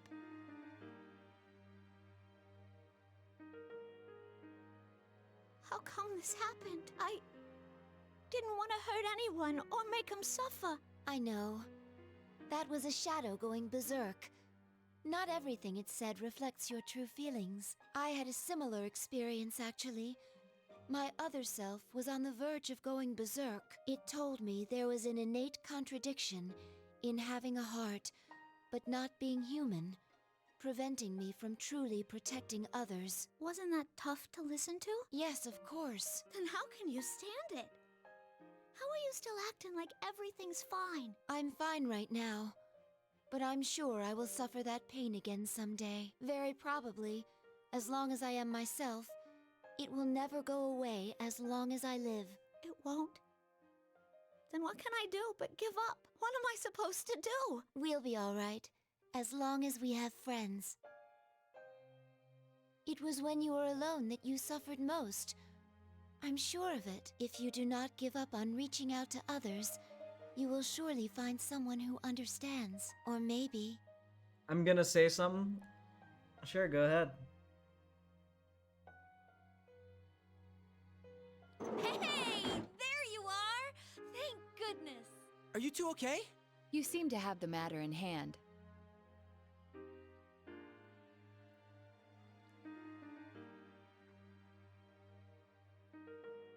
I'm fixing to come over there and say something.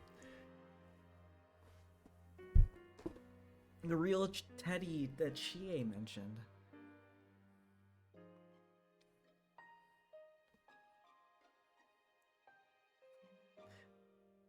He's probably gonna talk trash about Marie again. I can't believe they wrote Labrys like so much better than they wrote It might be Marie. more accurate to say that those who understand you are already here. Of course, I want to understand you as well. Please talk to me whenever you want. Tell me about your memories, even if you have to take them one at a time.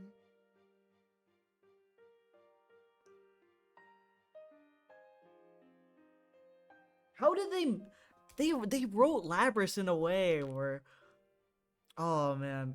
You were right.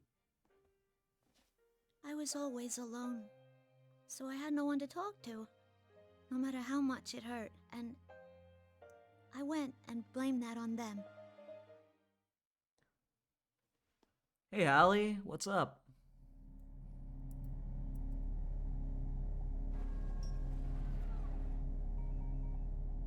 I'm sorry I ignored you all this time. I was the one who left you all alone.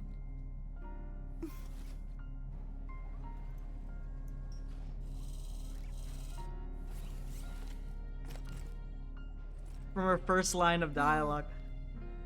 You are me, Marie is trash. She's garbage. And the fact that you have to hang out with her to get the golden ending sucks.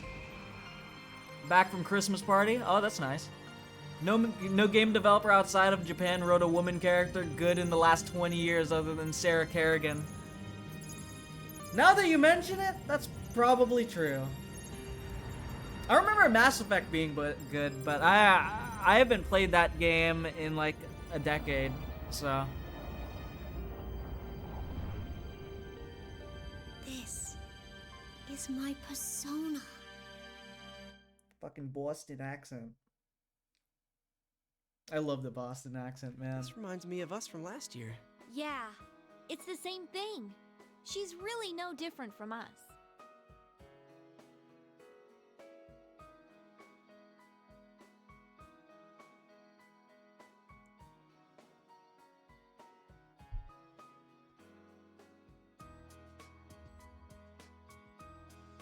Is that Labrys? Mitsuru-san, Akihiko-san, you're all right. Of course we are. Akihiko be like, huh. Yeah, I can't find a counterexample. Like, I mean, I remember liking Liara. Liara Tassoni from Mass Effect. Not Miranda, though. Miranda's kind of a dumb bitch. So is Jack.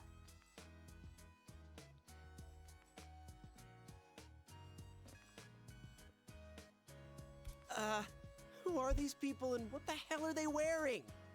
Oh man, a dude storming across the battlefield in just a cape? I am all about that. I'd say you've got good taste. Seriously? Don't worry. Yeah, the new BA couldn't pull off that, huh, the backwards cap, huh, the backwards cap energy. You're Labrys, correct? A lot of, yeah, the new BAs for the Persona 3 characters are weak. They sound weak. They don't sound like, I'm glad you're safe. like the 10 most popular people in the school kind of like voices that they're supposed to embody, because they're literally the 10 most popular people in the school besides Junpei and Fuka.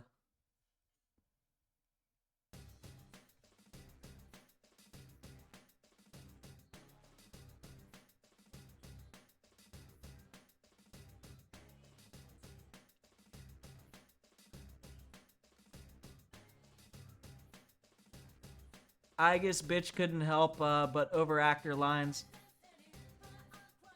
Yeah, she's supposed to underact them. She's supposed to give us nothing. That's the thing. She's supposed to give us robot. She's supposed to give us synthetic. But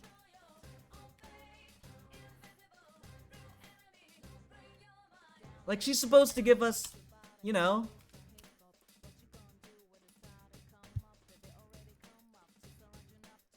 mental interference, something something. So when did you actually awaken?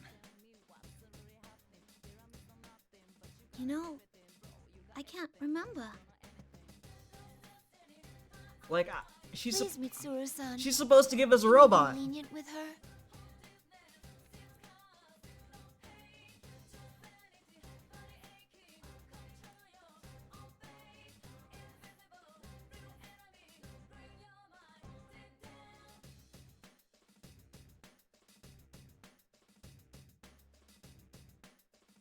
Yeah, would you, please?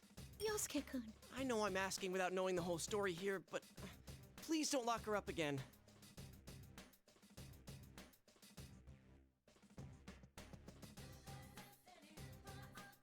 Well, I hadn't intended to seal her away again to begin with. Mitsuru-san. Seriously? Did you hear that? It should be a walk in the park compared to the challenge of sending Aigis to school.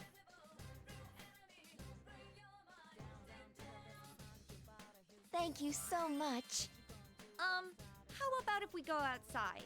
This isn't really the place to stand around and chat. Yeah. Well, it was a hell of a way to start off a holiday, but at least it's over. And why'd that shadow have to pick our school and us of all people? You know, that is odd now that you mention it. I was told this place takes its shape from a person's memories. Why would it become this high school? I had picked up on that incongruity as well. Putting aside that Inaba was chosen as the escape destination, why was a specific school so carefully recreated? I also have my doubts about Labrys' power. Strictly speaking, it doesn't rob one's sanity. What her power really does is cloud one's senses with illusions. I'm not sure that would have been enough to control those hijackers so completely. Hey, Labrys.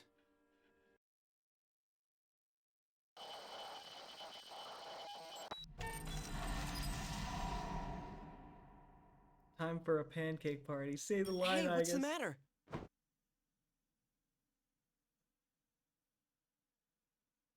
She's...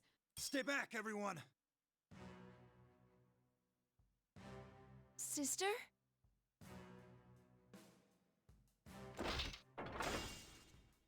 No! Why?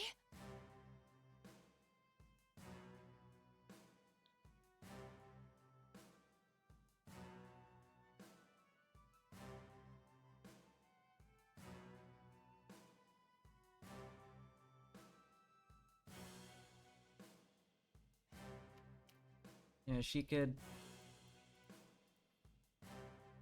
We have to fight her again, but this time with Ariad. She has Ariadne. She wasn't much of a challenge the first time.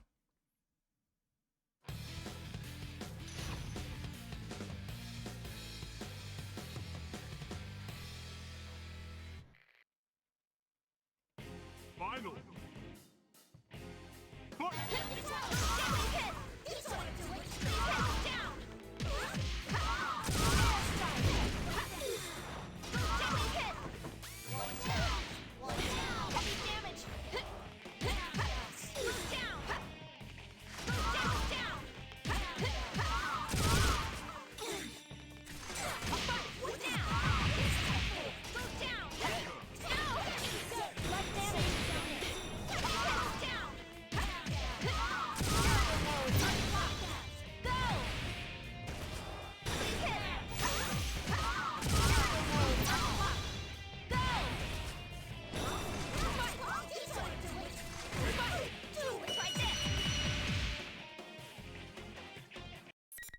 Easy.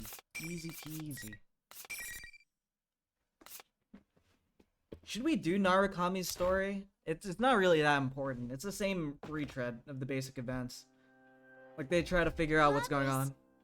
It's better to go through Aigis' story, I think. It's better for the plot.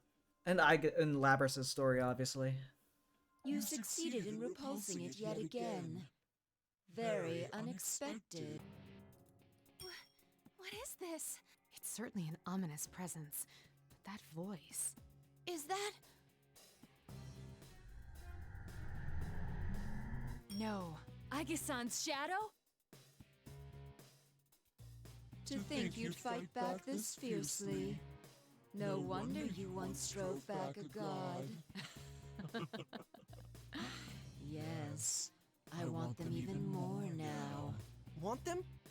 What does that mean? Sadly, it seems things won't be going according to plan this time. But I'll make use of what tools I have to the very end. This is my last chance. No, more like a marvelous entertainment. Entertainment? Stand, my puppet. Is it controlling her? Sister!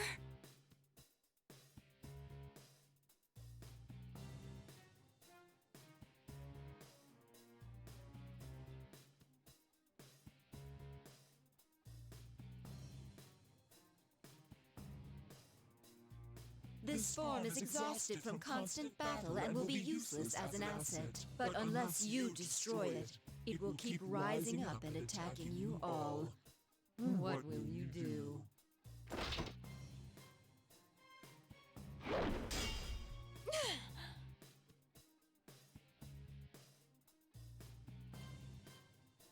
Oh crap! If this keeps up... Let's do this! Takemika! Wait! Don't interfere! What? Please!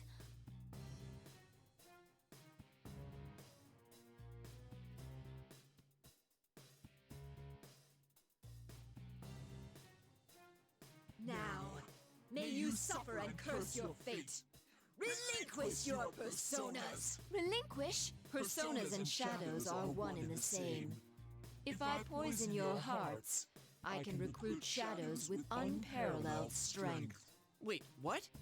You mean turn our personas back to shadows? The heart is frail. Its weaknesses are never fully vanquished. Given the opportunity, it can betray you and return to darkness. Old wounds that you thought you had overcome, opened once again. You almost let go of your hearts, your personas. This one's desire to make people suffer was perfectly suited for such a plan. Plan? You caused all this to gather strong shadows? You bastard! Who are you? You had best hurry and decide. Who will be destroyed? This shell, or the lot of you?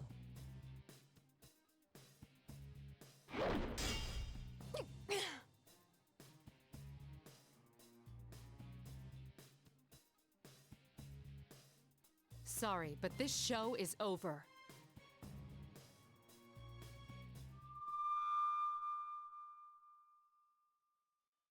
What?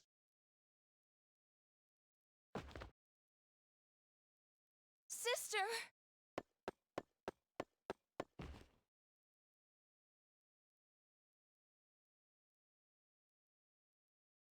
Looks like you made it in the nick of time. You saved Welcome us, back, Aigis. Monty. Oh, this is the new Fuka design. Are you all okay? I don't like it that Fuka-san? much. It's alright. It's weird though. I guess they wanted to make her more distinct.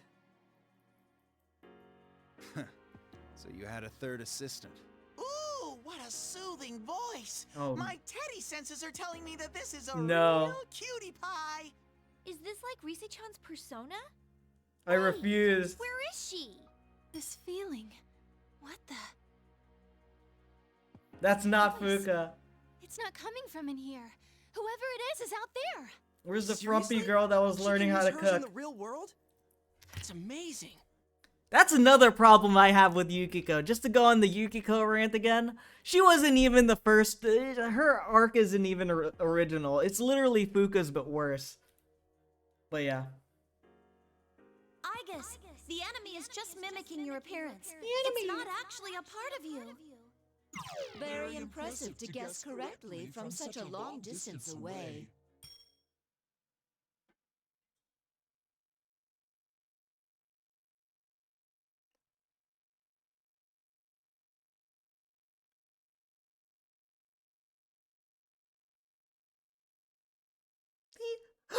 The enemy! Bro.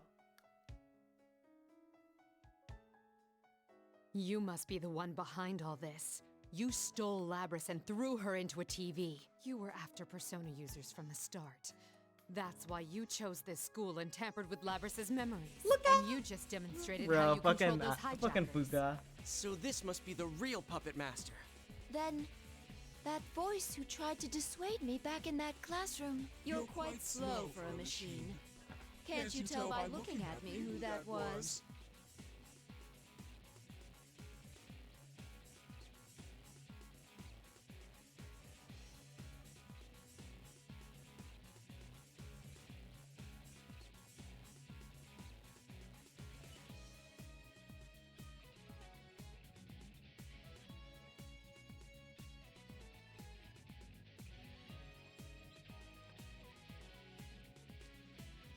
Fuka looks like she has a lot of recommendations for energy rocks. Yeah, she turned into a fucking astrology chick.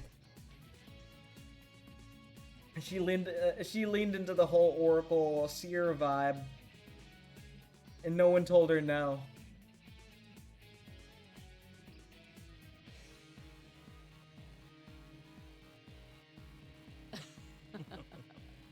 Are you angry?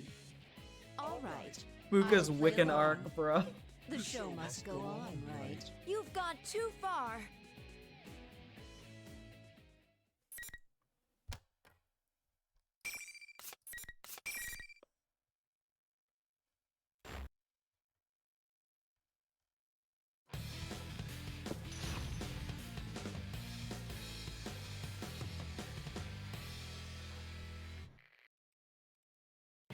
Final. Fight! Down! I'll turn you swift! Fight! Try this!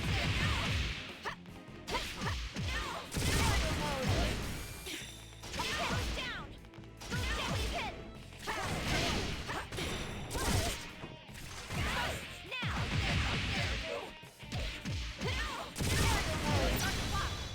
Go! Damage!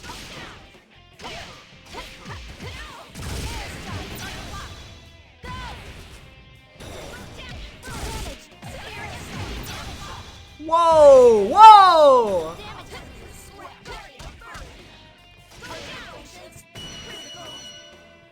Ordered a desk mat of Redbubble. Ordered a desk mat off of Redbubble. They aren't as bad as I was thinking they'd be. Oh. Redbubble. Is that like the Etsy like kind of thing? I forgot. It's kind of like Etsy, but I don't know.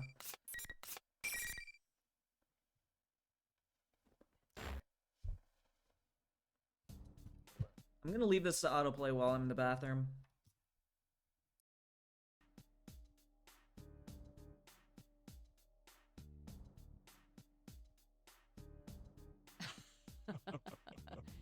This is fine with me. Good enough for my purposes that I confirmed you have enough power to meet my expectations. Good enough, my ass. Those are the words of a sore loser. This is only a temporary form. I doubted there'd be any meaning in changing my appearance. But sure enough, it made for a very enjoyable game. All that irritates me is having to feign cooperation with that foolish human until I obtain the one true vessel.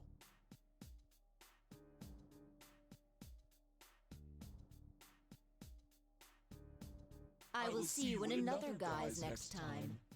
Just wait until then.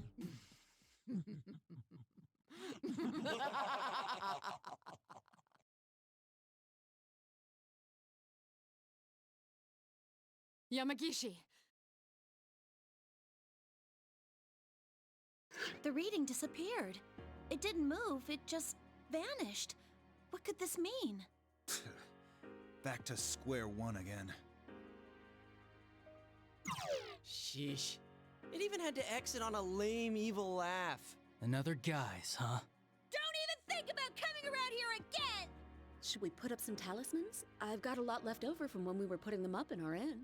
Well, even if it shows up again, it'll get double the pain we gave it this time. Who could it be, though? How did it know about our personas?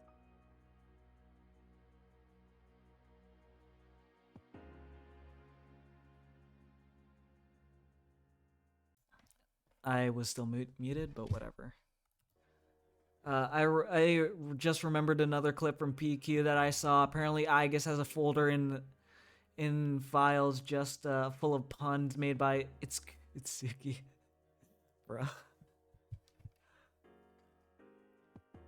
That aside, Ikutsuki. the show had a sneaky way of doing things. This is twice I've been kidnapped into the TV world, you know. Twice!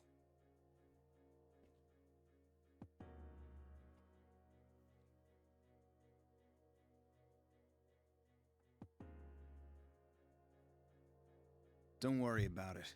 We'll handle things from here. Wait, but it kinda said it was still after us. Of course. You should be aware that the enemy is out there. Akihiko only means that there is no need to abandon your lives to pursue it. We will do our best to ensure that no harm comes to you. That is, after all, our duty. But... Guys, let's leave this to them. You can... Are you serious? They're right that we need to go back for now. You look beat. Dude, you moving his mouth is the most fucking cursed thing in the world, bro. I can't fucking, like, look at it. I'm sorry, everyone. It's so cursed. Fucking Narukami. Alrighty, attention please! The trip doesn't end until we get out of the TV! Dude, we were in the middle of a conversation. And what's this about a trip? You really gave us a scare disappearing like that. And this isn't the first time either. It's I'm just not my looking at the fault, screen. Or should I actually Fair. sponsor the next Miss Inaba? Don't even think about it.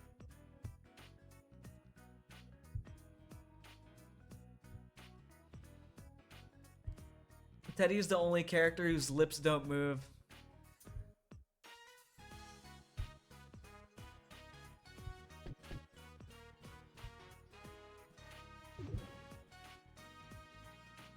What are you doing with this ancient TV? Hang on, where'd you even get this? It's a Teddy Vision! You can get out from here! This TV is our escape route? Can we really fit inside? Ooh, are you a little too Yo, fragile? pumpkins. Helping you squeeze through! Stay away from Itsuru, you freak. Even worse than before, you know that?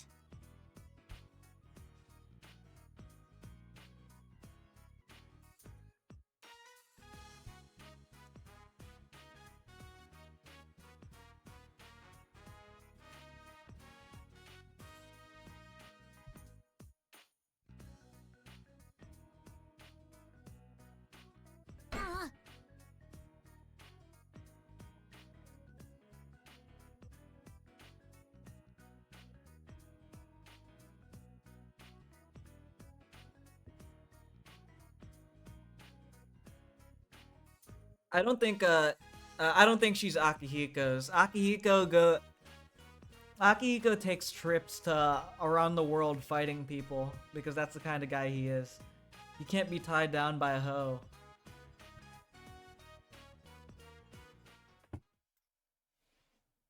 He embezzles funds to fund his training trips.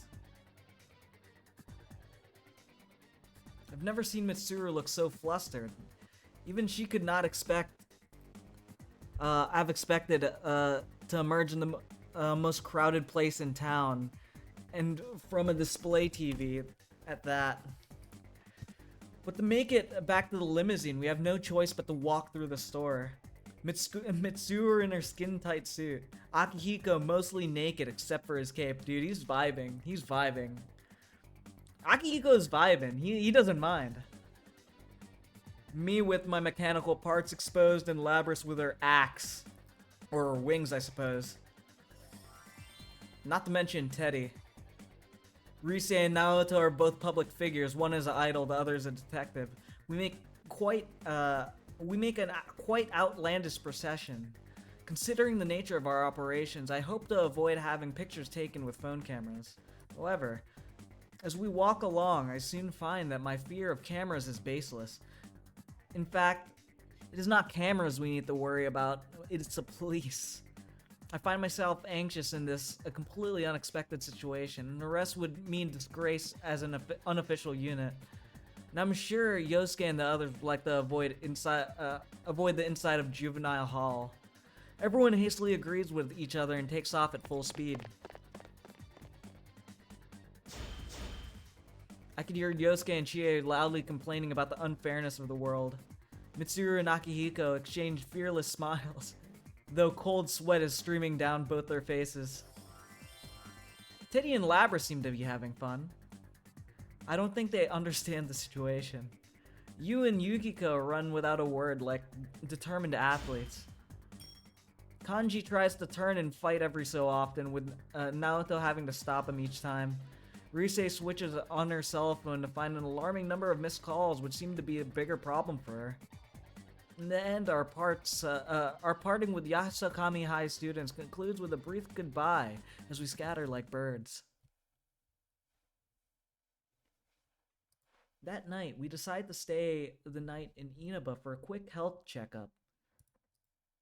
The true culprit is still out there. 10 years of stasis. But Labrys has other ideas. Our car is parked near the intersection away from the main road. I asked if I could come see everyone. I wanted to give everyone a real goodbye. What do you do next? Are you going back to that lab? No, I decided I'm gonna work with Mitsuru-san and them.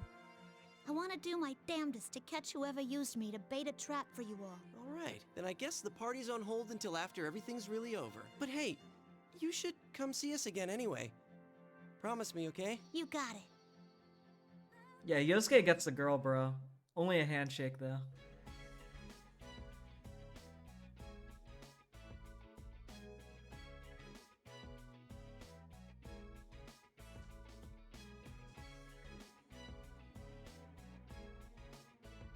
I'm glad things went well. Oh, I don't like this Fuka design. It's It's good to see you weird. again. This is becoming a real reunion. I like the I like the new artwork from Mitsuru, I Akihiko, must and get back Aigis, and not reallocate Fuka's my though. staff. You're including me in there, right? Actually Every has a opponent Wiccan I made art. a mistake against on my journey. I made sure to go back and get a rematch. This'll be no different. It should spur discussion amongst the staff again about working Yamagishi into our unit. Huh? I'm still not sure about joining any special unit.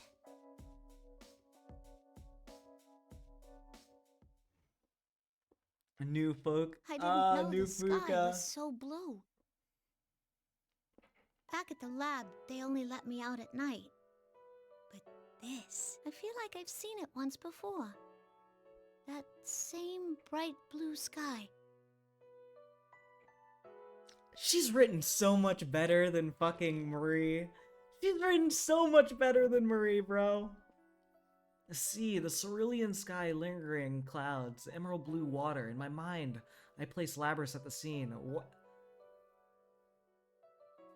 I know this scenery. For an instant, it feels like that I do. Like a knot slowly undoing itself, the lid to a box. To a box inside of me opens, and something hot fills my chest. What had been only images becomes memories.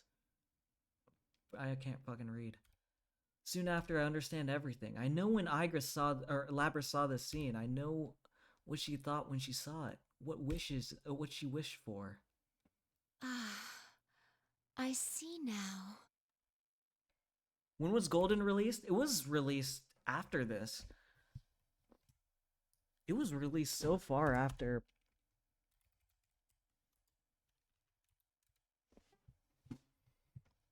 It was originally released 2008? Really? Is that real? No, that's not real. Golden was released 2015 in Japan, I think. Oh, no, 2012. And yeah, 2012 both in Japan and North America. Arena released like 2011, I think. Yeah, this was also 2012, but early 2012. March 2012 in Japan, August 2012 in March 2012 for Japan on arcades. July 2012 on console, and August 2012 for NA. So like they came around at the same time. That's surprising. It's actually funny. That's around the time where I finished Persona 4, the PS2 release for the first time. That was peak. That was peak content. And then I heard there was more content. That's crazy. The scenery from your memory was the pier outside of the Yakushima laboratory. Wait, they wrote Labrys and Marie at the same time and they didn't see any problem with that?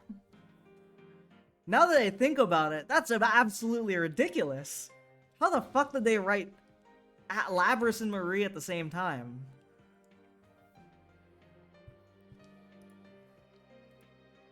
The date was the final day before you were sealed. You made a heartfelt wish there. You hoped that your successor would make the same wish to see someone precious to them. And that meeting would take place at the pier. You dreamed that your successor would be able to go beyond that pier, to places you would never be able to see for yourself. And that even if your memories were deleted, your feelings would be passed on to the next generation. Yeah, that's right. It was at that very place where I met the friends I have now. When I was searching for someone, I found myself naturally drawn there for some reason. Yeah, he spent all his good writing on Arena! He fucking wrote Marie at the same time as Labrys. What the fuck is... How the fuck do you even do that? How are you okay with that? How as a writer, how could you be okay with writing Arena and Golden at the same time? That's fucking insane. Bro. Oh yeah, this is a callback to when Aigis first meets Makoto, the MC of Persona 3, at Yakushima's pier. Because Labrys, during her story, her final moments, oh dude, we're going through Labrys' story, so I'm gonna save that.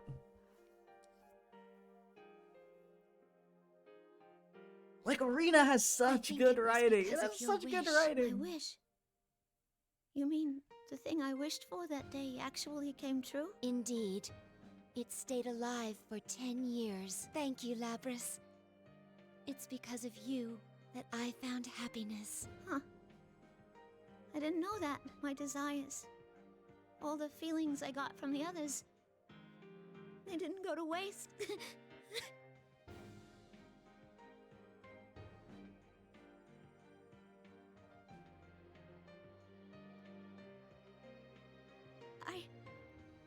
I gotta thank you, too. You made me remember something important. There's someone I have to find. I need to meet her so I can tell her something.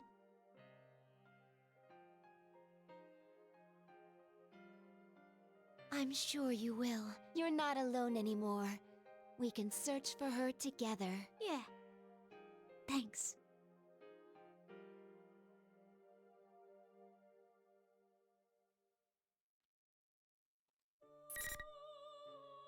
Alright, that's Aigis' scenario. It's basically the same campaign for everyone except Elizabeth. It just depends, like, you get to see a few different perspectives. I don't remember if Naoto's was any good. It might be a little bit different in the beginning, but, you know, it turns out the same in the end. Elizabeth is different because she's going around just having fun because she's fucking Elizabeth. Let's do this one.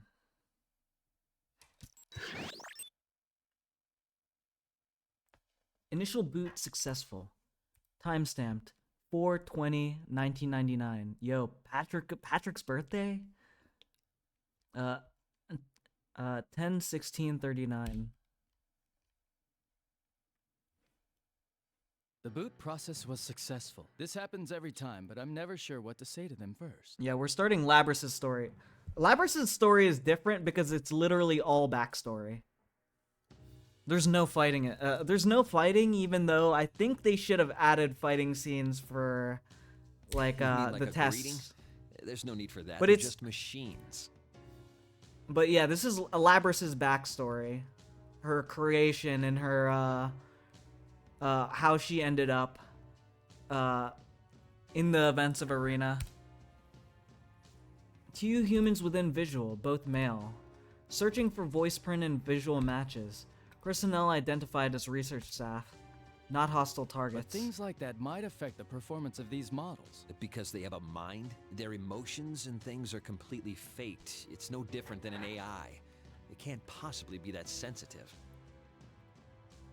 Scanning for keywords in conversation, running logical analysis, cross-referencing with related data. Current conversation topic is not orders. Well, until we rule it out completely, we should at least be kind to them. So you say. All right, from this moment on, you will be registered as candidate unit number 031. Please repeat your number back to me. Confirming orders. Initializing unit number. Output via a voice requested. Activating voice synthesis module. Accepting input. Unit number 031. Did its pronunciation sound a little odd to you? You're worrying too much. Let's hurry up and haul it out. Receiving action plan through console. Combat test against other similar units. Combat test against others of same unit. Test commencing immediately after entering shock-resistant chamber within lab. Frames stored within cage for transport. Beginning transport. Ah, so this is the one. I've been waiting to see it in action. Transport complete. Cage reopened. New human found. Searching for voice print and visual matches. Personnel identified as research staff. Female. Cutting connection to outside data supply. Connection offline. Commencing cable disconnection. Now, try getting up. I probably won't read all of that.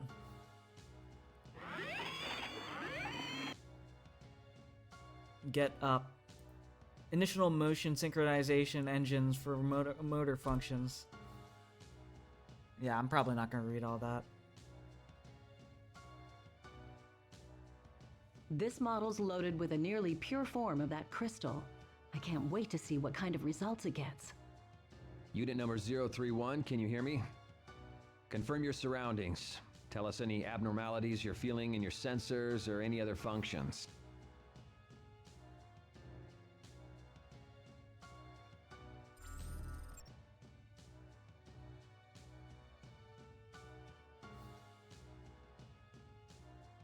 The readouts seem fine. Monitoring system is fully operational. Okay, we're gonna test your performance inside the battle chamber now. When you hear the buzzer, consider everything that moves an enemy and eliminate them. Order confirmed.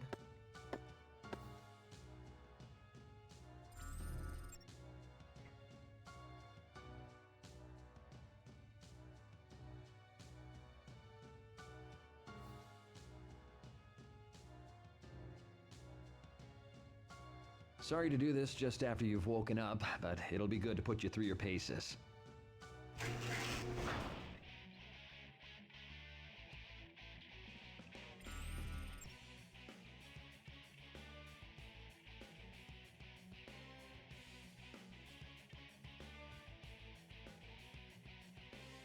Hostile marks confirmed. Classifying as hostile units.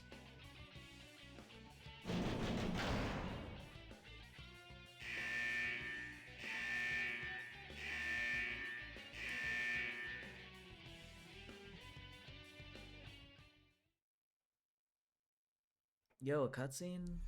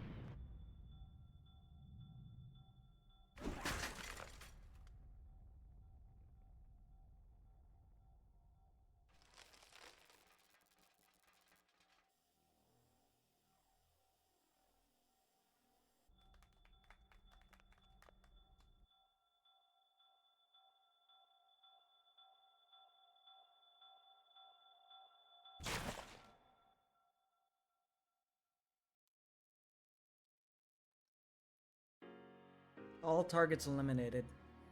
Hostile units no longer available and capable of motion. Test termination signal received. Battle complete. That was better than we could have hoped for. Hey, what's with all the bodies? You made it fight that many on its first time? Don't worry, it did great. This is a new high score for the first battle results. Well done, unit number Yeah, it's really 031. fucking dark. Stand by for further instruction.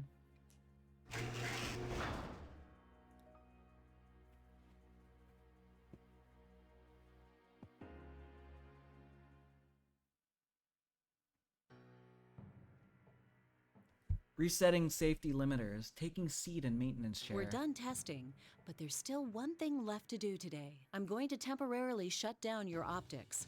Can you close your eyes? Order confirmed. Shedding optics. Connecting cable. Order confirmed. Switching a portion of data We're going to supply transfer to the outside data from the source. destroyed units into your memory. Run a diagnostic check while we're doing it and report any malfunctions. Yeah, that's Understood? Yeah, that sounds like a great idea. You give a robot, you're trying to form a robot's personality, and you transfer in battle data from units she just fucking murdered. Readying self-diagnostic.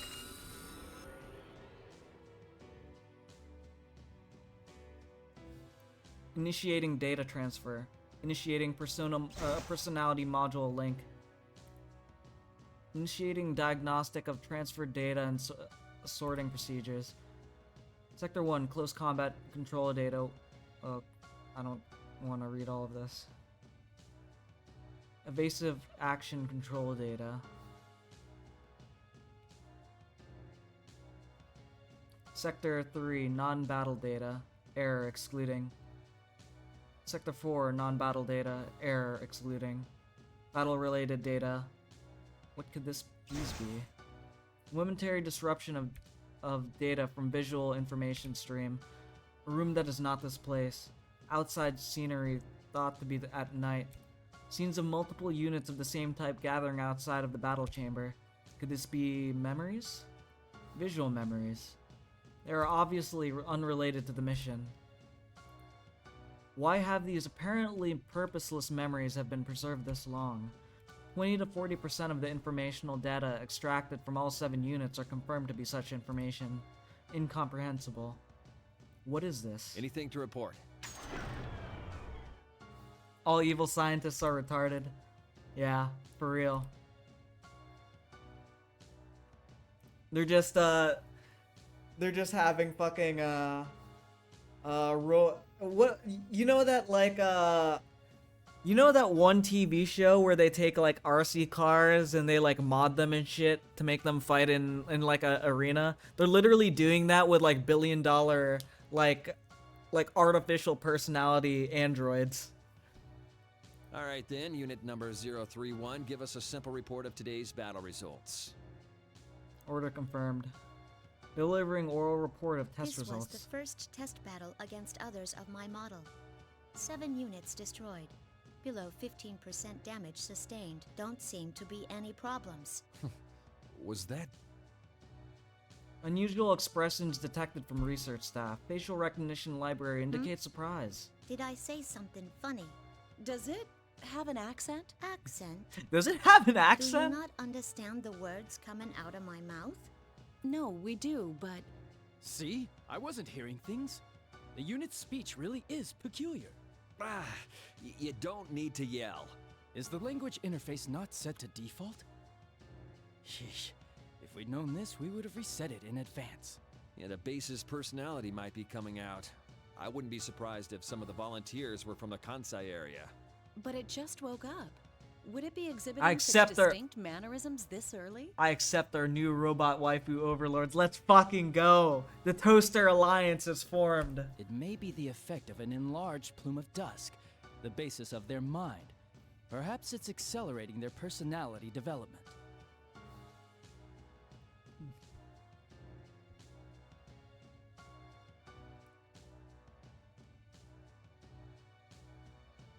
Internal monologue is within expected patterns, but oral output indicates anomalies. Anomalies not affecting meaning.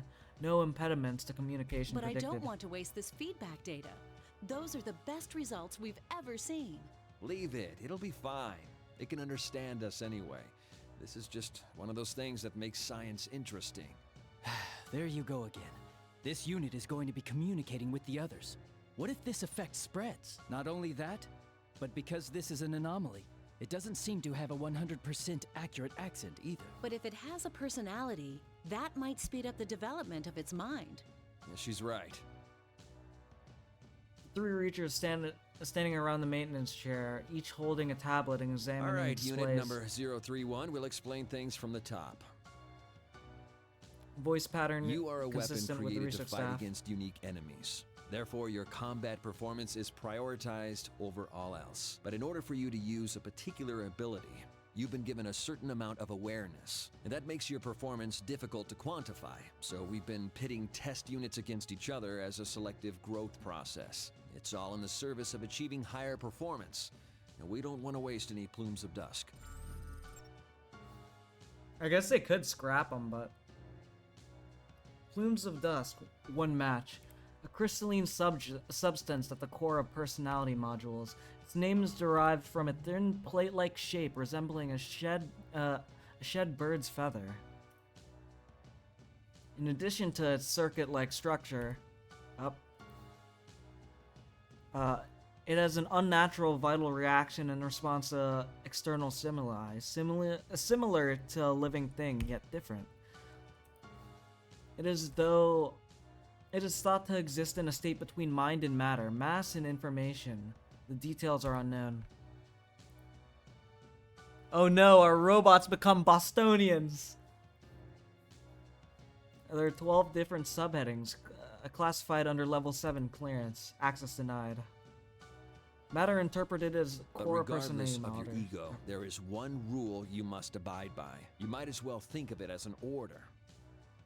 One rule to abide by, awaiting order.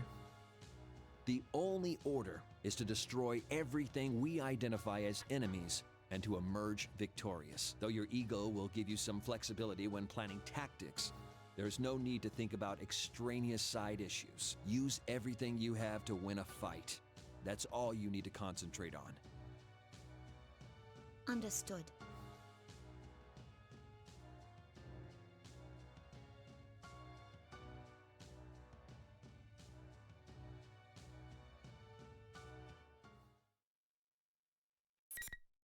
Isn't forcing your robots to destroy each other? I think they could scrap them afterwards. But I don't know.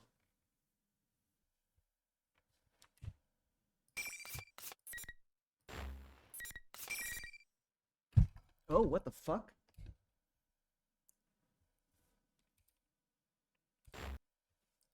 I accidentally pressed the up and down buttons on my desk.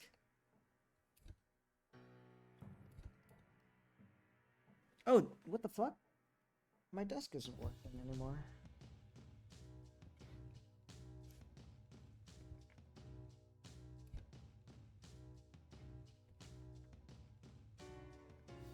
I should probably read this. That's a lot of words. Destroy identified enemies and emerge victorious. A clear order. It is consistent with the role of a weapon. No abnormalities. Everything is clear. Underwent maintenance on the chair after the test battle. Post-reboot diagnosis showed status normal. The time is 1900.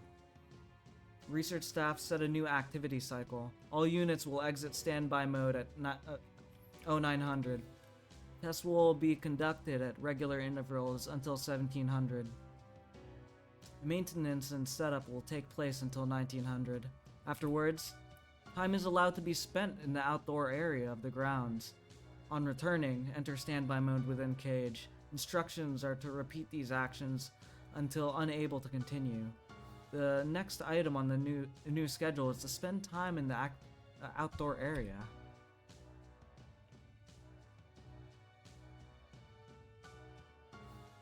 Remember when you were playing Persona 3?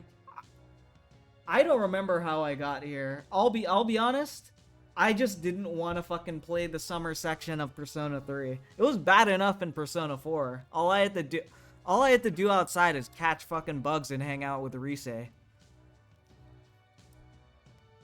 But yeah, in Persona 3, it's literally just hang out with like people that are like weird, except like Akinari.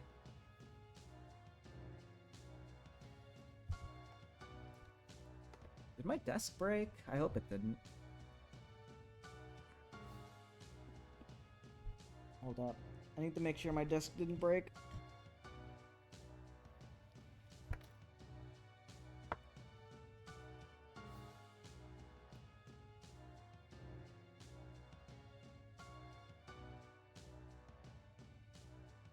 I'll figure it out later.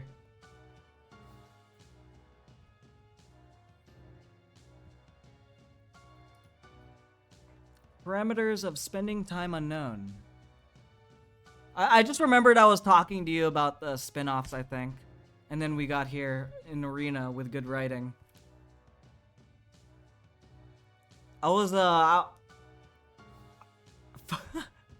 really don't remember how we got here. I just remember hating Marie and then being like, oh, Labrys was better. Oh, you haven't seen any gameplay of the spin-offs? Well, here's one of the better written spin-offs.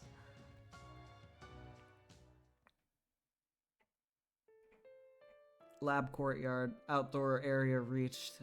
Light limits limited due to time of day. Many trees still visible in the environment.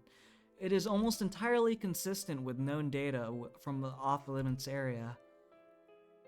The ground is different from the laboratory's artificial floor. The soil is exposed. Various plants are here. A certain amount of time must be spent here. The intention may be to heighten basic response to capabilities in the natural world. Others of the same unit can be seen stepping into the central area. Yeah, you were playing Persona 5, then you stopped because you didn't want to spoil Patrick. And that I think we were talking about the new, like, how the new content in 5 and 4 Arena is so much better than Marie. Fucking Marie. Marie's trash.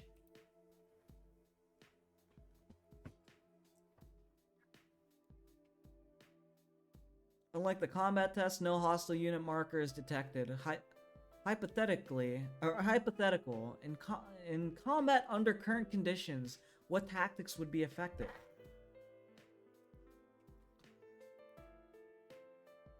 I reassess the surroundings as a combat environment. I assign value to the various geographical features. I survey the topography on the outskirts of the environment. I detect unusual movement in one unit. Other units are also surveying the environment, but this unit is crouched while holding something in its right arm. I do not deem this unit's unusual activity to be a threat. I approach it in order to make inquiries. Upon my approach, the unit turns around and stands. It's a pleasure meeting you. Oh no, she's hot! Its conversational gambit is unexpected. I find no prepared response in my libraries. You mean like how this is our first encounter? In that case, yeah, what are you doing here? In that case, yeah. I've never heard your accent before. It's intriguing. Yeah, Marie's arc nearly drove me to suicide, yeah, for real. Like, they have no reason to literally risk the entire world and everything that they've done up until now for Marie, especially because she's not even human. They said stuff about my accent too earlier. Do I really talk that funny? Do I really talk that funny? I wouldn't say it's strange. It was just surprising. The unit looks over again, and then speaks quietly to something in its right hand. I examine what it's holding. It is an organism. Its body is covered in white fur. What's that thing? It's a dog. It must have wandered in. Yo, dog. Organism's parameters are consistent with assessed data on dog. Its size does not present a threat. The search of its specific breed is cancelled. A dog. The unit turns its gaze back to me. My unit number is 024. I wouldn't call it my name, but that's how they refer to me. I'm gonna kill myself. I'm gonna commit suicide. I'm so sad right now. Why aren't you paying attention to me? By the way, now you have to spend an entire 3 days saving my ass because, like, I hung out with your friends a few times, I guess. Even though I'm literally a fog monster. The fog monster. Bro. Fucking Marie. My unit is 024. I wouldn't call it my name, but that's how they refer to me. What's yours? The unit has provided its designation despite no prior inquiry. Reason unknown. I'm unit number 031. They're up to the 30s. I see. That must mean they're finally creating units loaded with full-sized ones. The dog barks. A scan of the surroundings shows several units turning to investigate. All units ignore it and look away. This one wants to say hello too. It does? You can understand what dogs say? Kind of. After carefully comparing its mannerisms and slight variances in its barking, I just figured it out. You can understand what this dog says? So fucking good. Its right hand pats the dog's head, while its left scratches its neck. 024 continues to make various forms of contact with the dog. 024's actions are consistent with styles of communication. Hypothesis: the objective of spending time in this area is to develop communicative skills. Conversing with others of the same unit and refining communication will enhance cooperative tactics. Counterpoint: no value detected in communicating with organisms not of the same unit or human. What's the point in doing that with a dog? Are we going to make Patrick play the spin-offs? Probably not. Unless he wants to, I don't know. If he wants a break from a JRPG, he could play Arena. I'm not going to buy it depends on how much it is. Someone should buy it from him. I'm already giving him 5, so someone else do that. The point? Yo, Frisky's still here? I suppose. Frisky's still here. If Patrick wants to play Arena, you should gift it to him. Thumbs up. The point? There isn't one, I suppose. There is no point. Unexpected response strongly indicates that 024 is not like the other units. Are you interested in what I'm doing, though? Interested? Is there interest involved? It seems to be the case. Unsure of the purpose of an earlier question to 024. Why ask? Oral sensors detect electrical noise. Recognizes pseudo-information involving no sound waves yet perceived as sound data. It is an alarm signaling the end of this activity. All other units begin to move as one towards the building. 024. Sounds like that's all the time we have today. I need to get back. 024 crouches while petting the dog's fur-covered body and releases it onto the ground. 024 stands up and turns around. I hope to see you again. The movement of the lips, this movement of the lips is known as a smile.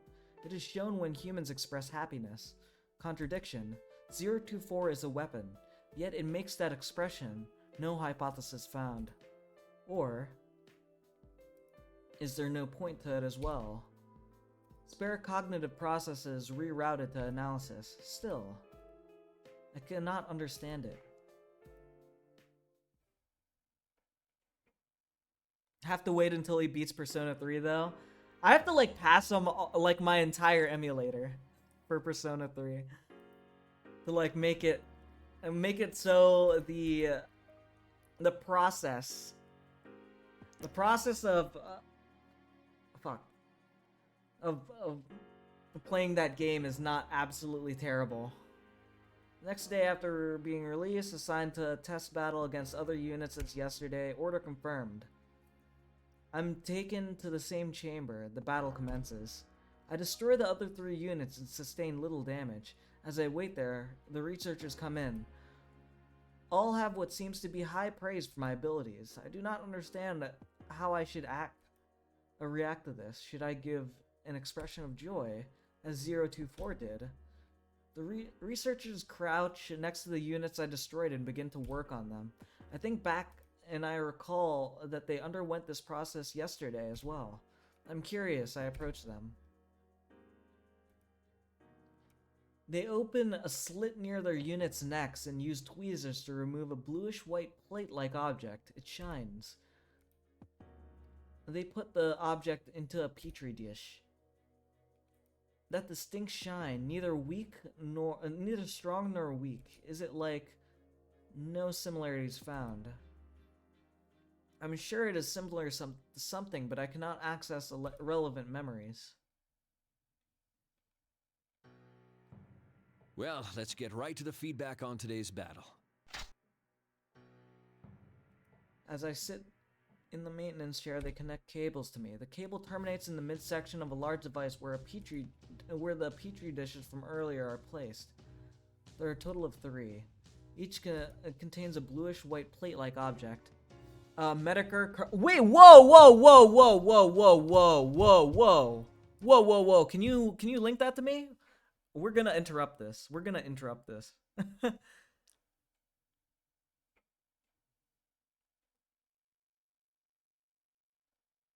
Yo, pass me that link. Thank you. More. Like, I hope he has more, like, of these villain speeches. Is he We not got dead? Rorschach. Maybe he can do How the something hell like is he not Joker or dead? something. Cobra Commander, some Destro, I don't know, fucking Megatron. Just pick something, man, and do it, because I'm curious what's going to happen to you like 2 days later. So we got Rorschach turns into horse seizure. What does Megatron make you bark like a dog? You're What gonna is start making going parrot on? noises if you act like Starscream? Like, where's this going? This is interesting to me. You've got my attention. For the Yo. first time in your shitty internet career of boring streams, you've done something. Metokur. entertaining. Mark that on a calendar. Call it a holiday. Celebrate it.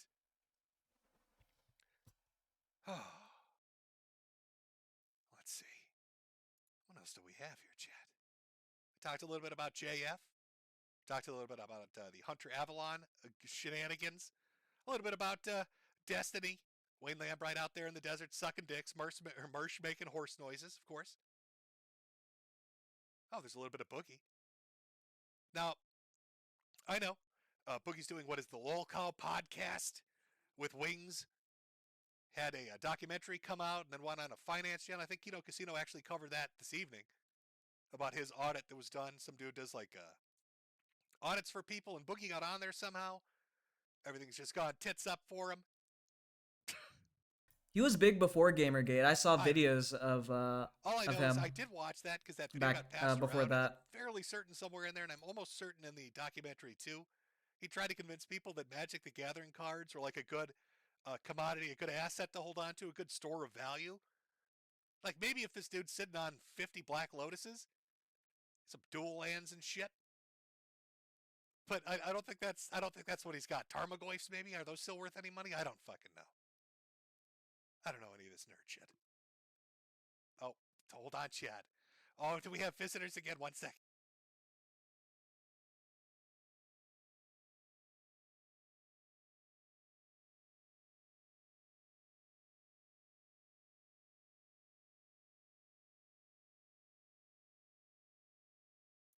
Okay, well, tell them I said hello. Okay, chat. We're getting a visit, apparently. Apparently the cops are going to swing by. Somebody got a little bit mad. Bro. It's your guess who it is. Huh. I'm going to guess it's not Boogie because we just started talking about Boogie. So it wouldn't be fair to say it's Boogie. Can't say it's Boogie. Boogie may be many things, but that's not one of the things that I'm going to say it's probably not Destiny either. Probably not Hunter Avalon. I doubt it's JF. He's probably skulking through the Canadian wilderness right now. So limits down the possibilities at ting-a-ting-a-ting. He does Who might sound have been really calling sick. The police. I don't know. It's a mystery. I like how they call ahead now. Like, yeah, man, they said you're gonna do crazy shit or something. I don't know. I go, what is crazy shit? I don't know, man. Can we get some hats? Can we get some hats, please? I've always got hats for law enforcement. I know what my boys like. Out there on the mean streets. They need good head coverings.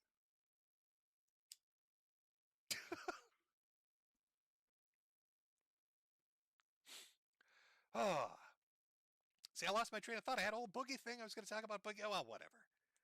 Boogie's made some bad life decisions. Doesn't have really any money left over. I think in the documentary, he said he spent like $200,000 on hookers, which is mind-blowing. Fucking mind-blowing. $200,000 on hookers? Why? Why would you ever spend that kind of... That's a house. What the fuck were you thinking? Like, if he's a big kind of fat dude, so if he's like, oh, I bought a bunch of cake and Mountain Dew, I'd be like, okay, that makes sense. But whores? $200,000 on whores? What were you thinking? Rhythm of my show's been thrown off. You're restreaming this? Let's Luckily, I'm all fucking go. fucked up on goofballs, so I don't really give a shit. Now, we have a hell of a segment tonight. Something extra special. He doesn't usually stay alive This for... is probably going to take an hour. He doesn't stay alive for very long. Then? I mean, if the cops are I don't know if you've seen... I don't know if you've seen Metokur's Internet Insanity series. And then we can Dude, what are we that gonna was talk that about? was I legendary. Hear chat asking with exuberance. Well, the first You thing could we're gonna probably talk find about archives somewhere, but are but those that's good amazing content. hats That's the police great are probably content. gonna want when they show up. But you can get them at metokur.myshopify.com. Yeah, the shameless Use the grift. donation links in the bottom, in the description under the video, and I'll figure a way to read those to you, because Susan can't stop me there. But aside from that, what are we going to talk about after we get back from the break, Jim? I hear you asking excitedly. Well, we're going to talk about a psychopath who hates Halloween decorations. A literal lunatic. You can see his little mask there. I get the edgiest boys, don't I? You've got This is the Mershman and first time you've Rorschach heard speeches like Metokur's a villain voice? out of a shitty comic Sheesh. book, and you've got this dude dressing up. You need to watch as a shitty comic book Metokur's villain. Internet Jim Insanity died. series. Hope to God I'm not at your driveway, Jim. Oh, it's King of Pole. Oh, and probably one of the biggest spaz outs I've seen in a long time. And it's a doozy. There's a lot of shit to go over. You're going to watch a man literally melt down over Halloween decorations. I know it sounds, how is that possible? How could somebody freak the fuck out over Halloween decorations? He found a way. He found a way, and we're going to cover it. When I come back, we're going to do a little break. Going to do a little break. I've got a little break thing to play. Let's just call it 5 minutes, and we'll get right back into it, Chad. So go grab a drink, vomit, bleach your eyes or something. Try to forget about the Crisco fisting. Maybe have a good giggle about the Rorschach speech. I don't know. Think about Wayne out there sucking dick, and we'll come back in 5 minutes. This is your homework. This is your homework, DM.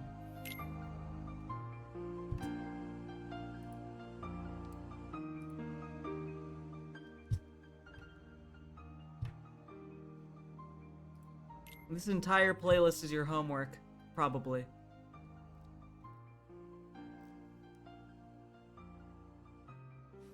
Wait, is this... This isn't Metokur. But most of this is your, Recently in Jupiter, Florida, there was a press conference that was held by Donald Trump. He was giving a victory speech about how he had done in the Republican primaries. He was enthusiastic, bombastic. He was very, very pleased with the results of that night.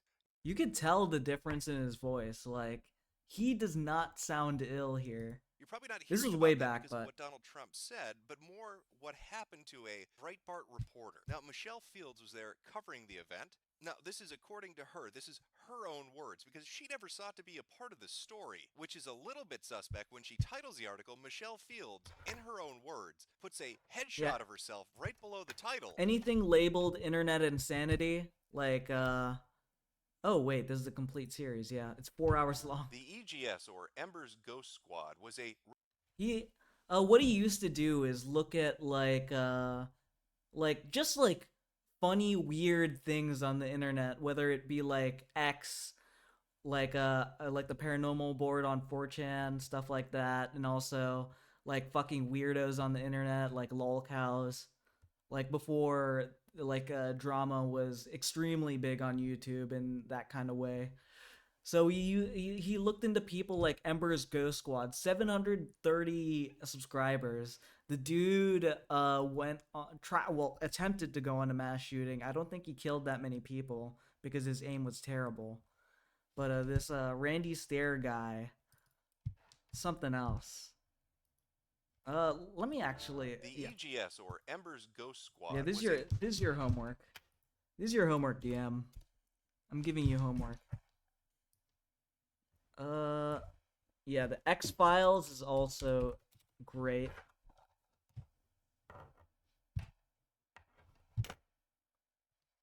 Is he back yet? No, he's not.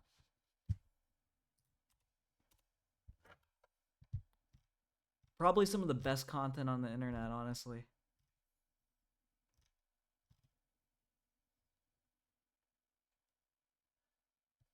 Yeah, complete collection.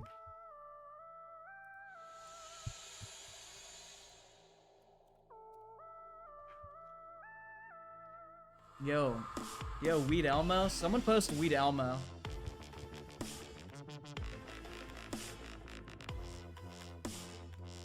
Some of the most legendary fucking content on the internet. It's great. Honestly, it doesn't sound like he is getting better.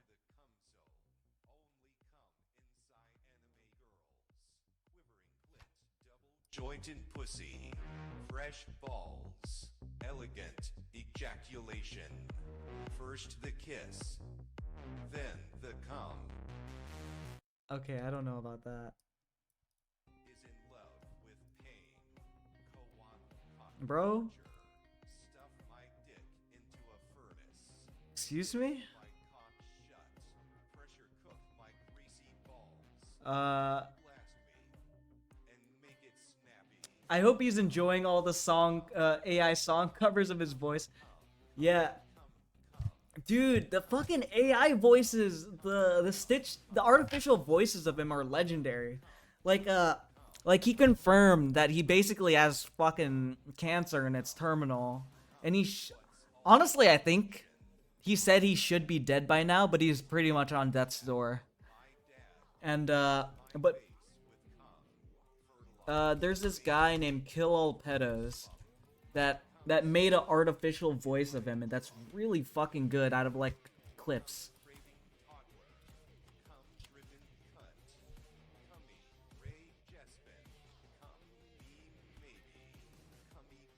Is it? Where would it be? Where does Kill All Pedos post, Monty? I don't see it on YouTube.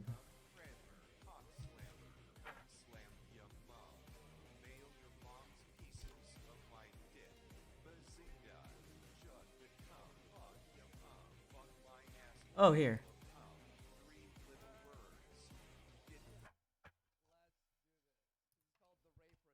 By the way.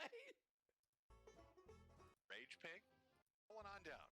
Yeah, this is someone who used a bunch of stitched voice clips of Metokur to make a video in Metokur's style, which is fucking insane. Destroyed himself. Ralph.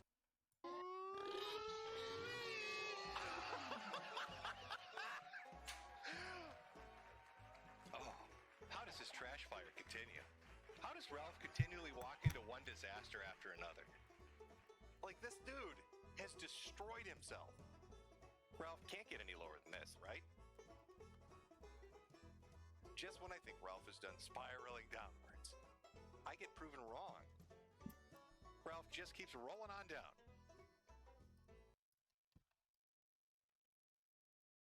Oh, I haven't seen like any of these actually. I should look at that.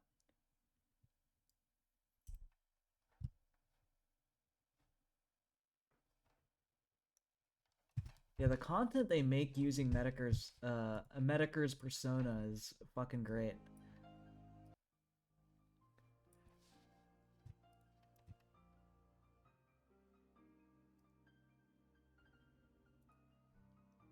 Gaming says, hey Nick, I'm not as smart or good looking as you, but I always push AF on stream. Can I get a follow?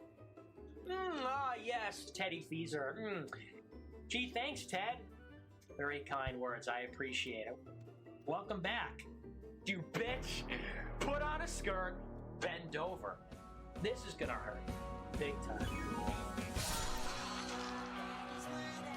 Oh, this is a Nick Fuentes stitch. Better here. The rape reports probably. Ralph wants to hang out with me because he lives. We might have to take a quick break if they do. But aside from that, let's get into the We're watching this. I want to watch this.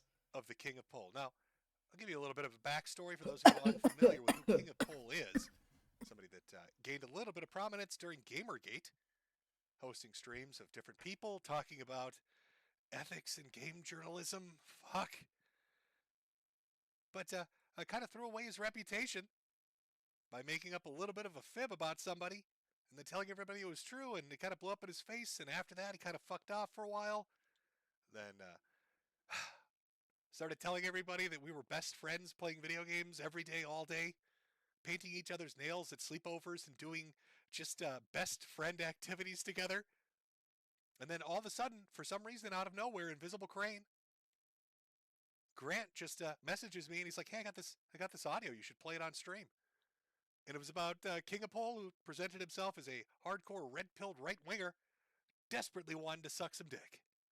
What is it with all the people that seem to hate me so much, liking sucking cock? I don't know what it is. but there's like a common theme with it. I couldn't tell you. But anyway, he liked a certain married man named Danny. Wanted to gargle his balls. Got very upset that I played that audio. Dude, that And audio now is it's so declared fucking me a funny. blood enemy He for the got rest of his life. exposed live.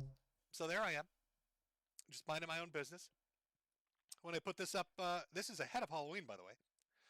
Our neighbors have purchased King a of 20-foot tall Pole, that's a skeleton fucking they're already name I rigging haven't... up, which has triggered my autism, and now I feel like I'm in some National Lampoon's movie as I try to one-up them.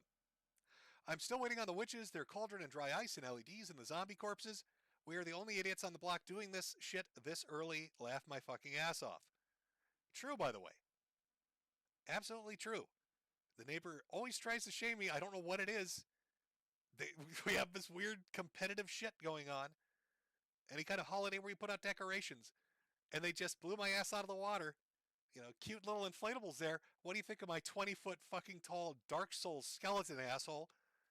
Just completely fucking shitter-shattered me.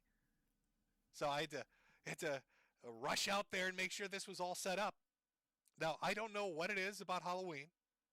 I don't know why a man who is so in love with sucking penis would be so angry about a guy setting up Halloween decorations. But this was like the final straw. King of Pole emerges from the darkness of the yesteryears of the internet.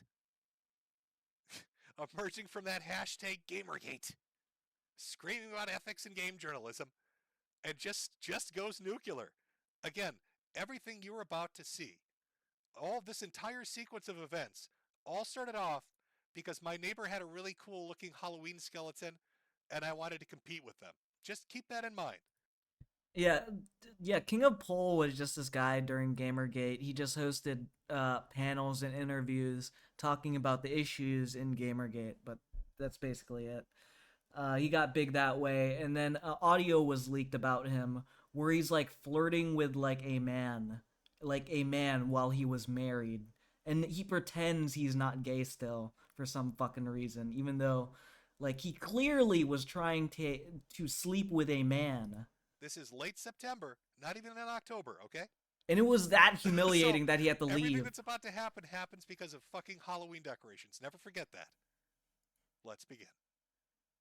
He was going by the handle King of Paul, the exceptional detective. Clearly he needs a wheelchair and is totally dying, guys. That's how he's able to spend hours in his yard hanging shit up on ladders and walking roofs to hang lights. Totally a dead man here. Now, I'm just going to pull this back up. Just, fuck it. Let me see if I can actually adjust. Can I adjust this? Oh, it's not going to let me adjust this, is it? Well, maybe if I do that. You know, it's not going to let me. You can probably pick it up anyway, so it doesn't really matter. You'll notice the lights are staked into the ground, and the other lights are in the, I don't even know what you call it, the fascia. It's hanging from the overhang from the gutters, which you could literally put your hand up and touch them. You could touch them by raising your hand. But somehow this is translated for King of Pole into people doing somersaults on the rooftop like some kind of fucking carnival. We've got, people juggling in the fucking front yard as clowns do magic tricks and shit. And I and my wife are somersaulting our way up and down the rooftop hanging lights. With some kind of shinobi shit, we're doing jutsus on the rooftop in the gutters. It's like a Hidden Leaf Village kind of thing. I know you didn't watch that season of Naruto because you quit too early. But if you kept watching it, it's right after him and Sasuke have their gay relationship blossom into a full-on sexual one. They start hanging lights with their special jutsus. Apparently Pole has figured that out. Look at the size of this. Look at the size of this writing. Again, in relation to somebody hanging up Halloween. Fucking King of Pole is mentally ill, bro. Imagine, you were a piece of shit eCeleb online Bro. who tricked a bunch of basement-dwelling possible pedophiles. Just throw that in there. Why not? You know what? Why not? We're gonna balls to the wall. Rorschach this shit for me, Paul. Possibly pedophiles into believing you are a prophet. Because I've always got to. I constantly am telling everybody how I'm the voice of God. Then imagine you get cursed by God himself for having people worship you with tons and tons of various diseases and quote-unquote cancer. Then force your wife of 8 years to hit 30 years old and have no children. And a house with an average mortgage of $2,500. Dude, the seed is insane. $335,000 home and only one income. And having to clean and do everything in this house for years because, quote unquote, cancer. Then after all, you decide to grift these moron cult worshippers' wallets for a wheelchair on a stream. During that stream, you stop everything to look for some VTuber rabbit's actual feet pictures and nudes live on air because you love her. Your wife is 100% seeing all this unfold in front of her as the ultimate fuck you to her face, dealing with your bullshit and wasting her life. Finally, to rub salt in the wound, you force your wall-hitting, childless, utterly in fucking debt, overworked 2 jobs, having wife to watch a video where you and this VTuber fall in love and have sex. What the fuck is this guy talking about? I hope to God you burn in hell, bro. What an asshole. Wow, lol. He's actually Seems like insane. A slight overreaction to hanging up some fucking Halloween lights. He's talking about Pippa Pipkin. I don't know. Maybe I'm out of the loop here. She's kind of When did Halloween schizo. become such a serious holiday? There's so much misinformation in this. It's almost impressive. The whole burn in hell thing. It's like a common theme. Mersh did that too. So where do I even start with this? Well, let's start with the average mortgage of $2,500 a month, $335,000 home. You could tell Paul is exceptionally retarded. Should have been exceptional retard, not exceptional detective. Who isn't not popular yet. Maybe but the in mystery future is he where he will got be. his education. The valuation of the home, it's not like a sliding scale, Paul. Wait, When I bought... wait, huh? I heard that from Nick. And she sucked dick. That means you suck dick. That's so you're true. gay. I heard that from Nick Fuentes, who isn't not popular yet, but in She talked about how Nick Fuentes said dating women is gay and having sex with women is gay. The house was not $335,000. It's a weird The mortgage would be calculated extended based on universe. the value at the time of purchase. But somehow, he looks up the value of the home and he's like, oh, that's what it says on Zillow, which, why would you ever listen to that in this economy? But nonetheless, and then comes up with $2,500. And I like the working 2 jobs, somersaulting on the rooftops. And I don't know if anybody watched that last stream, but I better apologize for looking up Pippa Pipkin's feet pictures and nudes live on air because I'm in love with her. And then what did he say? What the fuck was the last part? Oh, and then watched a video where He did fell not in love actually with do each other. that. We fell, chat. I have to express my love right now. Chat. Pippa, if you're watching, we can't ever let my wife know that our love exists because of your feet pictures and nudes that I watched live on a YouTube stream because YouTube is so forgiving about watching nudity on its fucking platform. Now you think, okay, well that's kind of spazzing out a little bit. Surely he's done by now. Oh, he's not even close. There was Not a even second close. post. Oh my. Did you Bruh. see? This is a person he's responding to. Did you see the Halloween decoration fight Yeah. with his neighbor? Oh yeah. The fucking guy was on his roof hanging up lights and shit while telling fans he's crippled and needs a fucking ramp. Either he just lied and stole over $100,000 in donations, or once again, he had an idea and forced Jade after working 50 hours a week to get her Asian ass up there and start working like a rice field, Lamau. He's an piece of shit no matter how you slice it. Now, I don't mean to toot my own horn, but beep beep. Apparently I'm pulling in $100,000 in donations on streams. I didn't know that. 100,000, 100 grand. Can we call me Mr. Monopoly? Fuck Mr. Metokur. Chat, from now on, I'm Mr. Monopoly. We're a bit of ways from that goal this stream, chat. I'm looking at Ko-Fi and Cash App. Where's my $100,000? If you don't give me, how short am I of $100,000 in donations right now? Oh, $99,900 short. Chat, if you don't give me $100,000, I'm going to force my wife to somersault on my rooftop. Yeah. It's a bit slippery out there right now, but it's going to happen. I'll just force her ass on up there. I don't even give a shit. Then I'm going to go look at VTuber feet pics, because nobody can And stop me. peace. Yeah, it's a typical Jim story. More questions than answers. Hot take. What if he is dying and that last stream was just to raise the money to pay off the house in full? Did I bully Jim into doing some real shit for her? LOL? Well, probably not, because you started spazzing out after the stream. I don't, you see, you're all, it's a concept of like linear time fucks with his head too. Not good at math, not good at linear time. Did my freaking out on Twitter travel back in time in its DeLorean and make him do that stream? Probably not. King of Pole, when he can make Metokur go on a week-long sprig out wearing his torn and battered cool indifference mask to his hug box of mentally ill personal ass lickers on a pedo forum with one post. To which he responds, I'm going to make him so mad he's going to... This is funny, by the way. You'll understand why later. I'm going to make him so mad he's going to keep posting more pictures of his entire life. Question. He raised over $100,000 for a fucking wheelchair ramp, multiple in and around his house? Where's the photo of them? Where did I raise what? $100,000? Where have I ever come close to raising $100,000? It's pure schizophrenia. It's voices in the wall. Paul, there are people living in your walls right now. $100,000. Wow. I fucking wish. Pay pig mentality is mental illness. The idea of worshiping YouTubers to a degree of pseudo-masochistic levels is surreal. I fundamentally believe people like this guy here and the majority of pay pig psychology should do something, should be something sociologists and analytical people with time look into. Possibly a deep dive iceberg video on where this phenomenon of mega levels of unhealthy simpery worship comes from. He's an piece of shit no matter how you slice it. Content creators such as the Paul Bros, Sneeko, Destiny, Yeah, basically. Mr. Metokur, and many other large e-celebs promote or suggest cuckoldry ideals is based. Huh? Oh yeah, I'm well known for cuck life.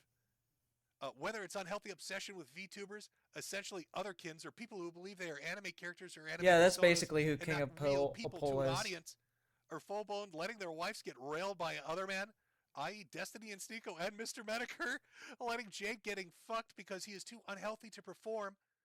Overall, I genuinely believe that pay pigs and the more degenerate, cuckold masochist people who want to be homeless for their internet gods deserve a video of in-depth study and more. This guy is a prime example of the support on this overall. Thanks, Big Dad, you cuck. That response is because somebody's saying, you're kind of spazzing out a little bit there, buddy. You're having a little bit of a meltdown over a dude.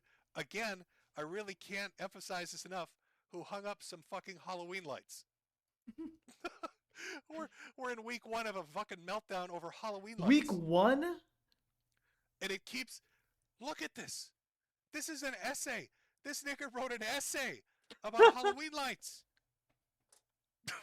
What the fuck is this? It's the text is a little small for me. Let me pull this up from the folder itself so I can read this properly. I don't want to mispronounce any of this art. Okay. Chapter Dude's 1 fucking War and Peace of obsessed. Internet Spurgery, written by the exceptional detective. I'll treat Jim like an equal human being and mock him to death if I have two pay pig. He deserves no praise or worship. When he actually created things, they were okay at best and insightful or mostly autistic and degenerate at worst. This man's last words to me were in a call where I'm an asshole and I'll always be one. I actually don't know what the last thing I ever said to him was, but it could very well be that. So what makes you believe a man who founded the idea of covering extremely mentally ill people in a pathetic, dehumanized light is worthy of such kindness or praise? Uh-oh, here comes the concern trolling.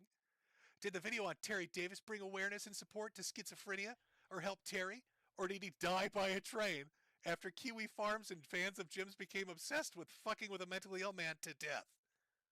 Well, we all know that Josh Moon and I were in that caboose. We were on that train, hunting Terry down for shits and giggles. Was Jim's first internet insanity video on a Florida airline pilot losing his mind insightful or helpful to the man? Or was it to mock a guy slipping into actual madness uncontrollably by his own actions? Was his video on transgender bottom surgery transformative to you? When he showed you the literal gore and said, lol? Now, that's a weird one to throw in, right? And I just want you, again, to keep in mind, freakout starts because of Halloween decorations. He said he's gonna make me mad, and now he's talking about transgender bottom surgeries and seems to be upset about that video. Just keep that little nugget in the back of your head for what's about to play Oh out. no. Has he supported This man is charities the that help against platonic anything he's ever ideal of mocked or soy shown to people who then schizo target posting. him Yeah, or obsessed the with his soy video subject? seed, Has he been told to people to ever to fuck or is bro. has he told people, god damn, ever not to fuck with the people he covers? The answer is no. When he covered Kino Casino, or when he covered Kiro the Wolf and the Zoo Sadist, was it Kiwi Farms or Cancer Man that immediately wanted to see these people in prison or find justice? It was Kiwi Farms. yeah, no, I was a big fan of Kiro the Wolf. I think we all know I love the Zoo Sadist. The closest video that I can think of that was informative, transformative, and gave a stark reality to something we should all get behind and push against was the death of internet by 3 factors. 1 video out of 100. That's it. Jim, by just factual data alone, did nothing more than make shit worse or create apathetic nihilism to an already growing degenerate problem. And do you know what he did? When he got too bothered by it? Tuck tail ran and sell out to convince people like you that he deserves your entire rent and grocery money because God punished him. He's such an asshole, he's leaving his own wife. I guess I'm leaving my wife. He's leaving his own wife after she got with him at age 22, now 30, with no children, and past her prime. Meaning her line dies with her. And with millions of dollars in actual medical debt due to the marriage following a house that's not even paid off. He couldn't even provide the one who loves him with something to cherish. No. Jim does not deserve anyone to treat him with kid gloves, and he should never be allowed to ask for sympathy. Get some self-respect and stop the madness, pay pig. Again, I would just like to reiterate, the insanity that you're listening to, the lunacy that is flowing through this schizophrenic's mouth, is because of Halloween decorations, inflatable ghosts, and Halloween lights. Now you might be thinking, God damn, he really is taking this shit seriously. Does he spurg out like this on every holiday? Yes, he does. Literally, he does. Happy 4th of July. Enjoy the food, liquor, and fireworks and parades. And his response to that is, so you faked your cancer for donations. Bro, So you this faked guy's your obsessed. cancer for donations. Amazing. Well, now I can see why he's called a detective. Now, Paul went on and on about the wheelchair. Wheelchair ramps, walkers, railings, that kind of stuff. So I thought, it's important. He wants proof. So I ordered up some proof. I ordered some proof that I thought I could display out in the front yard, since he loves Halloween decorations so much. It's a little inflatable wheelchair there. I'm sure he could appreciate it. And yes, I actually did buy that. Yes, I actually did set that up. See him there, sitting on the left-hand side. There's Paul's wheelchair. He did not take that well. Now you might be wondering, God, that's a lot of Halloween shit. How'd you afford that? Well, as he was freaking out about Halloween decorations, I ran a store special with the promo code CryinBrian, and I made a decent amount of money from it. So I got some Halloween decorations, like the Halloween inflatable wheelchair, just for Paul. But I had some left over, so I thought, you know what? I love Halloween. I think it's fun. And since this crazy schizophrenic homosexual cowboy on Twitter is melting down over it, I'll use the extra money I made from him spazzing out and For the real? Brian promo code to hold a little raffle. So all the kids that came up to my house during Halloween, literal raffle with actual prizes. So they got candy and shit. But then we gave away stuff like little claw machines, bubble That's guns, nice. RC cars, a couple video games, stuffed animals, Lego sets, cute shit like that. Kids really liked it. So I literally turned his insane schizophrenia into a little neighborhood celebration. Took a little bit of that internet darkness from a crazy cowboy on Twitter and let the kids have a good time. It's pretty great. Now, of course, they're unaware. I'm not going to tell some little kid, here's an RC car, you can thank the insane homosexual on Twitter for it. But nonetheless, they enjoyed it. It's a good time. Now, much like Mersch, who went on his Rorschach spiel and then had a horse seizure, Paul started freaking out and went on for about a week and a half screaming about Halloween decorations. And then, what do you think happened, chat? Oh, God, should we do a poll? Pansexual people. I'm a liar. And I get mad on the internet. That's everything he had to say. Kind of summed up, the essence of it. Again, treat my wife badly. I'm mean to transsexual people. I get mad on the internet. And I'm a liar. So, as a guy he's just spent 2 weeks harping on that, what would be the possibly funniest thing that could happen next?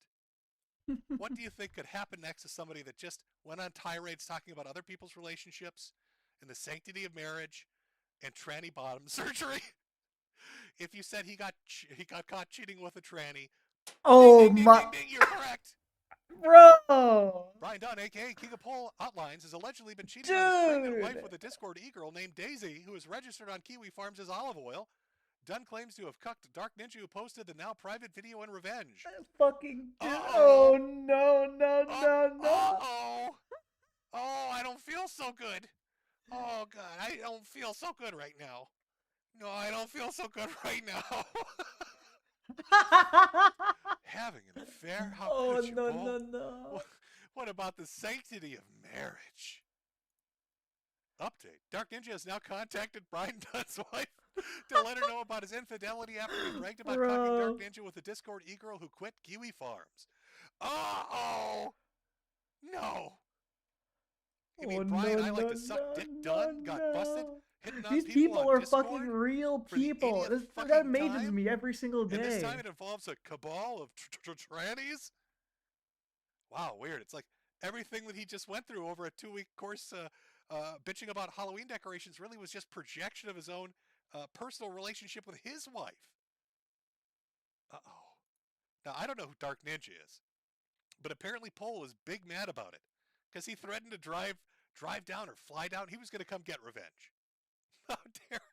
How dare you out me for trying to get some dick? How dare you out me for that, sir? Oh, he melted down.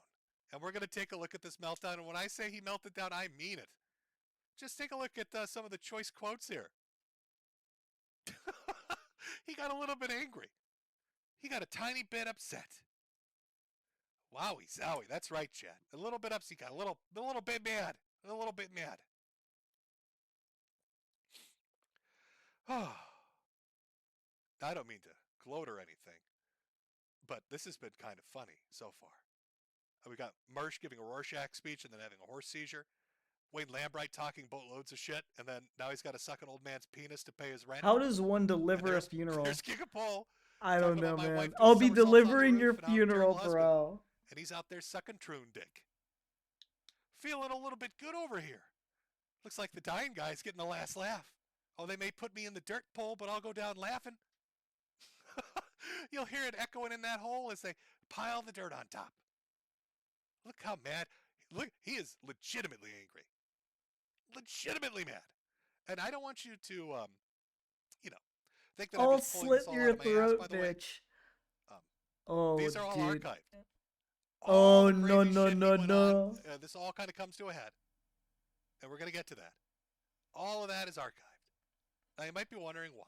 Well, a couple of things happen. First, the information breaks that he's trying to hit on these different e-girls through Discord. Then it turns out that some of these e-girls are e-guys. E-guys. Tranny town thing going on. He's troon chasing. He's got a hungering for some dick. Oh, okay. no. Wants to swallow some Yeah, man for eggs. real, right? A little mayonnaise afterwards. At least he can listen to my bop and beat that I played earlier during the break. What was it? Welcome to the Cum Zone. You can listen to that while he's doing it. You're welcome, Pole. It's free. It's free. Because I didn't make it. But, so he's out there. He's doing all this. And then video comes out. And the video is a 3.5-hour conversation of him. Okay, let me just ask you, chat, for anybody that's in a relationship, whether it's a boyfriend, a girlfriend, husband, or a wife, how would you react if you found out that they left the home at 3 in the morning and went and parked somewhere in the middle of nowhere to have a conversation with somebody they'd been flirting with online privately for 3 hours in the early morning, like 1 a.m. to 3 a.m.? But they left the house to do this because they didn't want you to hear them. Would you think it's suspect? Would you trust your significant other if they snuck out of the house to go have a talk with a tranny on Discord and drop lines like, "I want to teach you how to give a hand job with your mouth"? What the fuck? Would you be feeling confident, or would you pretty much suspect that they're up to no good? They're a trifling ass motherfucker. I'm looking at chat. They're beyond pissed. I don't blame you. I'd be mad too. So this audio comes out. More audio comes out. Pole starts spurging out on different YouTube videos. He's freaking out on Twitter, yelling at this ninja Naruto guy, whoever the fuck he is. Very upset. Very mad. And then Godwinson decides to do a Holocaust stream where he puts Pole into an oven, which is ironic. King of Pole getting put into an oven, but he did. And during that conversation, remember, because the allegation from all this stuff getting leaked was Pole was cheating on his wife, or attempting to, Godwinson drops a little nugget and says, essentially, that Pole fucked a coworker as well, and that Godwinson helped him come up with a good lie to make his wife believe nothing happened. Now, I don't know the whole story to this, and Godwinson could have pulled it straight out of his ass, but this is what made Pole finally completely lose his shit. After that Godwinson stream, Pole had the meltdown to end all meltdowns. And I'm going to show you some of it, because he directed it at me. Again, I can only reiterate before you King see of the Pole? absolute I don't lunacy know. that this guy Is he got up Jewish? to. Monty, do you know? This all started because I put up Halloween lights. Okay, just Halloween lights. keep it in mind. Halloween lights. Let's begin. This is, you got to read bottom to top here, but this is me responding to something that somebody had said. Now, somebody just messaged him and said, don't get distracted. First take down Gator, then you can move on to Gem. My advice is dress up like a deer and shag his sister. Making a little joke about Gator. Now, there's nothing, like, this guy didn't say anything that bad. And Pole is so infuriated at this point, so angry and lashing out at everyone. He responds, fuck off or I'll dox you, moron. And my response, I'll dox everyone, fucking everyone. Throw a straight set against the wall, shit's diapers. Now, here we go. This is Pole responding, and I have Jade's vet hospital address and phone number, Cancer. It'll be wild when I start complaining she killed animals or some shit, huh? What the fuck you gonna do? Cry? I sat for a minute trying to puzzle out what the fuck this even means. Does he mean like he thinks she works at a veterinarian hospital? Or like he just picked a random vet hospital and he's gonna call up and be like, hey, there's this Asian girl and she eats puppies. Like, what was the game plan? I don't fucking know. But he's starting a little angry. I responded, laugh my fucking ass off. It's gonna be as funny as when I flag down your payment processor too, huh? Oops, sorry bro. Laugh my ass off, I guess. So now he's just threatening to dox random people. He's gonna call up random veterinarian hospitals and tell them that my wife eats dogs. and then he's gonna flag down my payment processor. But then he gets even more mad. No, you fucking pussy, you don't get to cry victim now. Me crying victim, by the way, is saying laugh my ass off. You don't get to cry victim now. Dude, he's I'm obsessed. Gonna ruin your fucking cancer He's life fucking tomorrow, obsessed. Tomorrow. I promise you I'm doing anything I can to get your shit taken down and making sure to talk any fucking family member I can. What the fuck you gonna do about it? Post about it? Lol. Lamau. What the fuck did you think was gonna happen when you guys ran gay ops and fucked with my Dude, family? what the And fuck? my career this much over my shit posting, What huh? the fuck? You stupid fucking pussy. I'm gonna shove your lolicon dolls down your fucking throat. What the If I'm fuck able is- to, Jim. I never cheated on my wife. It's bullshit It's lies. not true. And It's not misrepresentation of true. events that led all to this happening. You better hope to God I feel like stopping, Jim. It's a lot to take in there. I hope he doesn't shove my precious lolicon dolls down my throat. That would be. Fuck. And this is all because of my gay ops. My gay ops. I hung up Halloween decorations. This is the dude that got caught having a 3.5-hour conversation about sucking Troon dick. But somehow that was a gay op I'm behind, I guess. But this is my favorite. This might be the greatest thing I've ever had somebody say angrily to me before. Now somebody had said to him, hold up, I have no idea how this started. I've been seeing your posts on my timeline. Are you saying Mr. Metokur called your job and said those things about you? By the way, no, I didn't. But this is his response.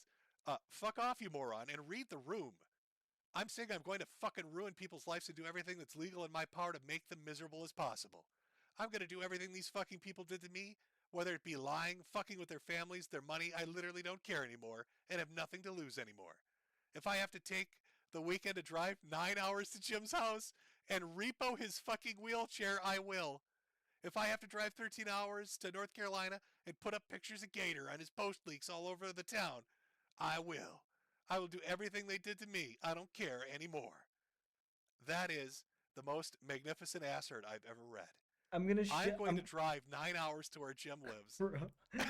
That is too fucking funny. Oh. Now, I had to take this seriously, of course. Halloween lights, Halloween decorations. I thought, how can I deter him? How can I stop this crazy schizophrenic maniac from stealing my precious wheelchair? So I devised a cunning plan, an alarm system, a device that will ward off the homosexuals. A nice little piece of paper. As you can see, it clearly states heterosexual, no fags allowed, and in parentheses, in case he was confused, sorry, King of Pole. Foolproof. Got it. Bazinga! How's he going to stop it? He may try to come repo my wheelchair, but it's not happening, Chad.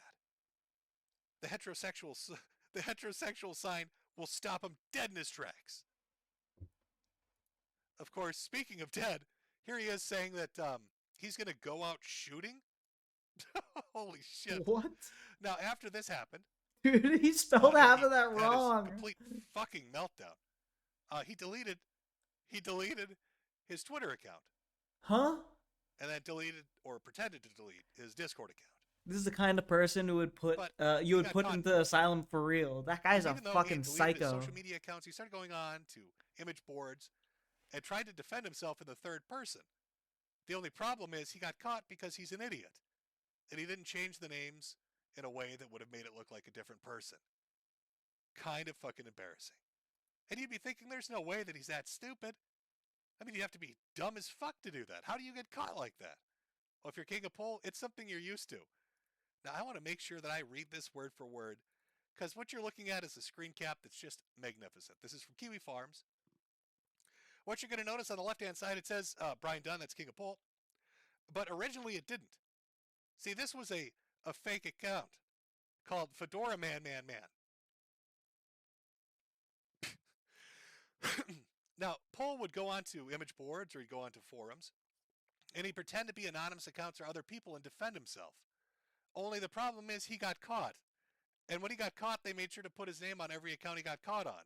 So I just want to give you an idea. Bro. Kind of like that cow image cap that you just saw. This is King of Pole trying that same shit on Kiwi Farms. Holy shit. I am not King of Pole. I just like that he shits on DSP, and I have yet to see anything even remotely bro. like other than his GG shit 3 years ago. I'm down to shit on a call all day. But I don't see what you all are seeing at all. Dude, him running damage control for himself, it's so fucking funny. Hey, I'm not King of Pole or nothing. I don't think he's a cow at all. Hey guys, I think King of Pole's pretty cool. I think he's a pretty awesome guy. I don't know why you all are making fun of this sexy gentleman with a big penis and a high IQ who has amazing political takes and doesn't ever embarrass himself on the internet. You can call me Fedora Man. I am not King. Yeah, he got busted pretty quick. That dude has like 185. This is why we need to bring back internet bullying. It's not even loud anymore. Just like quite best content. Now, another interesting thing to note, something I don't think anybody else picked up on, but I'm going to bring it up now that everything's passed and the event's over with. Let me see if I can find the original picture where he gets just ass mad. he's gonna kill everyone. Now, Pole, when he went into his tirade, right, started going about, he was saying that he was going to go internationally and cross state borders. He was going to kill people, shoot them, slit their throat. He was going to come after Godwinson. He's going to go after Gator. He's coming after me. He's going to kill everybody. And this is also the same idiot that posts pictures of himself in Discord showing off his shotguns and his gun collection. So if you want to know why King of Pole deleted all his social media accounts and fucked off after that, it's because he didn't want to get red flagged. Because you can't really be a gun owner in a state where he lives and start making threats, actionable death threats against people, and think that there's going to be like no repercussions. And I think he sobered up in the morning and realized, oh fuck, there's pictures of me screaming, holding a shotgun, saying I'm going to murder people, and that's probably going to turn out really badly for me. Maybe saying that I was going to fly to England to kill somebody, or that I was going to go out shooting might not have been the smartest thing to do. Oops. Oopsie. Oh, oopsie. What a dumb fucker. Yeah, he was really mad at Godwinson. What was the one he said to him? I'm going to come to London. It's really hard because he's so drunk. I'm going to come to London and I'm going to skit your fucking throat, you sack of shit. I'm going to kill you, Adam. Bro. I mean, that's pretty fucking straightforward. Uh-oh. Oh, somebody's been a naughty boy. Somebody's out there doing naughty things. I'm sure his wife, who just had to deal with learning that he wants to suck Troon dick, sure she's loving it. Dude. Nothing like having a husband that embarrasses you by cheating on you with a coworker, and then talks to Discord thoughts, whether they're e-girls or e-guys, and then decides he's going to go on a shooting spree or something, and spazzes out on Twitter for 5.5 hours straight. Yeah, And then dude, fakes I his don't death. know. I Like, forgot to grab screen caps of this. He did fake his death. it's so odd, He put like up- seeing do you these remember, like Kurt conglomeration of Is that people what his name was? that like hang You know, around where it was, these. him I don't posting, know. but he said, "This is Kurt's wife. He's having a seizure right now. I'm coming after you," or something to that effect. Pulled to the same. Oh, thing. people are talking He about put it up in this, Patrick's YouTube Discord. thing, It's pretty this YouTube funny. commentary where he said that King of Pole passed away sweetly into that good night, but because he's the world's biggest idiot, and I really want to emphasize how stupid he is. This is the same guy that again got caught on cow, got caught on Kiwi Farms. Just he's very dumb. So he tells everybody on his community page that he's dead, that it's a friend of the family, and he's dead. And then forgets that he has like activity alerts on for his gaming accounts. So like 10 minutes after he posts that he's dead, he's suddenly on Xbox Live playing video games. he's watching Netflix. Like all his internet activity is being fed to people that know him through those weird social app plugins and shit. And he's completely fucking oblivious to it. So he faked his suicide and it lasted literally. You could just ask him for the link. So this Just man DM him. essentially just kind of destroyed himself. And I'll again, DM him for you, I guess. it all started because he really hates Halloween decorations. I can't explain it, Jed. I don't know what compels somebody to go completely schizoid crazy like that. Because somebody put up some Halloween decorations. But it's funny to me, Paul, that you went on tirades about my relationship with my wife and my living situation, and then your whole life implodes because you look like you're cheating on your wife, talking to people on Discord because you want to give them. I just DM'd him on Discord. Real slick line, by the way. I got In it. fact, I should got look it. To see if I I'll can get it find to the you. audio of that, because who says that? Hand job with your mouth? You mean a blow job? Why would you phrase it like that? It's so fucking weird.